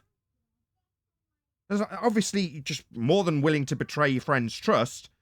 Because why? Oh, because Jaren's decided I'm a scammer. So you'll be complicit. That was my point. What Eli said, I agree. Who gives a shit about that? They should be relieved for cause. Yeah, let's move on. Well, that's without saying. Yeah, No, we've no, we dwelled on have this to too long. You're continue right, to Kiwi. say it. You're right. Let's move on. We have to continue to say it. Well, we don't have to say it. Just listen to them. They do it themselves. They like to hear themselves talk. They each got their own agenda. They argue like an incoherent schoolgirl, second grade, when all of the arguments, all of the ammunition has already been given to them on a silver platter years ago. Okay, and so you flat earthers are out there are entertaining and allowing and enabling them. Why do they still have fucking channels, flat earthers? I'm coming after you, not them. You. It's a fucking embarrassment. I agree. It's almost like a setup. Now, I'm not into motivations. I'm not into that. But let me tell you something. Face value, holy shit, they're like the Flat Earth Society. Exactly. That's what I said earlier. It is really starting to feel like Flat Earth Society controlled opposition shit. When you're that weak, when you're It's that weak in embarrassing. an argument that you don't need to be that weak in, right? We have the knowledge. Why don't they apply it? Why do they make us look like idiots? So, Arwen, if you were there, what was the first thing you would say? Black Swan. Thank you. Black Swan. Different flat earth believers have different views on what perspective is, where in general, like an ophthalmologist or an optician, kind of, it's like there's just one simple type of way to see perspective. It's not simple, but All right, listen, let's go. You have a lot of points to get through. okay. Let's, I wanted move to, on. well, I wanted to go through the one that Professor Dave didn't answer, which Okay. was how you like to All of them? let me just- you were talking about how the seasons where it should be arctically cold because the Earth, in the morning, it's the angle coming in is going to just be skimming the Earth. Right. So Right. No, wrong. You can't get an elevation angle from a curved baseline, Dave. What do you mean, right? The angle would be skimming the Earth. No, you don't get an angle from a curved surface. Why have you just accepted that? Why have you agreed with him? Fundamentally not, Dave. I guess he hasn't been watching recently. Certainly seems that way. Yeah, certainly seems to be declaring that to his audience. He's not up to date now. Not up to date with the flat Earth debate. You've just agreed with a glober that you can get an angle from a curved surface, Dave. No, definitely not. That's sad. did you get an answer to that, or do you still buy that you should be arctically cold because of the angle?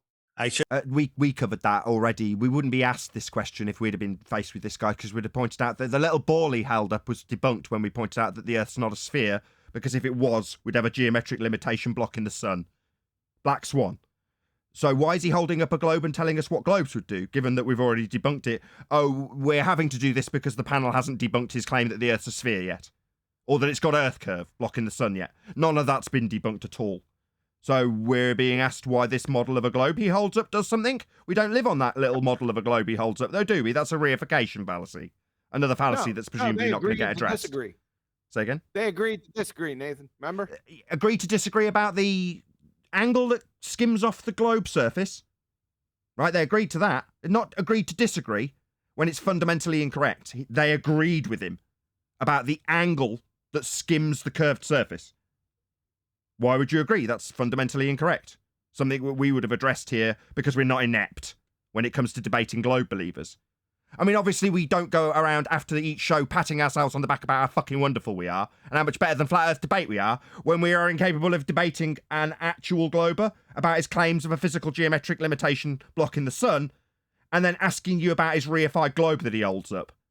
And angles to it that you agree with? There are no angles to a curved surface. You shouldn't be agreeing with such things, Dave. That's stupid. Shouldn't be able to feel the heat the same way I can in the summer. Okay, but you do know that the atmosphere stores energy, right? And that the ground heats up and stores energy. So in the summertime, what happens is that this whole latitude that's getting, or down here that's getting more heat, is actually the whole band is heating up the Earth, like all 20, it's going around, and every day it's getting heated up. And the ground and the atmosphere contain and hold that. It's called specific heat. And it's the reason why you're always going to be warmer near a body of water than on land. That's why deserts get hot, cold, really like wild swings. Where live on Hawaii, you got the same temperature almost all year round. It's because the specific heat of the water holds that energy, and the atmosphere holds that energy too. So the reason why, and you're right, when it's colder in the morning, we know it's colder in the morning because the sun, the sun's been gone for a while, but the atmosphere is still holding a lot of that energy. So it's not going to be arctically cold when you wake up because the ground and the atmosphere are still retaining a lot of that heat from the daytime. I mean, does that make sense? Well, I do agree that the ground keeps radiating heat, and it stores it and it releases it overnight. Yeah. But when I'm looking at the sun in June, I could the heat's strong and I'll get a tan. So the guy's just claimed that we've got atmosphere. He said it 4 times, and he said that air is in bands. Yep. So just for Dave, who's obviously moved on to seasons and how the sun moves, in spite of this guy claiming that we've got atmosphere, something that Dave's also claimed, I might add, and that atmosphere is in bands that hold energy. So a couple of things that haven't been addressed in any way, shape or form to refute his positive assertion that air takes the shape of a sphere in the form of atmosphere, and that inhomogeneous anisotropic mixture of gases that spreads out in all directions to fill whatever volume it's got is actually in a band. But of course, none of you have spotted this, have you guys? Shall we all tap you on the back and tell you how wonderful you are at debating? I think not. Yeah, you can get. I'd like to see the place where it holds energy too. Can he show that? None of them are going to ask the question. We're just going to move past his positive assertions without even addressing them. They all looked around the room while he talked. Yep. And contained gas pressure, isn't it? This guy's got atmosphere in bands holding energy. Nobody's addressed it. He's got a picture on screen of a vacuum. That's this black area with a burning ball of gas not dispersing into the vacuum in violation of natural law.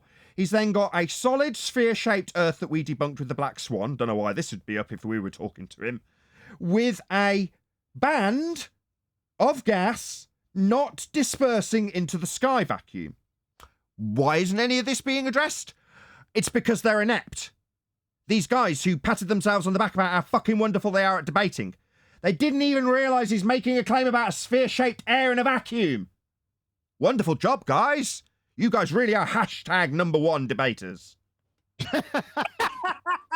you can still get UV rays in the winter and get burnt, but you don't feel the heat. It's like far, and it's closer, but you say that percentage doesn't matter.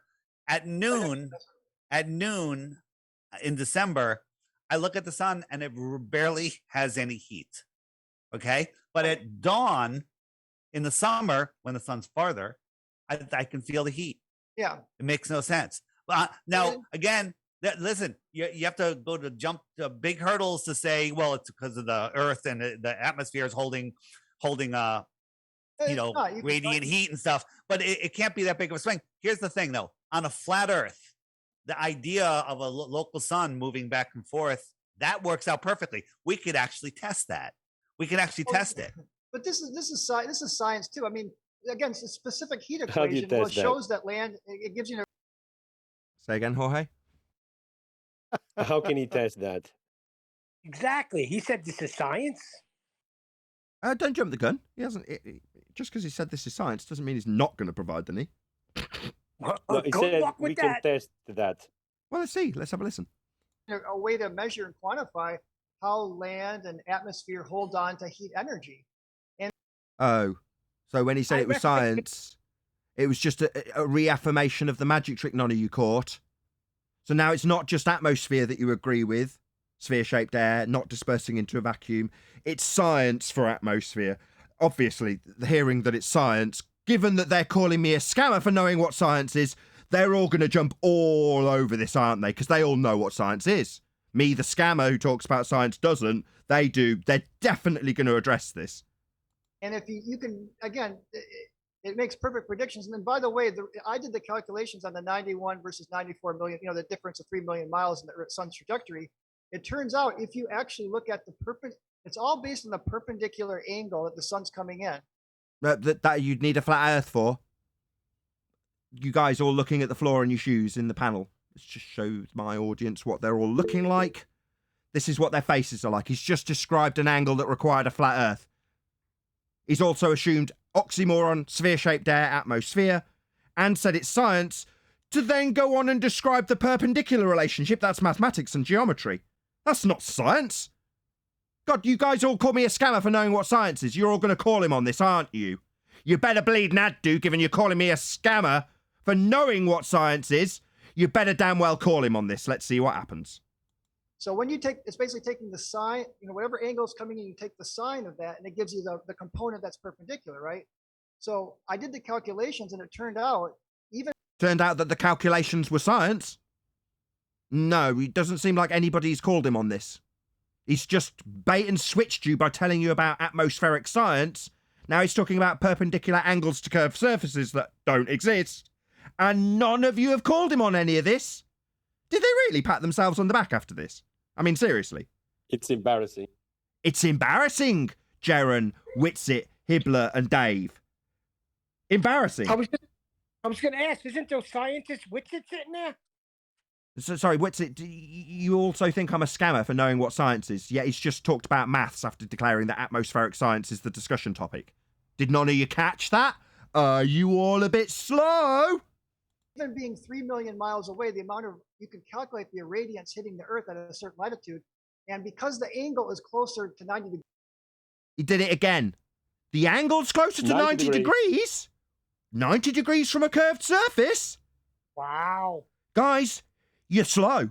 David Weiss, Whitsitt, Jeranism, Hibbler. You're slow. Yeah, not comprehending what the words he's using mean. He's talking about getting 90 degrees to a curved surface. Is it just me, or am I picking up on this the first time I've ever watched it? And you guys aren't. But yet you think you're superior to us in debating ability. Oh, definitely not. I just want to make that absolutely clear to Jaren, David, Whitsitt and Hibbler. You are most certainly our inferiors. You understand what inferior means? It means we're better than you. We understand this guy's debating points. We understand his fallacies. We understand the claims that you have to ask him 3 times to clarify. We understand all of it here on Flat Earth Debate. You guys are looking up and around and at your shoes because you haven't even got a clue what he's claiming. It's sad. Degrees, you actually I wish I don't have the calculations here. I did them though. You actually end up getting a lot more energy, even with it being 3 million miles away. You can do, again, because the 3 million miles compared to 93 million miles is so small compared to how you can have these sharp angular differences from the seasons. Angular differences that you'd need a flat plane for based on an R value we ask for daily. He's just talked about a 93 million mile sun.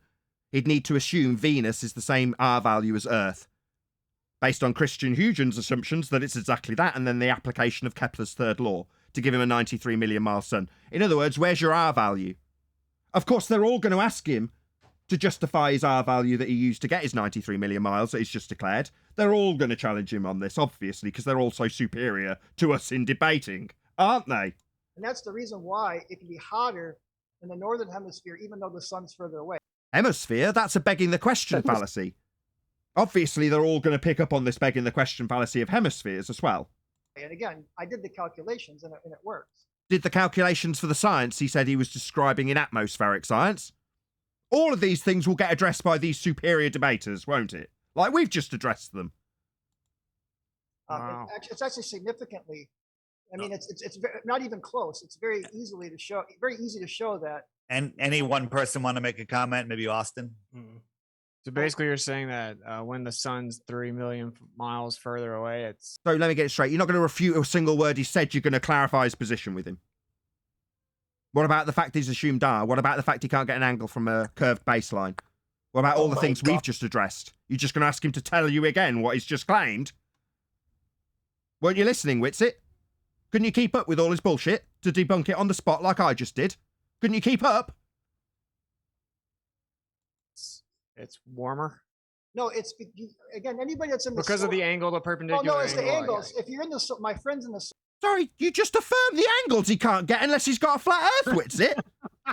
You fucking embarrassment. Whitsit, why are you even in this arena? You've just affirmed that he can get impossible, only acquirable from a flat earth angle on his sphere he described. You complete clown. Why are you even here, Whitsit? You're an embarrassment to us all. Yep. Solar panel industry, and I explained this to him. He understood it right away because solar panels, they have to find based on a certain geography, right? What's the best angle for the statistically the time, like how many sunny days are there that whole year, right? And they'll put the angle of the solar panel to where it gets the most of it gets best direct hit, 90 degrees. So it turns out that the irradiance, it's gonna, you got to take the sine. That's basically, opposite over hypotenuse, right? And it's you're saying when they hit the Earth or when they hit the atmosphere? It's the perpendicular component that is really what's heating things up. And again, anybody in solar panels understands this. Dave used to work in solar panels. He's just described 90 degrees to a flat surface. Are none of you going to point out that he's just proved the flat Earth? Surely to goodness, you've recognised that he's just literally held his hands up and shown you a flat Earth. Yep. No. He's held his hands up, then put him back down again, grabbed the 44 and blew his own head off. But they're going to resurrect him. Hello, Dave Weiss, Jeranism, Whitsit and Hibbler. This guy on your panel just proved a flat Earth. Why aren't you pointing that out to him? Do we need to embarrass you? Did you want to carry on patting yourselves on the back, you class act of debaters? Wow. You didn't even recognise when he proved the flat Earth and you couldn't debunk his globe claim. So when you just take a simple solar panel analogy, you can see that you can calculate the irradiance, how much less it is in the winter versus or in the summer versus the northern hemisphere summer versus and that 3 million miles does lower the. Do you know that scientists don't know how solar panels work? Well, they might not know, but you can still read how much heat is absorbed. You can look on your meter and. That scientists don't know how solar panels work. Sorry. Is that John? What's the photoelectric effect?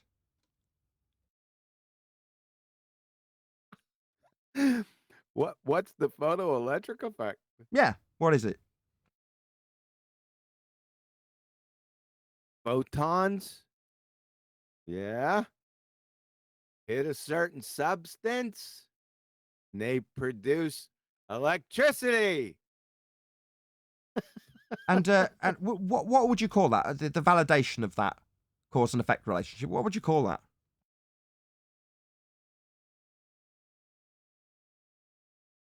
Scientifically validated?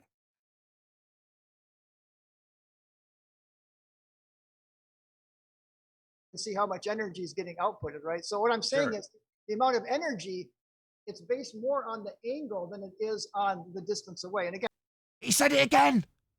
And none of you guys going to point out he's needing a flat Earth for this. He's proving a flat Earth over and over again, right in your face. He's just laughing at you, basically. No?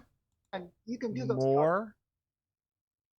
well, again, if it's for the case of the sun, yes, because you understand 3 million compared to 93 million is a small percentage. Not really. Compared to, That doesn't matter. 3 million miles?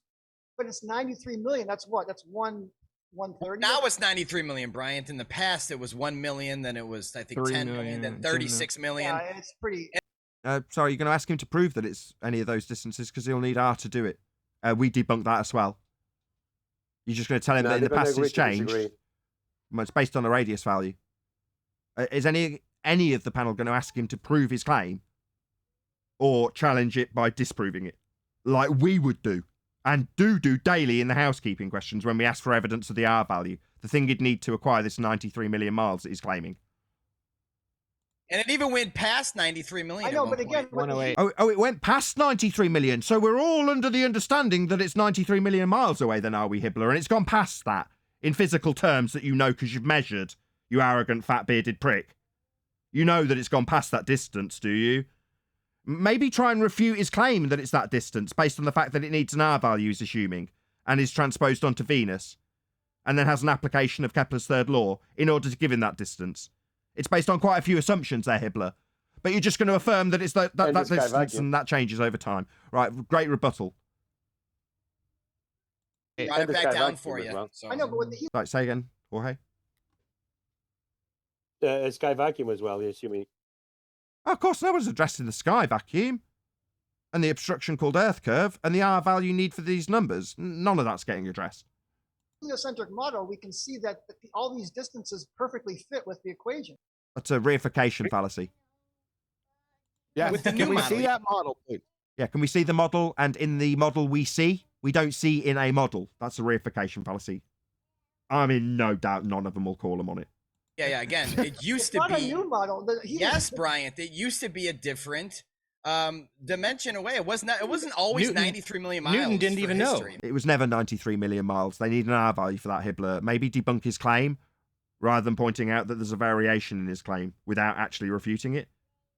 In many ways, you're affirming his claim, Newton didn't have a clue how far the sun No was. idea. Yeah. It's and changed. neither do you.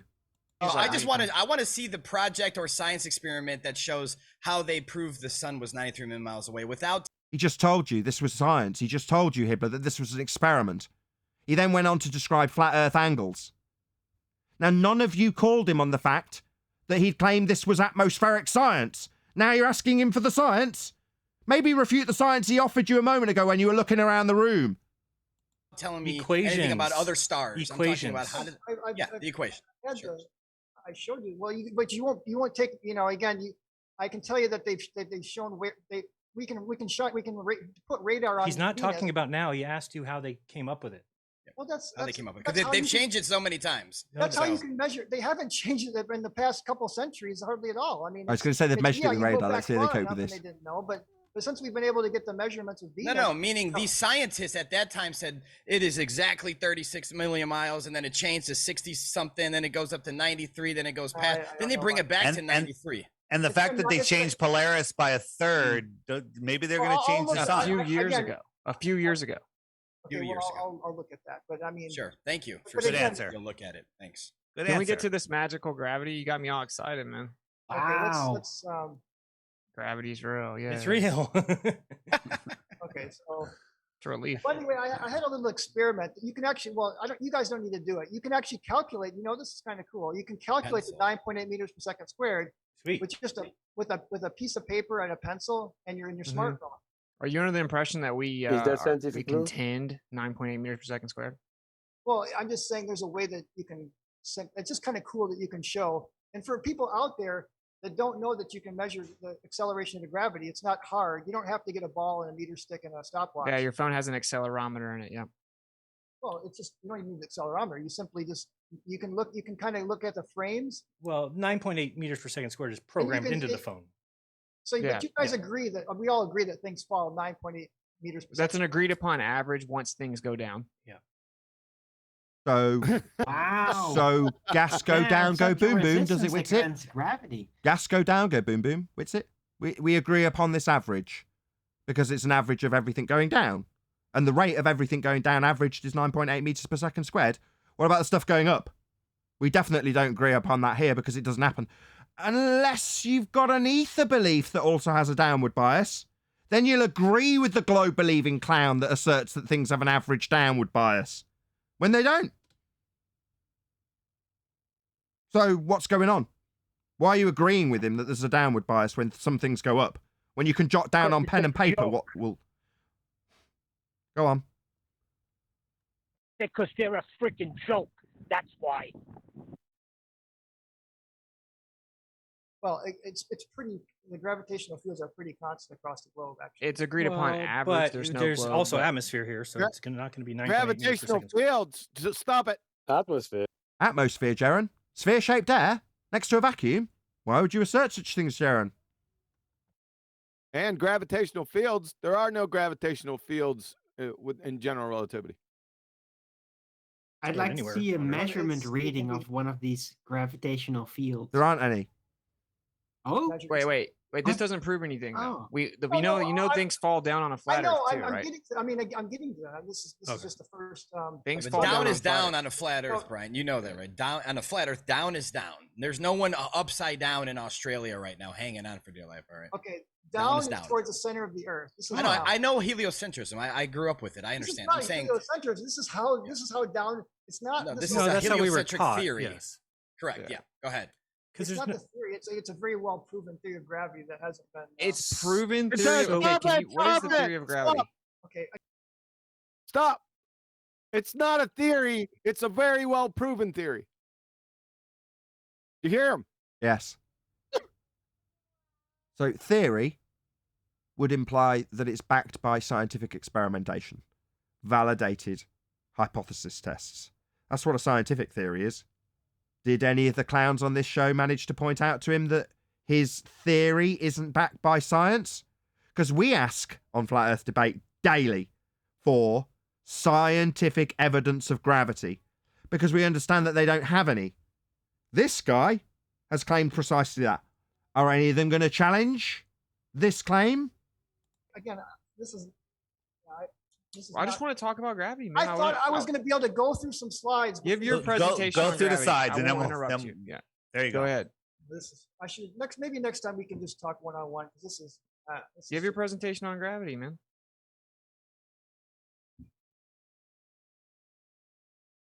All right. Well. Anyway, one of the things that flat Earth believers don't seem to understand is there's a difference between laws and theories. So yes, gravity is not proven, but yet it's a gravitational. It's a law because we can use it to make predictions and to build things. In fact, I don't know if you know this, but most of the world. Okay, a law of nature is merely Sorry, a dude. description. It's a description of something that occurs always. So in this instance, if you're going to assert a downward bias at 9.8 meters per second squared, then it's something that must occur always for it to be a law of nature. Does a helium balloon go down at 9.8 meters per second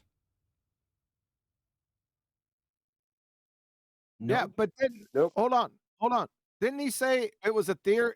It's not a theory. It's a well proven theory. And then he went into the difference between theories and laws. Isn't this a little bit incoherent? No, he's setting up a bait and switch. What he's going to do is start describing the theory as being a law. That's what he'll do.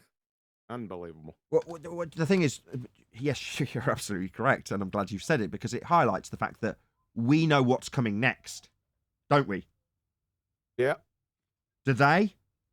Shall we have a quick look Nope. at their faces? Let's see if they look like they know what's coming next. world around us is built on Newton's Everybody just looking around the room. Jaren's looking at his shoes. David's looking at his shoes. Bearded guy's looking out into the distance. Doesn't look to me like they're about to spot what's happening here with science specifically. It looks like this guy's about to hoodwink them with science. These are the people that are claiming I'm a scammer for knowing about this stuff that I'm pointing out with this guy now. I'm a scammer for knowing how inept they are when it comes to this guy's claims of science they're not overcoming. laws of gravity. In fact, you know, if you look at skyscrapers and bridges. There, he did it just then. So he's gone from science to being a great theory to being a law. Yeah, Newton's laws. Yep, Newton's laws. And then buildings and bridges and skyscrapers. Yep. Let's see how they deal with it. Bridges. And again, at Georgia Tech, I took classes on, statics and dynamics, civil engineering type of classes. And you use Newton's laws of gravity to build and make all of these things. So this is one of the problems with the flat Earth. The flat Earth doesn't really have a model that can build or make anything. I mean, you're debunked in 1915. If you go to school, if you're a flat Earth believer, maybe you won't do that. But if you really want to make things in the real world, you use Newton's law of gravity. I mean, Okay. Why is nobody interrupting him? What the hell's going on here? They don't know. They don't know it's been superseded 107 years ago. They're not telling him because they don't know. It just works. So the difference It between just a works. theory and a law is Not one objection from any of them. Not one. that laws are analytical relationships that basically are true in their given sphere. Laws are analytical relationships that are true. No. What the? Laws are descriptions of things in nature that occur always. Like downward biases aren't one of them. Things go up. So here on Earth, with low gravity and low speeds, relativity, if you got really high gravity and really high speeds, then you got to use general relativity. But for practical purposes, we call these things laws is because we can use them to make very accurate calculations to actually make things. The Industrial Revolution was a big part of, because of Newton's laws of motion, that we were able to build steam engines and all these structures. And so it's very pragmatic. The thing about gravity is very elegant. I mean, basically, well, it does. It explains all of these things. Everything kind of works because No, it doesn't. Okay. Well, just hold on. We can Good. Let him finish, and then we'll respond. No problem. I just don't see what the point is. I mean, this is. Well, just go ahead. Maybe we're wrong. I'm open to being wrong, bro. So let me know. But yeah, I mean, the things that you're showing us are things that we've all had to obviously research through to be flat earthers. We have not. This is not new to us. We've gone through these things. And we haven't. Maybe he's going to teach us. So maybe All right, we're wait. wrong. Well, I mean, but the thing is, I've done the Cavendish experiment. I know you guys. Oh boy. You have your reasons, and I've even got a Cavendish device here. What's a Cavendish device? A Cavendish torsion balance. It's a torsion balance, a gravitational torsion balance that you're able to calculate the gravitational constant. In your house? In your house?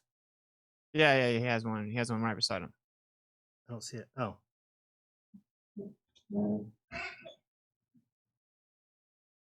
I've never seen that before. We just maybe present your argument, and then maybe I can become a believer.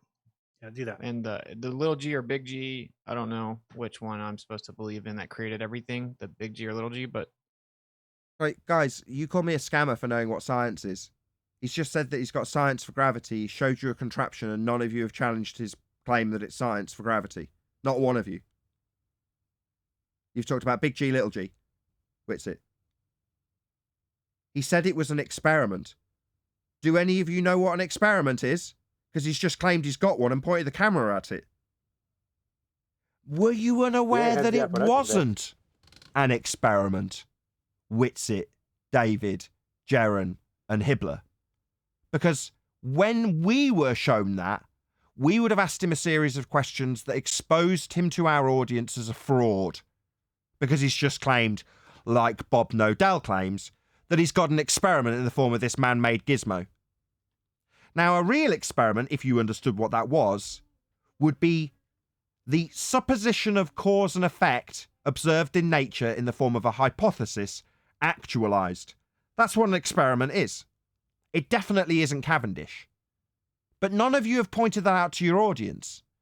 So, I want the audience to ask themselves a question. Given that I have just systematically taken apart this quote-unquote experiment as pseudoscience, it has no naturally observed phenomena. It's a man-made device. There is no established hypothesis, and if you were to attempt one, it would be, as has been presented to me personally, if mass, whatever that is, then mass attracts mass. That would be the hypothesis for this gizmo. Now, it wouldn't be a naturally occurring phenomena, and it wouldn't be a validation of a cause and effect relationship based in a hypothesis. In other words, it isn't science. But yet you fucks have got the nerve to tell me I'm a scammer because I talk about science, accurately so, when you can't even identify that this isn't an experiment. It's a fucking outrage. It's about, again, we're able to make predictions. So we use Newton's laws of gravity. Predictions in science is a hypothesis. It predicts the cause of an effect. If A, then B, and if A, not B, being the null. That is called a scientific prediction, otherwise known as a hypothesis. This guy has shown you Cavendish and is now talking about predictions, and you're not pointing it out? That it's not science? That it's not a scientific prediction? That's because you don't know what science is, Jaron, David, Whitsitt, and Hibbler. But you got the nerve to call me a scammer for specifically knowing how to take apart this guy's claim of a Cavendish experiment? You're a disgrace to everybody who calls themselves a flat earther. Why are you in any way representing anything to do with flat earth? This guy is claiming science. This is the dupe that convinced you and everyone around you that you were on a sphere, Jaron. Yet you're not addressing it. You're calling the people who can scammers. To make You got a little quiet for some reason, Brian. Just so you know, just can you get back towards your mic or something? It was really quiet there. Just so people Yeah, can that's hear. highly important to point out, Jaron, how quiet he is as he points There out you that go. he's got scientific evidence for this Cavendish shite that he put on his desk and pointed his camera at and said it had predictive capabilities. Yeah, you just make sure we can hear him loud and clear when he tells the audience that this gizmo man-made is predicting things. is that this has been done thousands of times in labs around the world, and even if it's off by a little bit, the fact that you're getting almost exactly the same answer every time, it's very, very good proof. In fact, and it's not just the Cavendish. There's other ways that you can measure gravity. You know, the Schehillian mountain experiment, they're able to calculate G pretty relatively accurately. This is a Von Jolly experiment. Why is So nobody the bottom line interrupting is his we have ass? overwhelming proof or evidence that mass attracts mass. Again, when I say a law, I mean something we can use There it is. analytically to make predictions here on Earth, is that mass attracts mass. And there's no other way, and I've seen your electrostatic stuff and density and buoyancy, this doesn't work unless you invoke heavenly energies, and we have to look at what that is. But the point is these are gravity measurements. This is now mctune.net/G. Oh, good. You can good just source. see. Well, but again, you can click and look at the studies yourself. So there's just, Yeah. I mean, it's overwhelming the number of times that On a side note, It's getting unbearable. on a side note, MC Toon, enemy of our topic, gets brought up. No worries. Yeah, you talk about MC Toon, plug in. Maybe we'll give you out his channel details. Mention me, we don't watch. Shut down immediately. MC Toon, yeah, plug away. these experiments they have been listen to it. confirmed. It's not just one person or even just one experiment. They've been able to confirm it in many different ways. Yeah, they're nodding along. They all watch MC Toon. Because obviously there was no necessity to point out that they don't watch him. Because they're all big fans of MC Toon. They're subscribers, obviously. They're not pointing out they don't watch him like they did with me. The guy that defends Bitcoin for them. The guy that gets text messages about how to overcome arguments they can't overcome.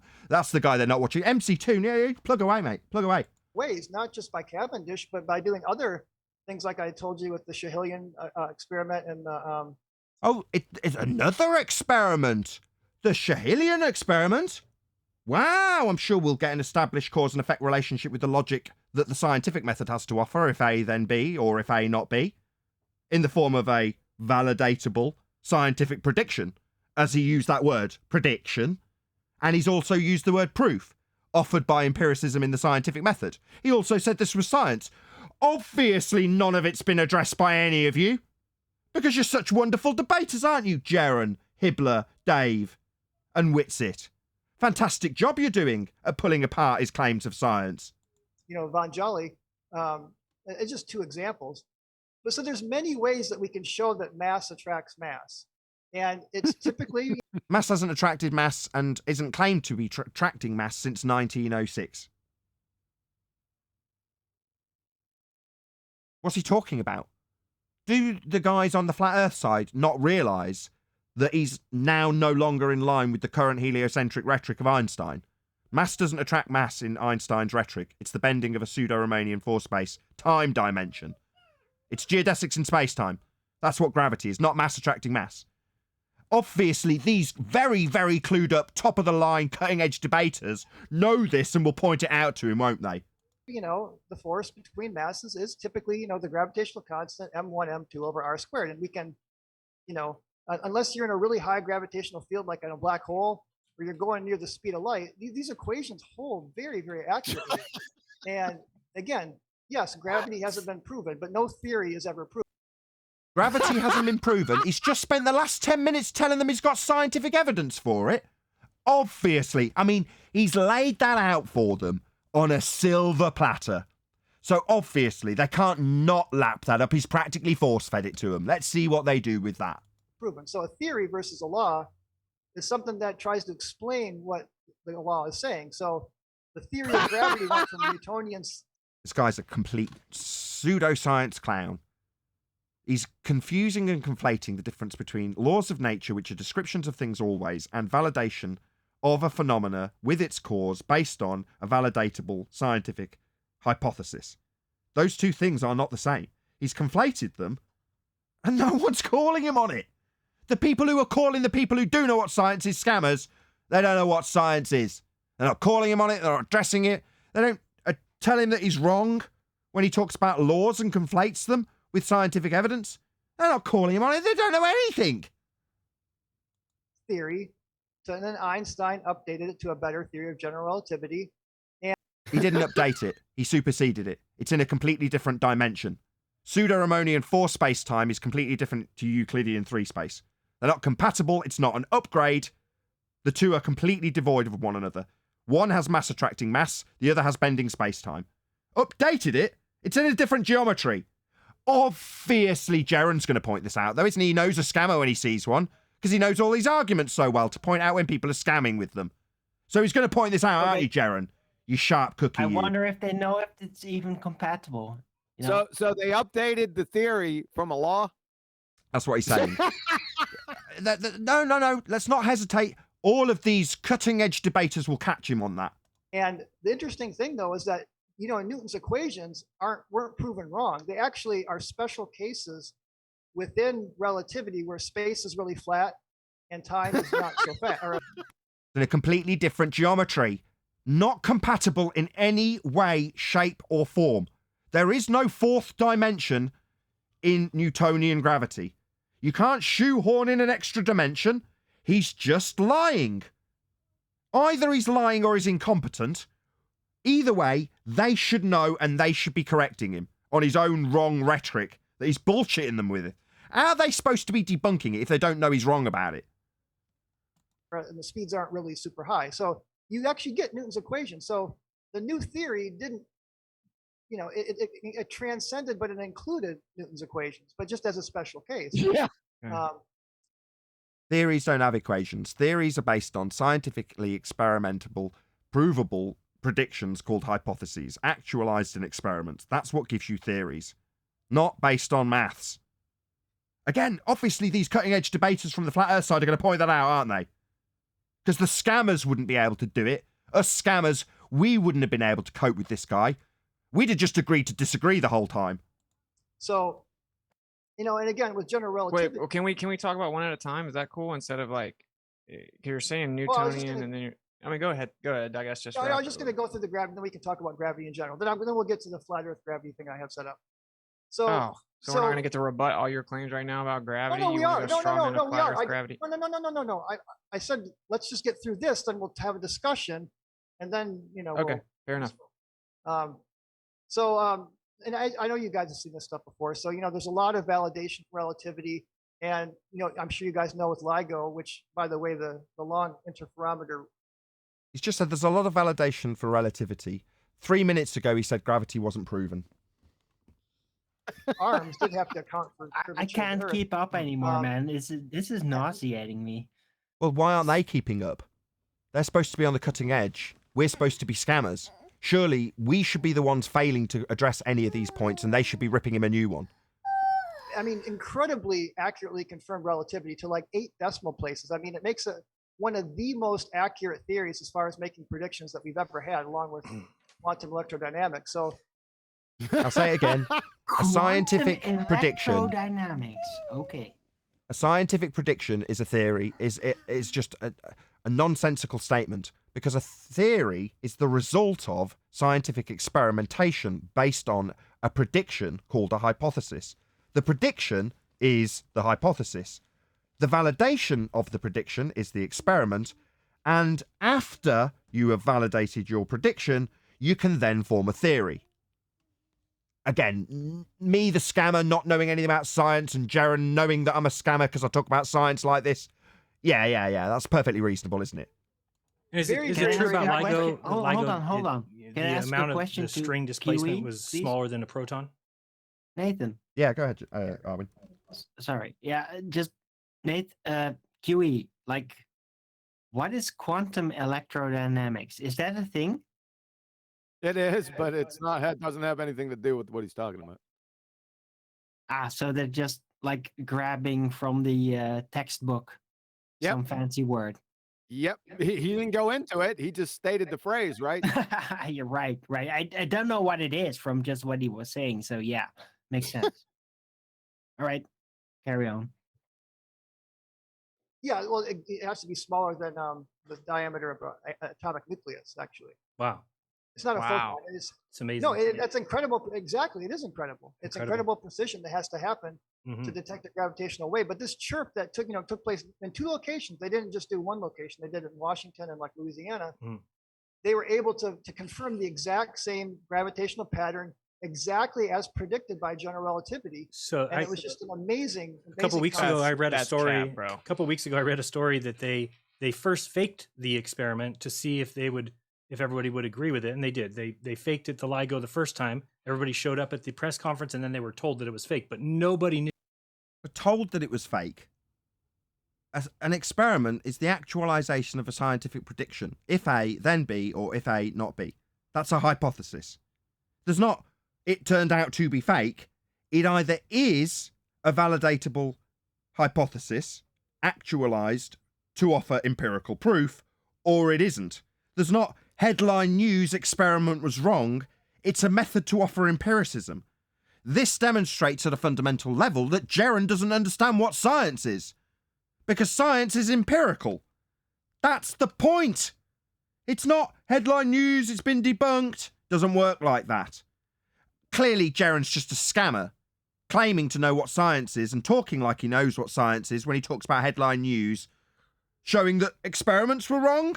No, they either prove the cause of the effect or they don't if they're valid experiments. Nobody knew it was faked.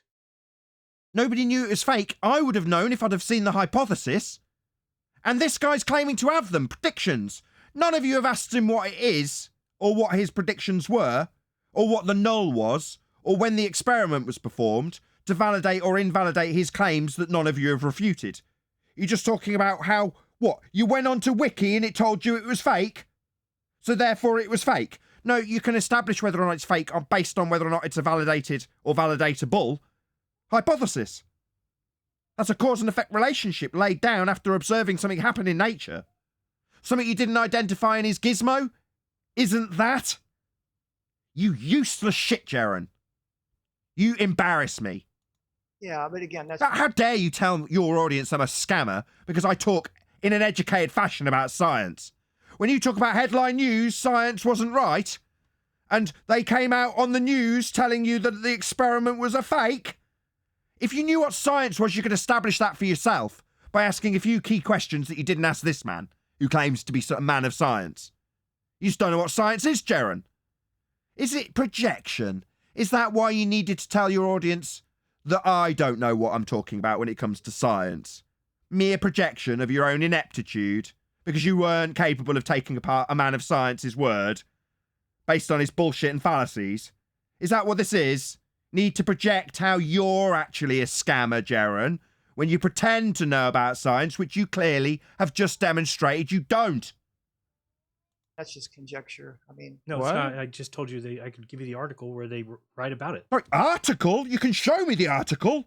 I can show you an article about unicorns, Jaren. Meanwhile, validatable scientific predictions have cause and effect relationships laid down with independent and dependent variables. What's that? You can show me an article, can you? How dare you call me a scammer? I know about fucking science that you have ever even dreamt.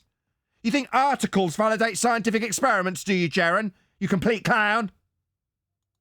It's called... Okay, article. Well, send me the article and I'll look at it.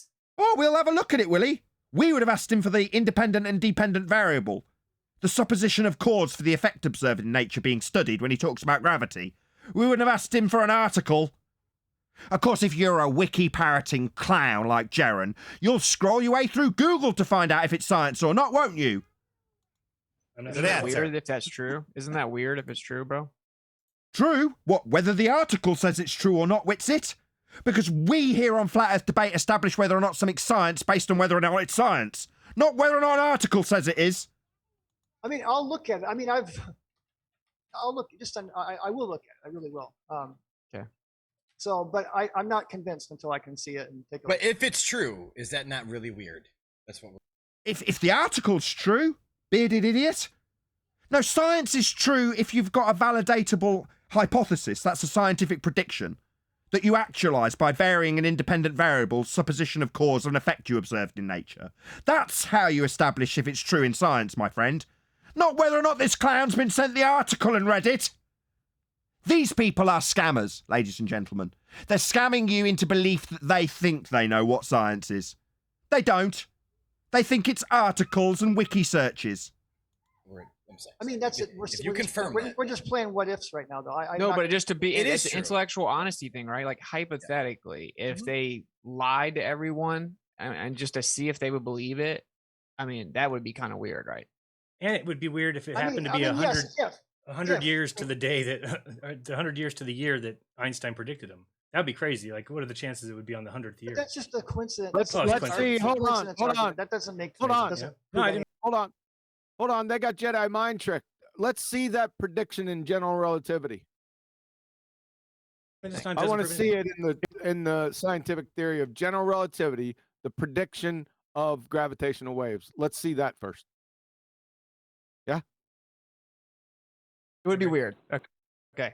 I mean, it's just like Stephen Hawking being born like exactly a couple hundred years after, like, what was it, Galileo or something. It doesn't prove that he's a reincarnation of. They said that they faked it, bro. It's weird. So they said that they faked it, did they, Witsit? They said that.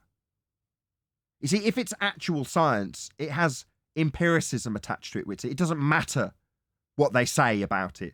It either is empirically validated or it is not. You either prove the cause of the effect you're studying nature, or you prove it wasn't what you predicted when you supposed the cause of it. That's a null validation. Proving you're null. That's what it offers. It either is or isn't. And what the article says is irrelevant.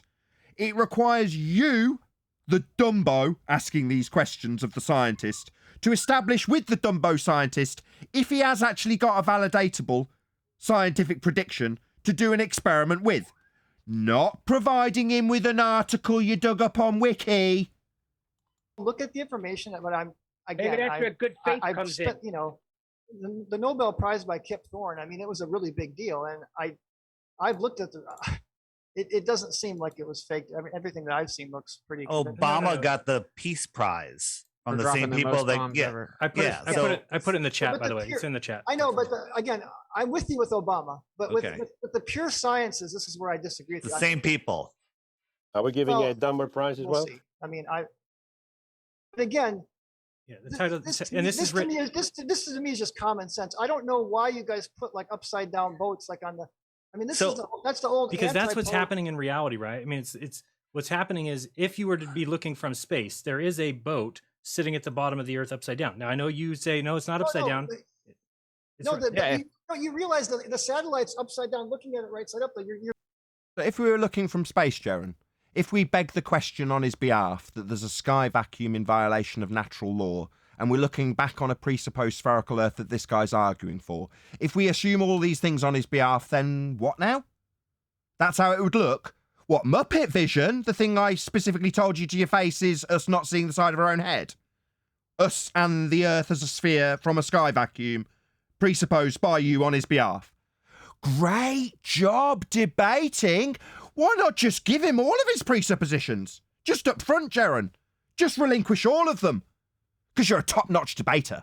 That's how I'd do it too, Jaron. I'd just give him every presupposition he's got, preemptively. That's the way to win.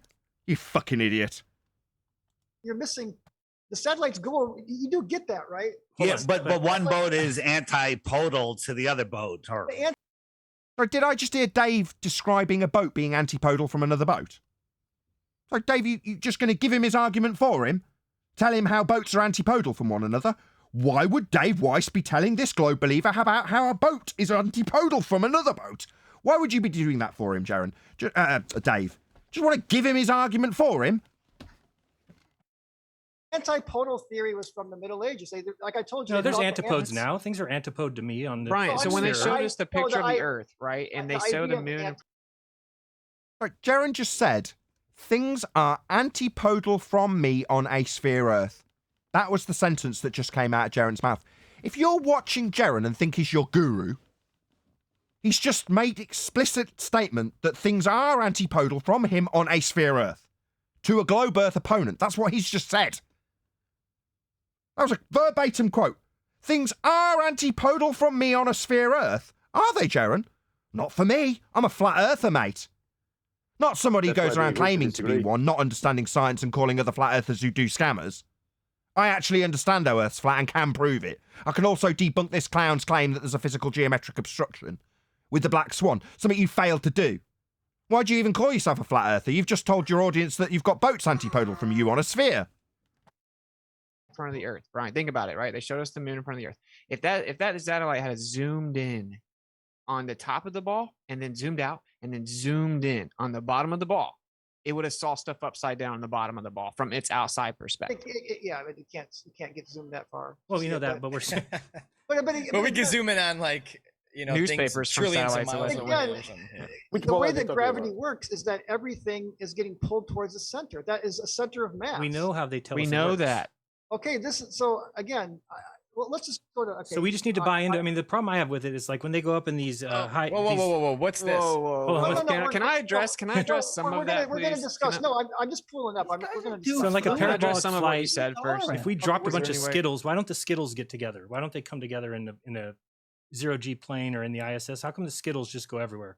Why don't because they? the Skittles are very low mass. You understand how weak. So how did the Earth start then? How did any planet or star start if It's low mass doesn't do it? Again, you understand that everything is spheres because everything is getting pulled in. The Yeah, beautiful but thing you about just a said sphere that was- you just said that if something is too small of a mass, it won't attract anything. So how did they start? that's a massive amount of energy density when the Hey, gas. can I Go can I ahead, address Austin. your arguments, man? You made a few fallacious arguments. So for one, you're talking about mass attracting mass. Yeah. Please just give me a couple minutes, please. You're talking about mass attracting mass. That's way outdated, right? That's like superseded in 1905 by special relativity, then turned into general relativity in 19. Bro, you got to give me a couple seconds, man. You said a lot of stuff that's just all provably wrong. Okay. So then you brought up Cavendish. Well, when Cavendish did it, he didn't even account for the variable of electrostatics, which is an attractive force. And so the torsion part, like the actual mass itself, whatever, he had to run away and use a telescope and barely saw it move. And even if you use something to control for that variable, you can never eliminate the variable electrostatics, right? Because all molecular and intermolecular attractive forces are electrostatic in nature. Right, this isn't an experiment, Witsit. You're talking about controlling for Oh, variables. it gets better.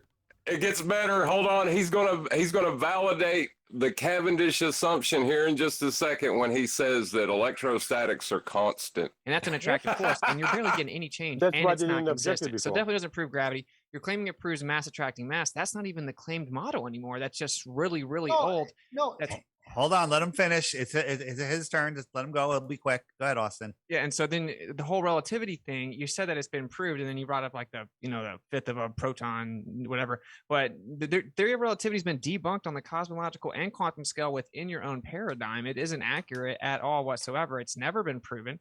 And then when you looked at the Arthur Eddington thing, like, dude, they admit that might not be actual bending and warping of space-time. So simply put, there's actually no empirical evidence that's ever verified gravity. And then when you're talking about the downward acceleration, that's an effect that we observe on the Earth. It's not exclusive. All right, gas go down, go boom, boom. Does it, Witsit? What? Gas go down, go boom, boom. That's an effect we observe with gas going down, helium balloons going down, clouds going down, go boom, boom. That's an effect we observe, is it? No, it isn't. It's an effect they need to declare as an effect for gravity. Oh, right. Yes, you need to, don't you? You, like him, need to claim that gas go down, go boom, boom, because it's an effect we observe, like you've just stated, Witsit. No, that's not true. Maybe that's why you're calling me a scammer. Not because I don't know anything about science, but because I'm pointing out where you're wrong.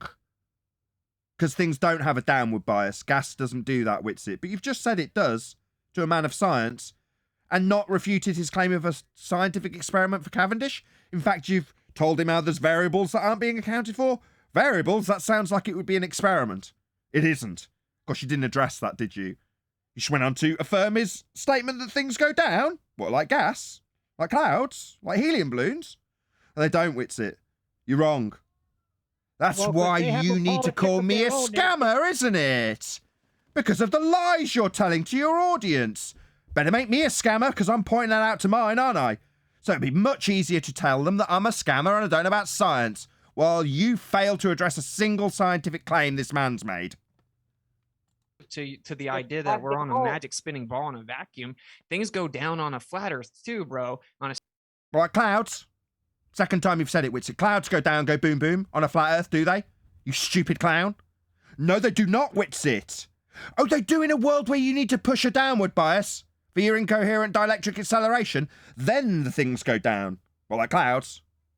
Yeah, Witsit's scamming you, ladies and gentlemen. He's just lying to you. Because he's got a little religion he needs to punt with incoherent dielectric acceleration. So he'll scam you. Just like the guy on his left is also scamming you with downward biases and gravity. Yeah, well, Witsit's doing the exact same thing. He's a scammer.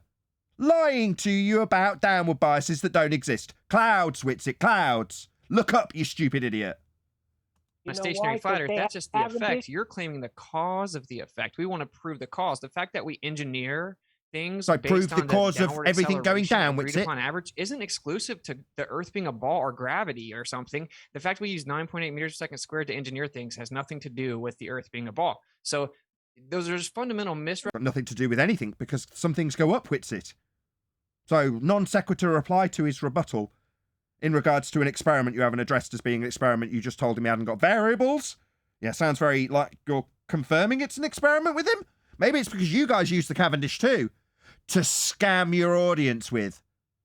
What's that? You say I don't know what science is, so I'm scamming my audience? No, definitely not. But you've just told your audience that things go down. What about clouds? Yeah, it's just a scam. He's scamming you. Clouds don't go down for him to justify this. Oh, I'm sorry. Can I say something real quick? I can just repeat what you rumpused, which is that clouds don't go down, Witsit. Your audience are stupid if they believe your scams about needing to justify a downward bias. We have clouds. Very much a natural occurrence. They're not going down 9.8 meters per second. Witsit is scamming you. Just want to make that absolutely clear without interruption. This is a scam. There are no clouds going down at the rate Witsit's scamming you with. to justify his downward bias in incoherent dielectric acceleration. It's just a scam. If you need proof, look at a cloud and ask if it goes down at the rate which it scammed you with. Hope we're all clear.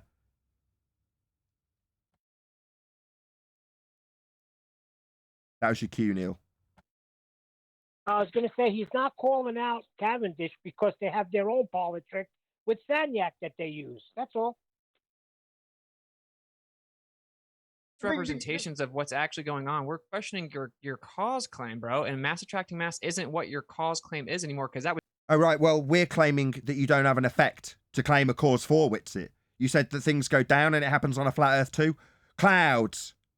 So it seems you're whistling past the graveyard of not having an effect to justify and asking him to justify his cause for an effect that isn't happening, that you both simultaneously scam your audiences with.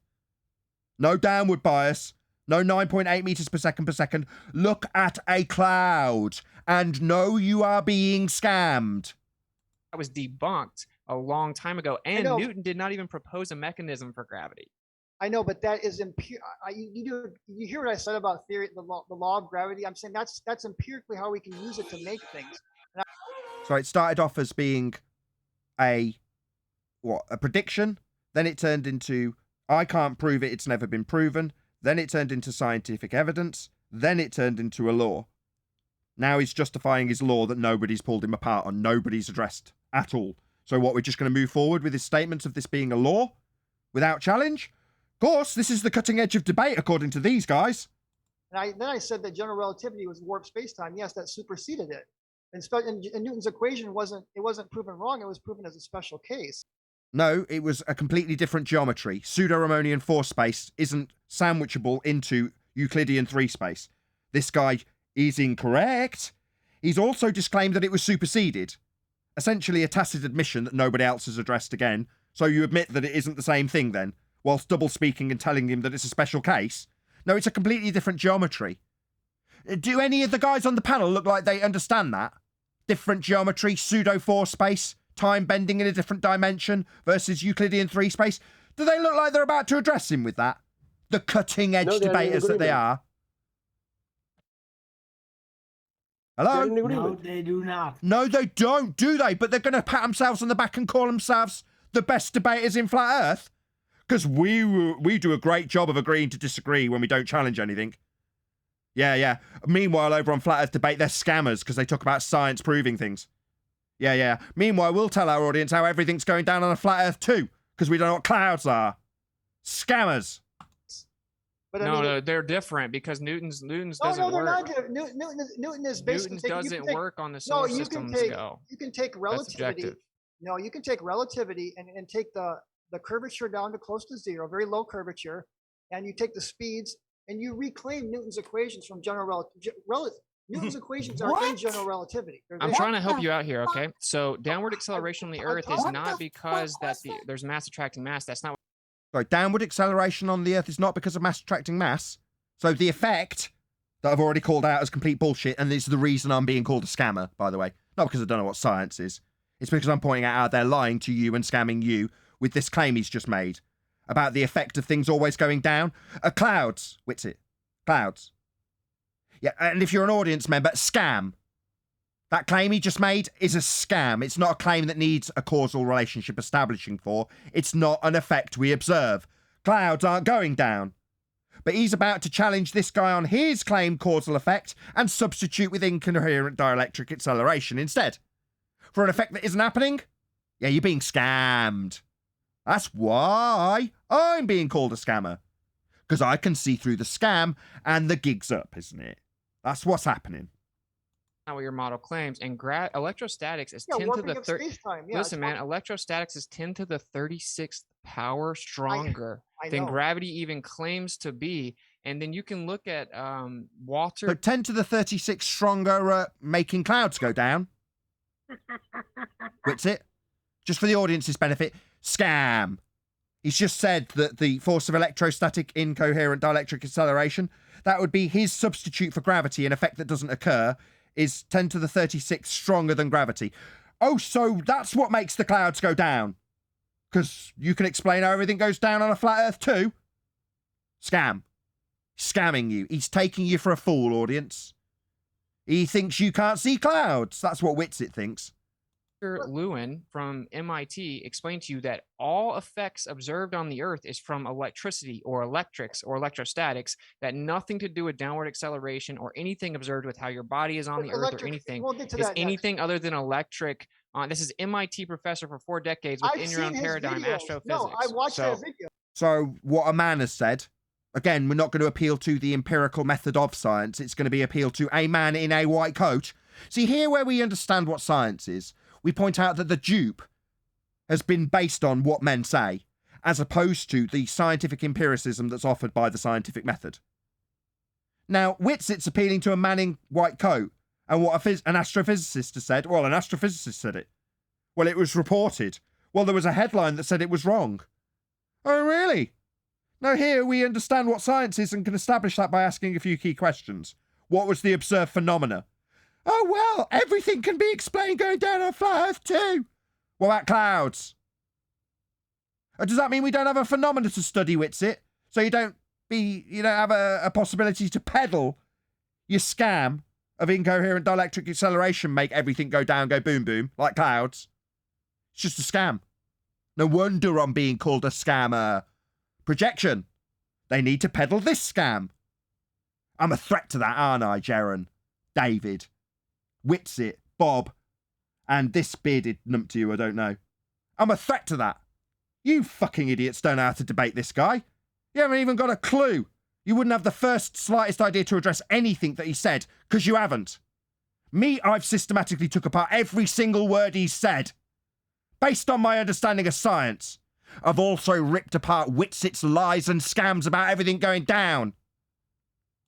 No, I've got his book and I've watched that video. So it's 10 to 36 power stronger than gravity claims to be. So but if you watch his video Making clouds go down, go boom, boom, right, Witsit? Fucking idiot. on gravity, he'll tell you that everything is electrically neutral, which is why you don't see, again, why we don't get much large scale electrical.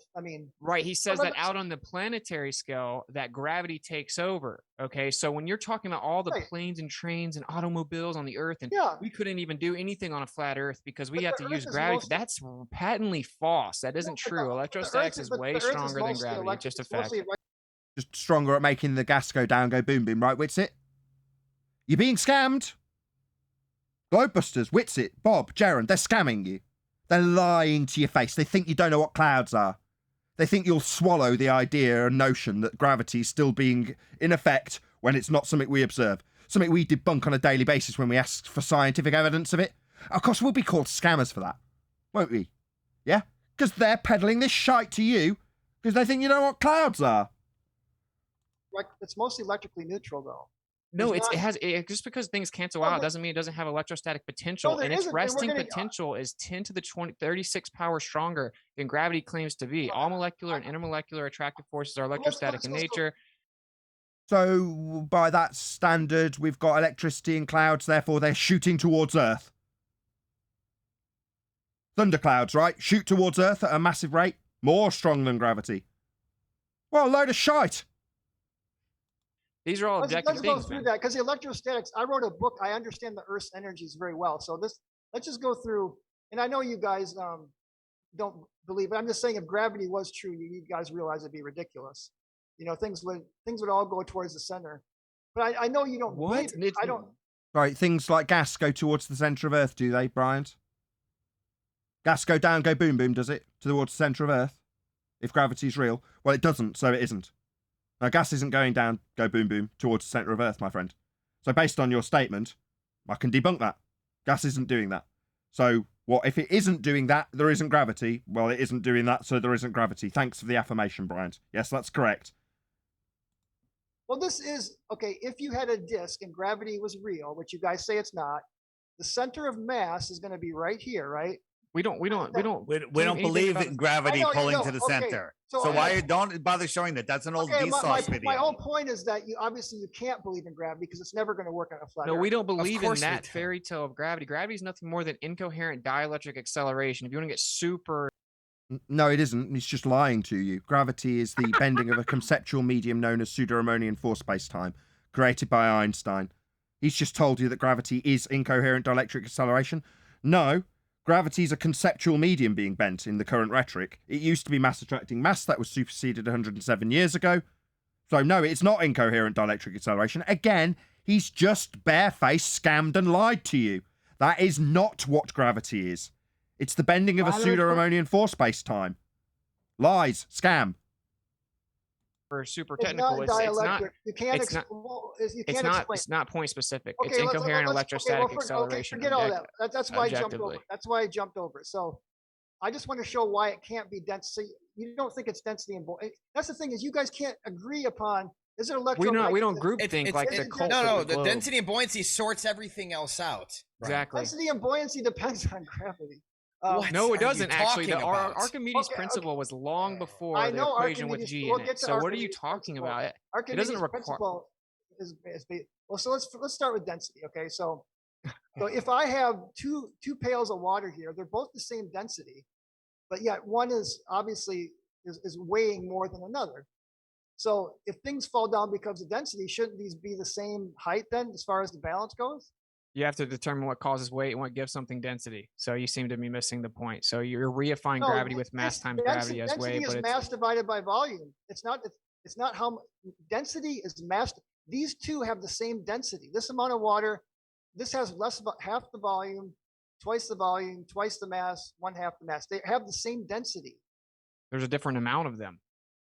It's a different amount, right? But you say things fall because of density. They don't fall because of density.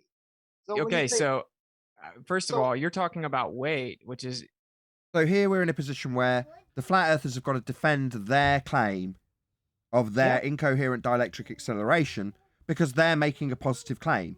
Meanwhile, the positive claim of gravity is yet to be addressed. Yep. So what's the rest of this going to be, them defending their notions of what causes things to go down? Clouds. That's what we're going to do. False dichotomy. Pathetic. if you have two, Hey, yeah, you're so saying what if is you have it- 2 liters of water, it pulls something down more than 1 liter of water, but water has the same density. Yeah, it makes density is part of the thing that determines it going down, right? So we could overcome this argument very quickly by pointing out things that go up like clouds, rather than arguing about what causes it and claiming that it's incoherent dielectric acceleration in a false dichotomy argument, when neither of you will win, because none of you have debunked the other's claim. Both of you are asserting a phenomena that doesn't occur. And God forbid you actually debunk gravity in this process, given you call yourselves flat earthers. And then how much you have is going to have a certain amount of downward pressure. Okay, but that's mass. As- I mean, yeah. Now you're okay, cool. I just explained everything. Sorry, how much you have will determine how much downward pressure it has. Okay. I've got an entire tank of helium. I'm going to open the valve and watch how much it goes down, am I? That's material is electrostatic. So what gives something mass? What gives something its density? What gives something it's weight? not holding Electrostatics is what holds it together. It's not. So helium has mass, according to this rhetoric. Not that he probably will or can or could define what mass actually is. But according to this description, helium would fit under that category, wouldn't it? So helium go down, go boom, boom, does it? Depending on how much we've got. Wits it? Oh no, it would be medium specific if I had to explain it, but I don't because I'm not making a claim about it. Not gravity. Gravity's not holding Okay, the okay, molecules So together. at higher air density, things weigh more. So again, so What? so you guys deny gravity, but so at lower altitude, the air is more dense. Okay. So, and things, and objects will weigh. Uh-huh. Okay, I'm just. No, a helium balloon on either low altitude or high altitude is doing the same thing. A golf ball is doing the same thing. It's density and buoyancy sorting everything else. And we have It an sorts electric everything gradient. else out. Sorry. Oh, we have electric. Fail. Buoyancy is directly tied to gravity. The guy even said it to him 3 minutes ago. So, bearded guy, maybe you need to look up your rhetoric about what you're talking about when you say that it's buoyancy, because the description directly ties buoyancy to gravity. So that's a total fail. Try and learn your own argument, bearded idiot. Electric gradient on the Earth, bro. So like 100 volts per meter. So yeah, we have a electric gradient, we have a pressure gradient. That's cool. There's a bunch of reasons we have a pressure gradient, which has to be contained, but I think you're going to get to that later. So anyway, the point is that there's listen, man, there's electrics that sets the up and down, okay, on the flat plane Earth. And then density and buoyancy, why does it not work? Because it's provable and measurable, and yours is a fairy tale that can't be proven at all. Okay, So well, first of all, again, I'm I know the confused. electric fields of the Earth. So we know the gravitational field, again, we can measure this, is relatively constant across the surface. You know, you can actually measure the gravitational acceleration. You guys call it 9.8 meters per second. You call it whatever, atmospheric acceleration, whatever you want to call it. I don't know what you want. Incoherent dielectric acceleration. Okay, whatever. So gas go down, go boom, boom. Yeah, Atmosphere. There are no gravitational fields and or gravitational acceleration in general relativity. So whatever this number is an empirical number. Whatever you want to call it can be measured across the Earth. Number. Look up the definition of empirical. It says to test by experiment. And it's roughly, by very high precision, the same across all of Earth. Again, this is empirical, measurable. So to test by experiment would be empirical. This isn't an experiment. It's just defined it as being numbers. Yep. You know, you yeah. measure Welcome this to flat yourself. Earth. Yeah. Okay, right. So you don't disagree. So now the No. problem with electricity, and when you guys use the 100, and I wrote I about was this in my trying to book, so I say know something. the global electrics very well. So the problem with is that the electric potentials across the globe. There's a really What good is study this? by Carnegie. Well, Now- I'm just trying to believes in show a you. globe, though, bro. I mean, No, come on. Now listen, we're on I'm trying to electric- show you hold that on. this is very on. uniform and constant. Now we're on electric potentials. No one's dealt with gravity for the past 20 minutes. What's going on? Same as Earth curve. Heaven forbid they actually debunk it. They're claiming to be the cutting edge of flat earthers. They haven't debunked anything. Literally nothing so far.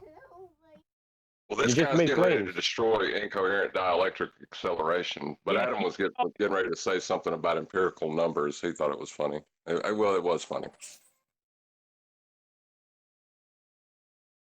Adam. No, I was laughing. Electric field across the Earth varies wildly.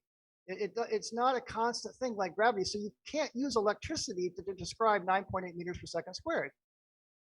Of clouds going down, go boom, boom. It just doesn't Okay. work. Based Okay, on, so you yeah, know, you're not understanding. You're not understanding. For one, we don't live on a globe. Okay. For two, Well, even everything's if it's a flat Earth. electrostatic. The air is electrostatic. So we're saying I that know the it is, electric I know. nature of the Earth creates the down and up, the objective up and down, and density and buoyancy sorts the rest out. All matter is but electrostatic. you're So not if we want following to say me. it simply, it would be No, electrostatic you're not acceleration. following me. I'm trying, even if this was flat, whatever. This is a uniform acceleration across. I mean, if you want to use your disk, I'm just trying to show you on your model this doesn't work. That You're wrong, though. No, I'm not wrong. I'm trying to show you that we have empirical evidence to show that the electric fields are very wildly across the planet, because lightning strikes, you do realize that during a lightning storm, the potential, you know, the 100 volts per meter potential goes upwards to 10 to 20,000 volts per meter. So And during a lightning strike, sometimes things go flying in the air like they're weightless for a moment. no, they're not going to go upwards 20,000 times stronger than normal conditions. Wait, I'm let's not- look.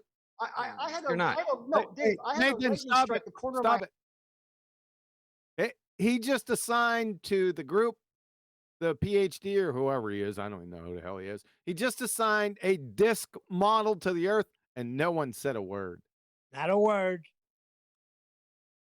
my Yep. house here. No kidding. I didn't levitate up in the air. The electrical potential would have had about 20,000 volts the other direction. Okay, I doesn't should doesn't have matter. levitated straight up. It just doesn't make any sense. I hate to say this, but I agree with him. Hey, Brian, Yeah, can I ask he you a very destroyed it. Yeah, he destroyed him. Yeah, it's just overcome their argument. In the same way I've heard it overcome from us. simple question? Yeah, Can you please. explain why the clouds are not being forced down to the ground by your gravity theory? I just want to hear your Oh. version of it. Well, I mean, the clouds, I mean, it's the actual density of the atmosphere at that level. It's going to be the similar. There's gravity- there's millions of tons of water in the clouds. It's spread out very thinly, though, over large distances. Gravity doesn't make. Gravity has a can, mind of its own now. Well, gravity come is. on, man.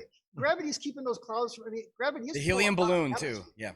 Well, yeah, It's electrostatics. The helium balloon, things are buoyancy is dependent on gravity. The gravitational acceleration is right in the equation. That's not the right answer.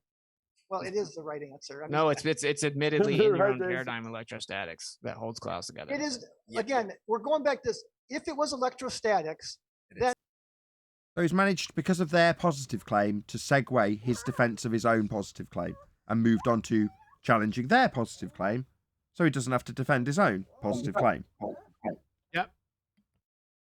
The great debate. There should be a uniform electric field across the Earth, giving us a downward acceleration of 9.8 meters per second squared. Okay. That is not what we observe. We observe wild variations of the electric field across the electric circuits of the Earth. Okay, you're misunderstanding again. No, this proves that it can't be electrostatic. No. How can it be electrostatics? Is everything? I'm trying to tell you, man. I'm trying to tell you, brother. So we have an electric gradient on the Earth. That's cool. 100 volts per meter. There's some variance. There's some variance in different places. That's not relevant though. It that is sets absolutely relevant. Man, calm down, man. So Hibbler asked the guy, "What about clouds and balloons?" So he's got a vague notion. Where do I wonder where he got that from?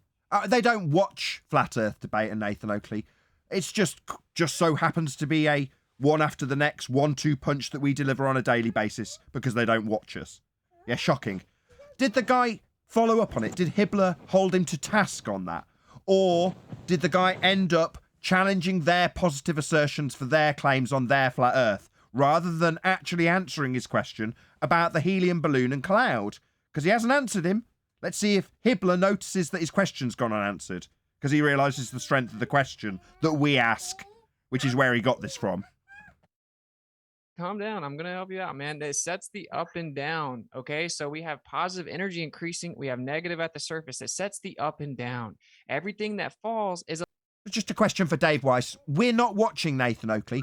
Where did he get his cloud and balloon example from then, Dave? If you're not watching me.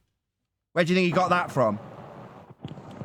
This is the most, I don't know if you can hear me, this is the most abhorrent flat earth thing I've ever heard. To hear fellow so-called truthers, flat earthers, go up against a baller and spout this shit that they're not even able to define themselves down to the basics of electrostatics, and to stand there and be able to in some way represent me and all this stuff we've been through over the time.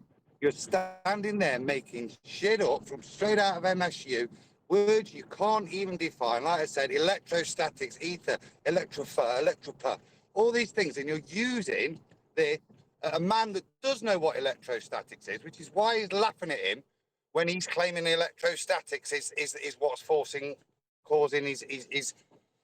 And this is the worst thing. They admit they want G. They want a downward acceleration. We've spent the best part of our flat earth time getting rid of this G and disproving it, and they just want it back in because it sits with their paradigm. Not that they can prove it, and not that it has any relation to electropur, but they're going to equilibrate the two and claim they've got some all-encompassing, unified, universal theorem of everything developed from Bob University. It's the most galling, shocking piece of waffle I've ever heard, because it embarrasses every single one of us out here. You're a disgrace with it. To present that as fact, as if you know, you're an absolute Dunning-Kruger disgrace, mate. Done. It's electrostatic. So that means it's electrostatic acceleration, dude. You can't have density, you can't have mass, you can't have weight without electrostatics. It's just what sets the up and down. It doesn't matter if there's way more positive energy up higher, positive charge up higher. It doesn't matter. It doesn't matter. It doesn't matter. Listen to me. The electric field falls off exponentially faster than the gravitational 9.8 meters per second squared. On the top of Mount Everest, it's like 9.73 or something, right? The electric field think you is get already. it. No, you're not getting it. The electric field, beyond 30 kilometers, there's hardly any electric field at all. So how is it that we know gravity can still pull things down beyond 30 kilometers? So he was asked by Hibbler about balloons and clouds, and he's still making the positive assertion that things go down. It's the only decent question that's been asked. I mean, these guys aren't watching us, But Hibbler obviously picked up on the fact that this is a bloody good question when he's asserting that things go down. Now, it doesn't really sit that well considering that Whitsit's saying the same bloody thing and just claiming the cause is electrostatics. But he has still been asked, what about clouds? What about a helium balloon? Now, that isn't going down. It hasn't been addressed. The positive claim that the flat earthers are being put to has been addressed by this guy. But the question about the balloon going up and the clouds going up has not. When there's no electrostatics up there, because gravity doesn't. There's no electrostatics where? No, it's very low. No, Oh. I've researched these charts. If you look at how the electric field drops by altitude, it drops off exponentially faster than what we know the gravitational acceleration drops. Yes, it does. No, I'm saying you're not understanding it doesn't matter because what the electric nature of the earth does is sets the up and down because there's positive energy or electricity, positive charge, which is really just charge. There's no such thing. And then there's discharge at the surface or what they call negative charge. So it sets the up and down. Everything that exists electrostatic. We can prove this with a test. We can use a Cavendish, right? We can use. And there it is. There it is. That's why I'm being called a scammer. Because Whitsit's using the same parlour trick to claim the same effect we don't observe. So mass attracting mass actually caused by incoherent dielectric acceleration as claimed to be proved by the Cavendish experiment. So we've got concave earthers and Whitsit and Globers all claiming Cavendish proves their bullshit. It's not an experiment. It doesn't have a valid independent and dependent variable. There's no observed phenomena. But Whitsit's using it to claim his scam downward bias. Go on, whoever it was from G+. That, I'd taken my words away, mate. For a flat earther, after all the analysis of defining what an experiment is, to come out and cite Cavendish in support of their own pseudo-scientific theories of everything is that takes the biscuit, isn't it? That just sums up the level of bullshittery and snake oil salesmen that they're dealing as, yeah? That they're prepared to use Cavendish in support of themselves. And that's an absolute disgrace. It's disgusting. That's why I'm being called a scammer for saying that science proves things if you've got valid science. Because they're using pseudoscience to prop up their bullshit scam claim of incoherent dielectric acceleration. So when I say science doesn't prove Cavendish, because it hasn't got a valid hypothesis to back it up, and it hasn't got a valid phenomenon to observe, to explain with an experiment, they're using it too. That's why I'm being called a scammer. It's sedition. Yeah, and it's the guy's point that if the electromagnetic whatever it is drops off exponentially, and if their claim is you can manipulate electrostatics to manipulate the weight of an object, then as you get higher, like shouldn't it become more weightless Cup your mic. exponentially? Bro, get the steel Cup your ground. mic. Just cup your mic with your hand. Sorry. As you go higher, if the drop off is exponential, and if they're claiming that electrostatics sets the up and down, and you can manipulate the weight of things, then with that exponential drop off, shouldn't there be an exponential change in like I can have a piano, just like I can play a piano up in the clouds or something, right? Yeah, if there's a lesser downward bias because there's lesser force up there, according to the guy that's disputing them. He's doing a good job of refuting them, if you ask me. He's showing them. Destroying them. Yeah. Any more? He's getting ready. We can use Cavendish. What else needs to be said? He's getting ready to claim electrostatics are constant here in just a second. Remember when he said in Cavendish you didn't control for electrostatics? He's getting ready to claim they're constant. This is the part. Yeah. He's gonna hammer them. Use not a Cavendish, which we can actually. That is electrostatic too, but we can use a Van de Graaff generator. Listen, Brian, check this out. I'm gonna stop talking so much. I just want to help you out here, That's bro. patently wrong, though. Van de Graaff generator. Have you heard of that? Yes, I've used them. I used to teach physics. Okay, can we make things float with a Van de Graaff generator? Yeah, if you electrostatically charge them, you can get them to stick. You can get a balloon to stick to a wall. Can you make something float though? You're talking about the aeroelectrostatics, the research from MIT. Electrostatic. Why are we talking about Van de Graaff generators making things float?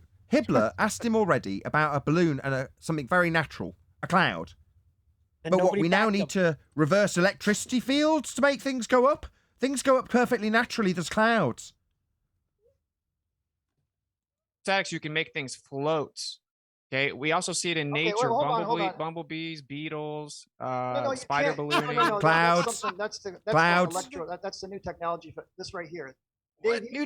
Bumblebees aren't new technology, man. Bumblebees, have lift. They have wings. They generate lift. But their wings aren't aerodynamic. Their bodies aren't aerodynamic. They use electrostatic resonance. So rather than debunking the fact that we haven't got a downward bias, things do go up. Andy's been asked about two specific examples, a helium balloon and a cloud.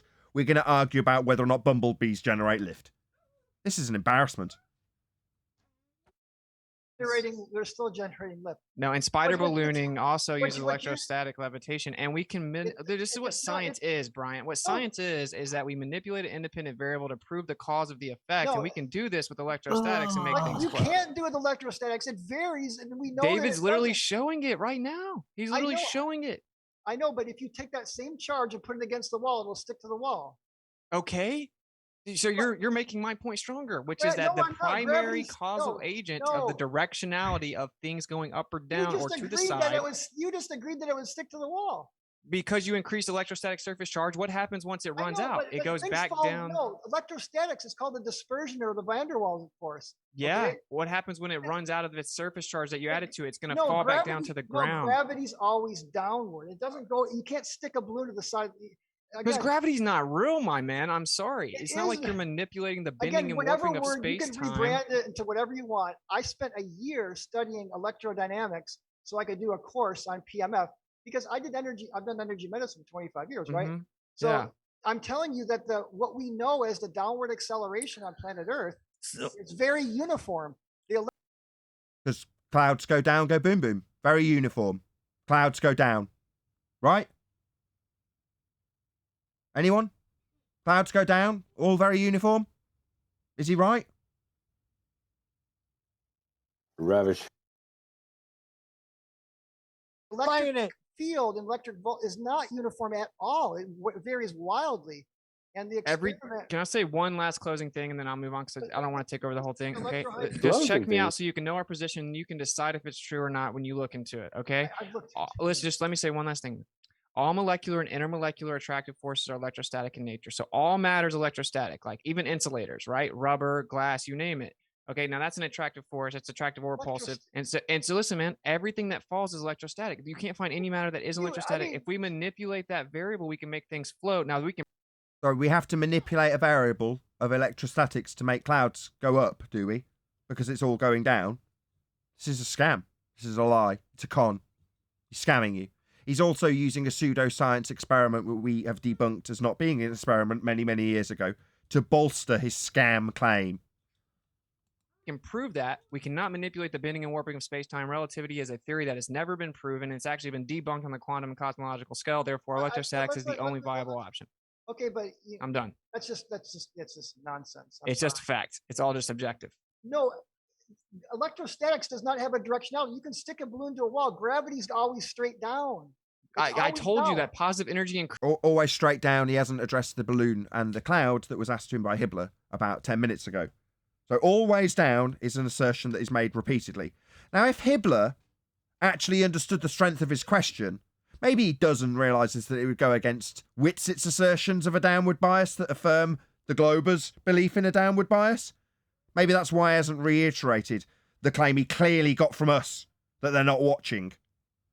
Increases above the surface. We have an up and down set by the electric nature on the Earth. It isn't complicated. Okay, tell me where that comes from. Positive and negative. Tell me where that positive energy comes Earth. So let me ask you a question, Brian. Right here, this is MIT. They have a silent drone, and it has no moving parts. Is it defying gravity, or is it defying electrostatics? I'll tell you what it is. It's actually what's called corona discharge. So the front part of it's a wire. I've seen this technology and I've looked at it. It's basically shooting out a stream of ions from the front thin wire to the back thicker one, okay? Corona discharge. That movement of ions is actually moving air under the wing, okay? It creates a very, very weak lift, but it will move it a little way like that. Now, they even admitted this only works in the atmosphere. You have to actually have air for this to work. That, what you just showed, will not work at high altitudes because there's not enough air up there for the corona discharge to shoot ions from one electrode to the other. And again, I spent a lot of time looking at this. This is how it works. It's called electroaerodynamic thrust, Dave. All right. So we could agree to disagree on half of what. Agree to disagree? I just learned something new. Anybody else learned something new?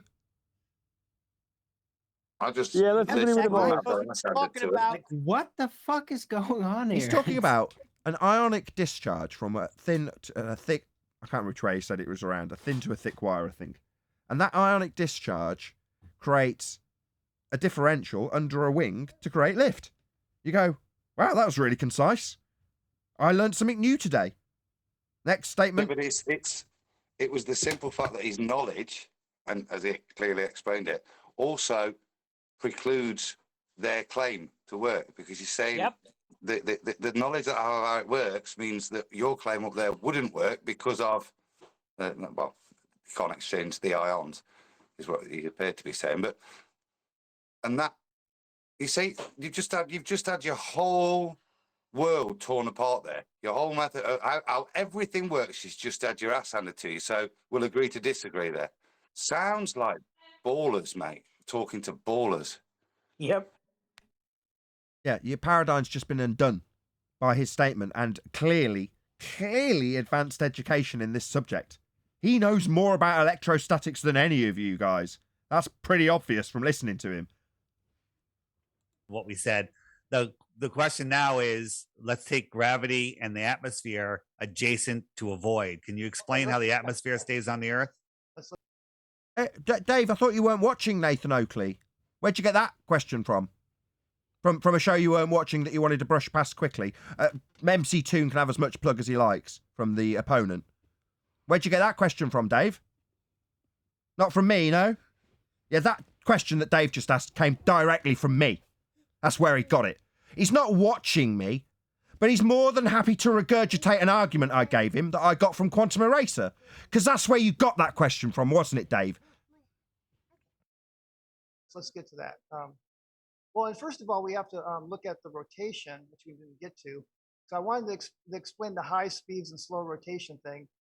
And one of the things I've seen you guys share, where'd it go? I'm sorry, it's loading very slow.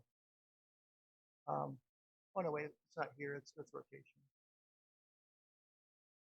Oh, I'll just go. Forget it. I'll just go here.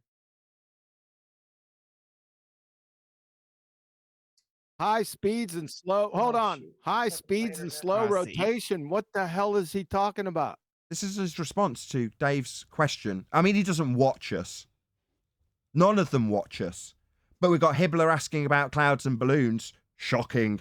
And Dave asking about how you can have gas pressure next to a vacuum. Shocking. These questions have come from us. Just want to point that out. None of the shit claims that they had to defend and failed to do so. In fact, Dave just had his arse handed to him with this ionic stream, didn't he? So moving past Dave's shitty claims that he got ripped a new arsehole with, moving on to one of ours that you don't watch, right, Dave? Ether messing. High speed. Do you know that you? Sorry, Nathan. High speed and slow rotation. Is this PhD or whatever he is? I don't know what he is.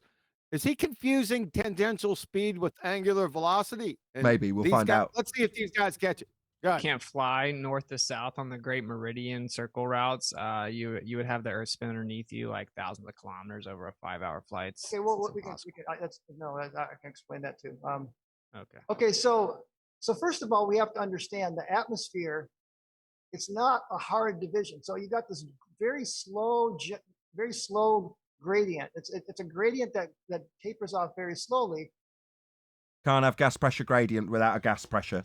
You were asked by Dave Weiss how you can have gas pressure without a container. How you can have this gas pressure gradient next to a vacuum without dispersion. So talking about a delta of gas pressure, which is what it's about to do, is the rebuttal that we get as a standard fare. Let's see how well they cope with the rebuttal. And like I said, this is the Kármán line, right? The Kármán line is 100 kilometers above the surface. No, it isn't. The Kármán line is an arbitrarily assigned place. It's not real. It doesn't exist. No, it isn't 100 miles above anything. Let's see if any of them catch that. The cutting edge of flat Earth debate on Jaron's show. They're all going to catch this. Obviously, because they caught the atmosphere air-shaped in a sphere.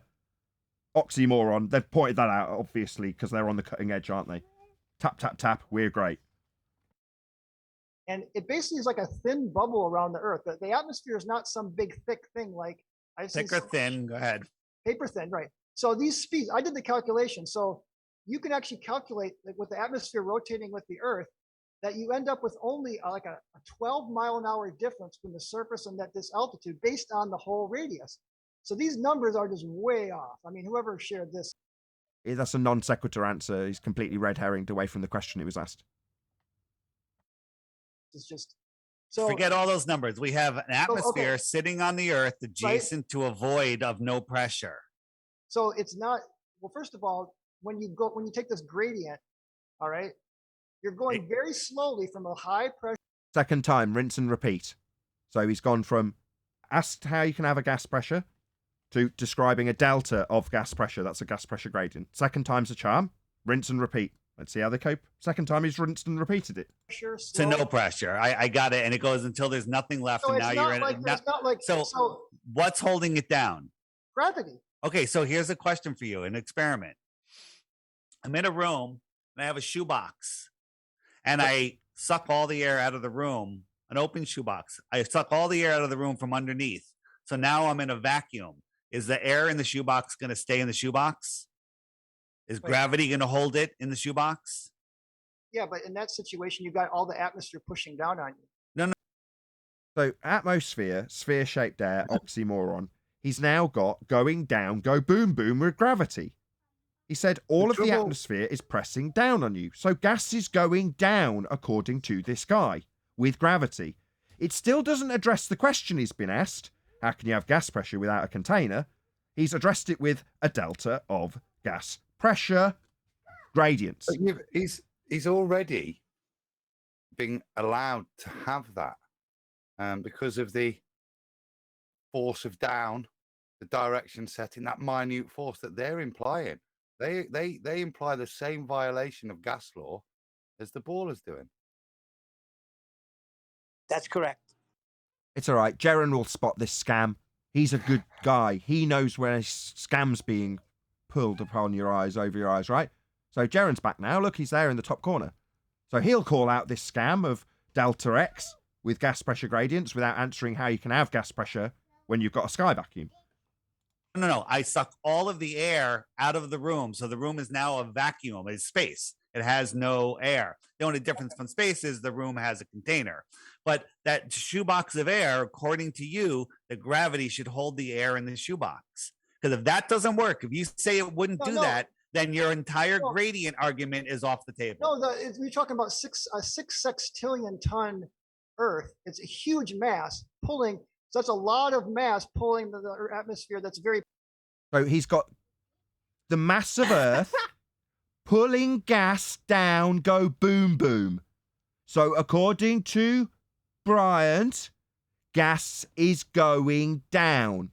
Clouds coming down, go boom, boom, with gravity pulled down. That's what he's saying. Of course, Whitsitt and Bob are saying the same thing. So how are they going to refute him when they claim the same exact crap? Oh, they can't. Maybe tell the audience that anybody who refutes these pseudo-scientific claims, call them scammers. That'd be me.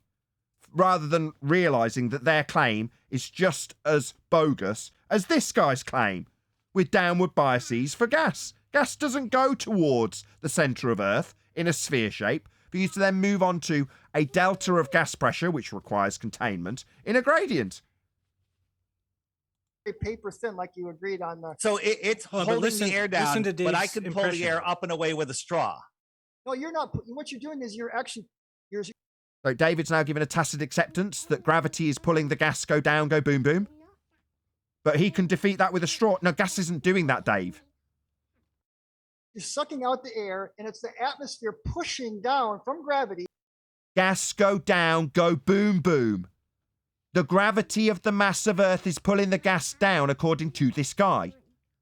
Any of the cutting-edge flat Earth debaters, that'll be Dave, Jaren, Whitsit, and this numpty bearded guy, gonna call him on the fact that gas isn't going down?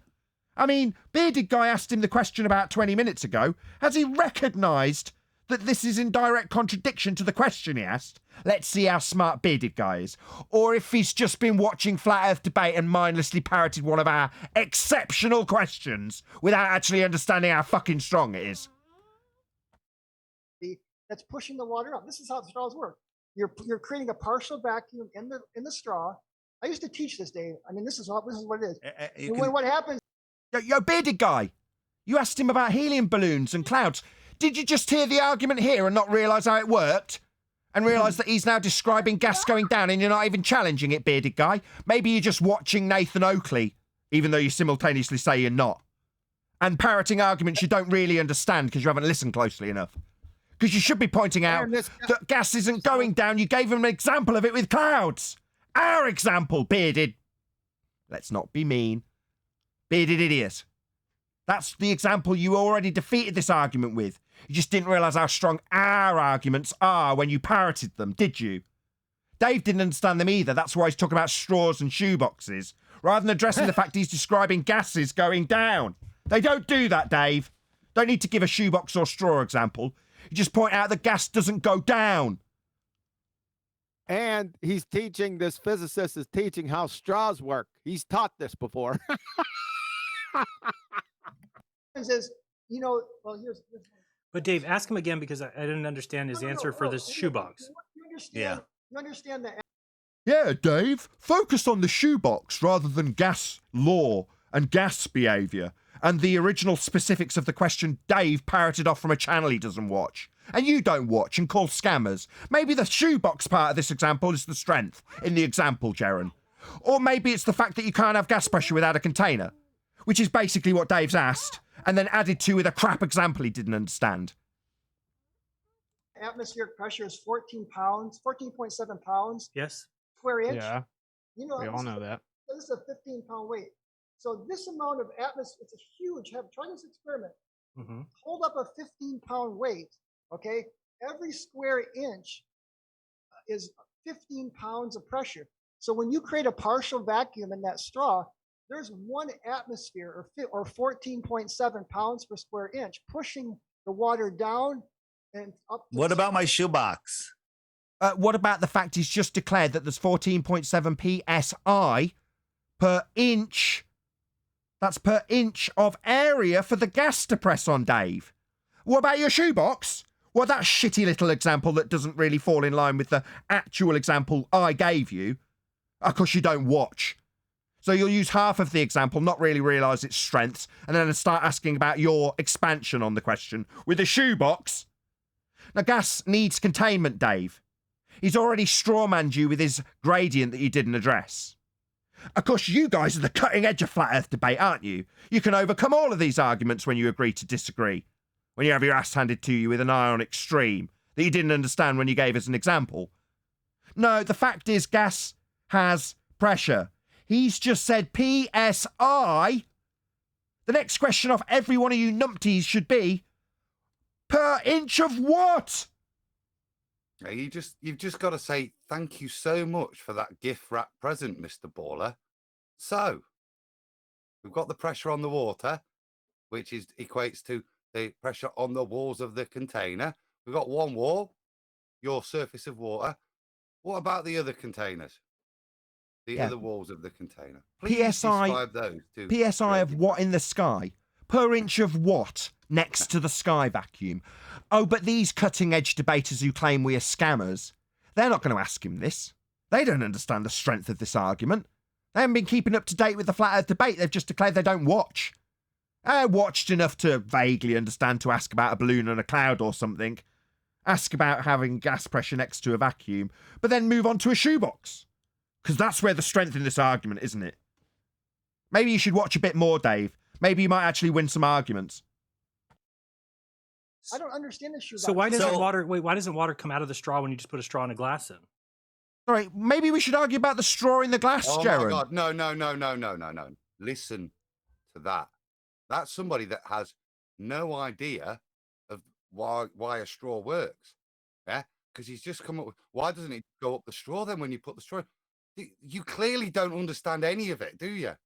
Meanwhile, there's a claim that we've got a sky vacuum. It's behind Dave. You see that picture? That black area is claimed to be an area that the gas could fill. Yeah, now he vaguely understood that this was a strong argument when he postulated it, but he's moved on to his shoebox, and Jaron's now moving on to a straw. Yeah, what about the entire world that we've been lied to about? Do you think it's more important to argue about how a straw works, Jaron? Or do you think here on Flat Earth Debate we'd be ripping this guy a new asshole based on the fact that you can't have gas pressure without a container and the sky vacuum's completely fake as a result of a natural law called the second law of thermodynamics? Of course, you'd have to have a vague understanding about the difference between law and science, something that was admirably demonstrated to be sorely lacking on all of your parts when he juxtaposed the two, and you didn't call him out on it. What's that you say? I'm a scammer when I talk about knowing what science is? Well, this guy managed to pull the wool over your eyes, didn't he? He wouldn't have done the same with me. Because there's no partial vacuum. The air is still there. You've got to actually suck the air out to get That's a what he's partial saying. vacuum to push down. So, and I guess the shoebox is the wrong example. Let's say it's not hard. It's not hard to understand. hold on. that, Let's say really. that there's a box that is sealed. It's got air in it. Okay, we suck the rest of the air out of the room so that there's just the box there with the air in it. When we slide the top off the box, will the air then stay at the bottom of the box because of What are you gravity? trying to- I don't know what you're trying to say. Gravity. No, Jaron, it'll stay there because of incoherent dielectric acceleration. Didn't you listen to Witsit, Jaron? Weren't you paying attention, Jaron? It seemed like you sloped off. So may I bring it to your attention that Witsit would claim that that's being held in the shoebox by incoherent dielectric acceleration, downward bias, gas go down, go boom boom, Jaron. Maybe you can put that to Witsit, the scammer. Could I just part of Bob Nodell's claim on this with Tony was to argue that if you evacuate a chamber and just put one gas molecule in, it will sit on the bottom of the chamber. So again, they're arguing with their own against their own argument. They claim gas goes down, goes boom boom, and they claim that that's what a single gas molecule will do. It won't just go around the chamber like a gas molecule. It will sit at the bottom. So maybe Dave Dearth can put this to Bob, bearing in mind that I'm being called a scammer for this shit, Dave. Yeah, Bob says it'll sit on the bottom of the fucking shoebox. Because he's a wanker scammer, lying and telling people that I'm a scammer, that I'm cheating people with science somehow. No, your question that you've just put to this guy, Dave, is answerable by Bob with the bloody gas particle set on the bottom. Yeah, Dave? Now, I think you better call out your friend Bob for that shite. Because according to you, the gas will fill the space, right? It'll leave the shoebox. Au contraire, according to Bob. And as a direct result of that answer to the question you posed, Dave, I'm a scammer? No, I think not. I think you better have a fucking word. Like the word you have with me? Long after I called out Bob, Dave was hassling me about that shit that happened years ago. Long after I stopped talking about it because Bob was still fucking moaning about it. So what does Dave do? Moans to me about it. Well, I'd like to inquire how much moans you've made towards Bob, Witsit and Jaron for their claims that I'm a fucking scammer. Bearing in mind that your question about how gas behaves in shoeboxes when the air's vacated would be answerable by Bob with the gas particle sits on the bottom of the shoebox, Dave. So what have you got to say for yourself, given that my question you've asked leaves Bob in a very awkward position? I hope you'll be calling him out and Jaron out for the fact they're calling me a scammer and damaging my income. I hope you'll be calling them out for that, Dave. You better believe Nad do, given the amount you've called me out for a 4-year-old video that I was right about. Yeah? Bob is a shit. He is using science to con his audience. The same exact thing that Jaron's calling me a scammer for calling out now. Meanwhile, you've got examples that debunk Bob, haven't you, Jaron? And Dave. Meanwhile, I'm the scammer? Now, I think you better have a word. Yeah, you better call your camp into order, Dave. Yeah, these are your boys calling me a scammer. So I'm now, given that you don't watch, the guy that gives you these arguments that you've just put forth, and defends your Bitcoin for you, given that you don't do any of those things, I'm going to expect you to bring your house into fucking order, Dave. Do you hear me? You piece of shit. Don't watch. Yeah, don't watch. Oh, how'd you have gas pressure next to a containerless vacuum system? Oh, where'd you get that from, Dave? From me that you're not watching? Why don't you just listen? Just quick question. Obviously, I'm late to the party. So the claim by David Weiss is that he doesn't watch Flat Earth Debate. He was asked about something that we had claimed here on Flat Earth Debate. My name was mentioned specifically. He was interrupted by Dave to tell him, quote, "We don't watch Nathan Oakley," end quote, Dave Weiss. Do you not? So where in unholy fuck did you get this argument from that you don't understand, Dave? Not from me, you lying piece of shit. That's harder to prove or disprove, but I would ask the question, if you don't watch it, why would you have trusted Nathan and the panel to review your Bitcoin questions if you didn't watch us? Why would you send them here to make sure your money was safe if you don't watch us? Because he's a lying fuck. Yes, you do watch me, Dave. Yes, you do contact me, Dave. Yes, you do get arguments resolved for me, Dave. Yes, you do pay me to defend your Bitcoin, Dave. So why are you telling an audience that you don't do those things? Well, I'll tell you why. Because he's a fucking liar. That's why. And I'm calling you out on it, you scumbag. I don't know why I fucking defended you as a good person. You're a cunt.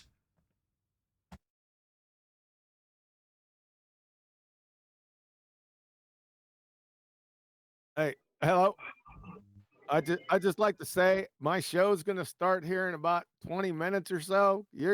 This is outstanding. I love this. You're giving the treatment to the Globe Dumpsters crew. I love it. But I'm going to have to go here in a few. Just want to let you know. Just join us up. Join the streams. Like nah, I'll just end. I want to watch QE. Come on and carry on, Nathan. No, I'm done. I'm just pissed. I'm fuming. Somebody sent me quotes for this. And when I read it, I was like, context. And I think I even got somebody send me a trimmed out clip of it. And again, I defended it when context. My assumption being that earlier on in the discussion, there'd been like close to that, like within the last 10 minutes of him saying that, them saying, oh, no, we don't watch it. We don't watch Nathan, blah, blah, blah. No, it didn't come up contextually at all.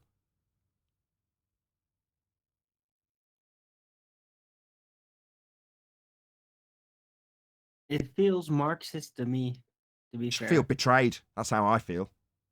Can you just stop it right here? I know people out in the audience are loving this, and then they're going to dog me out for having you stop. But can we continue this tomorrow, right at the point that you stop? Probably not. I'll have moved on. I'm very fickle. No, this is an all-nighter, 4 more hours. I'm very fickle. Fire and smoke, bro. By the time I round out the intro, I've forgotten about all of this probably. Anyway, with that, another huge, massive, enormous thank you to both G+ and Gilded Panels for making today's after show possible. And of course, a massive thank you to all of you in either Nathan Oakley 1980 or Nathan Oakley Premiering streams. Hopefully smashing the super chat, liking, commenting, sharing, subscribing, joining this scammer stream as a Nathan Oakley 1980 channel member, and all that good stuff. I've been Nathan Oakley, and I will see you all in the next video.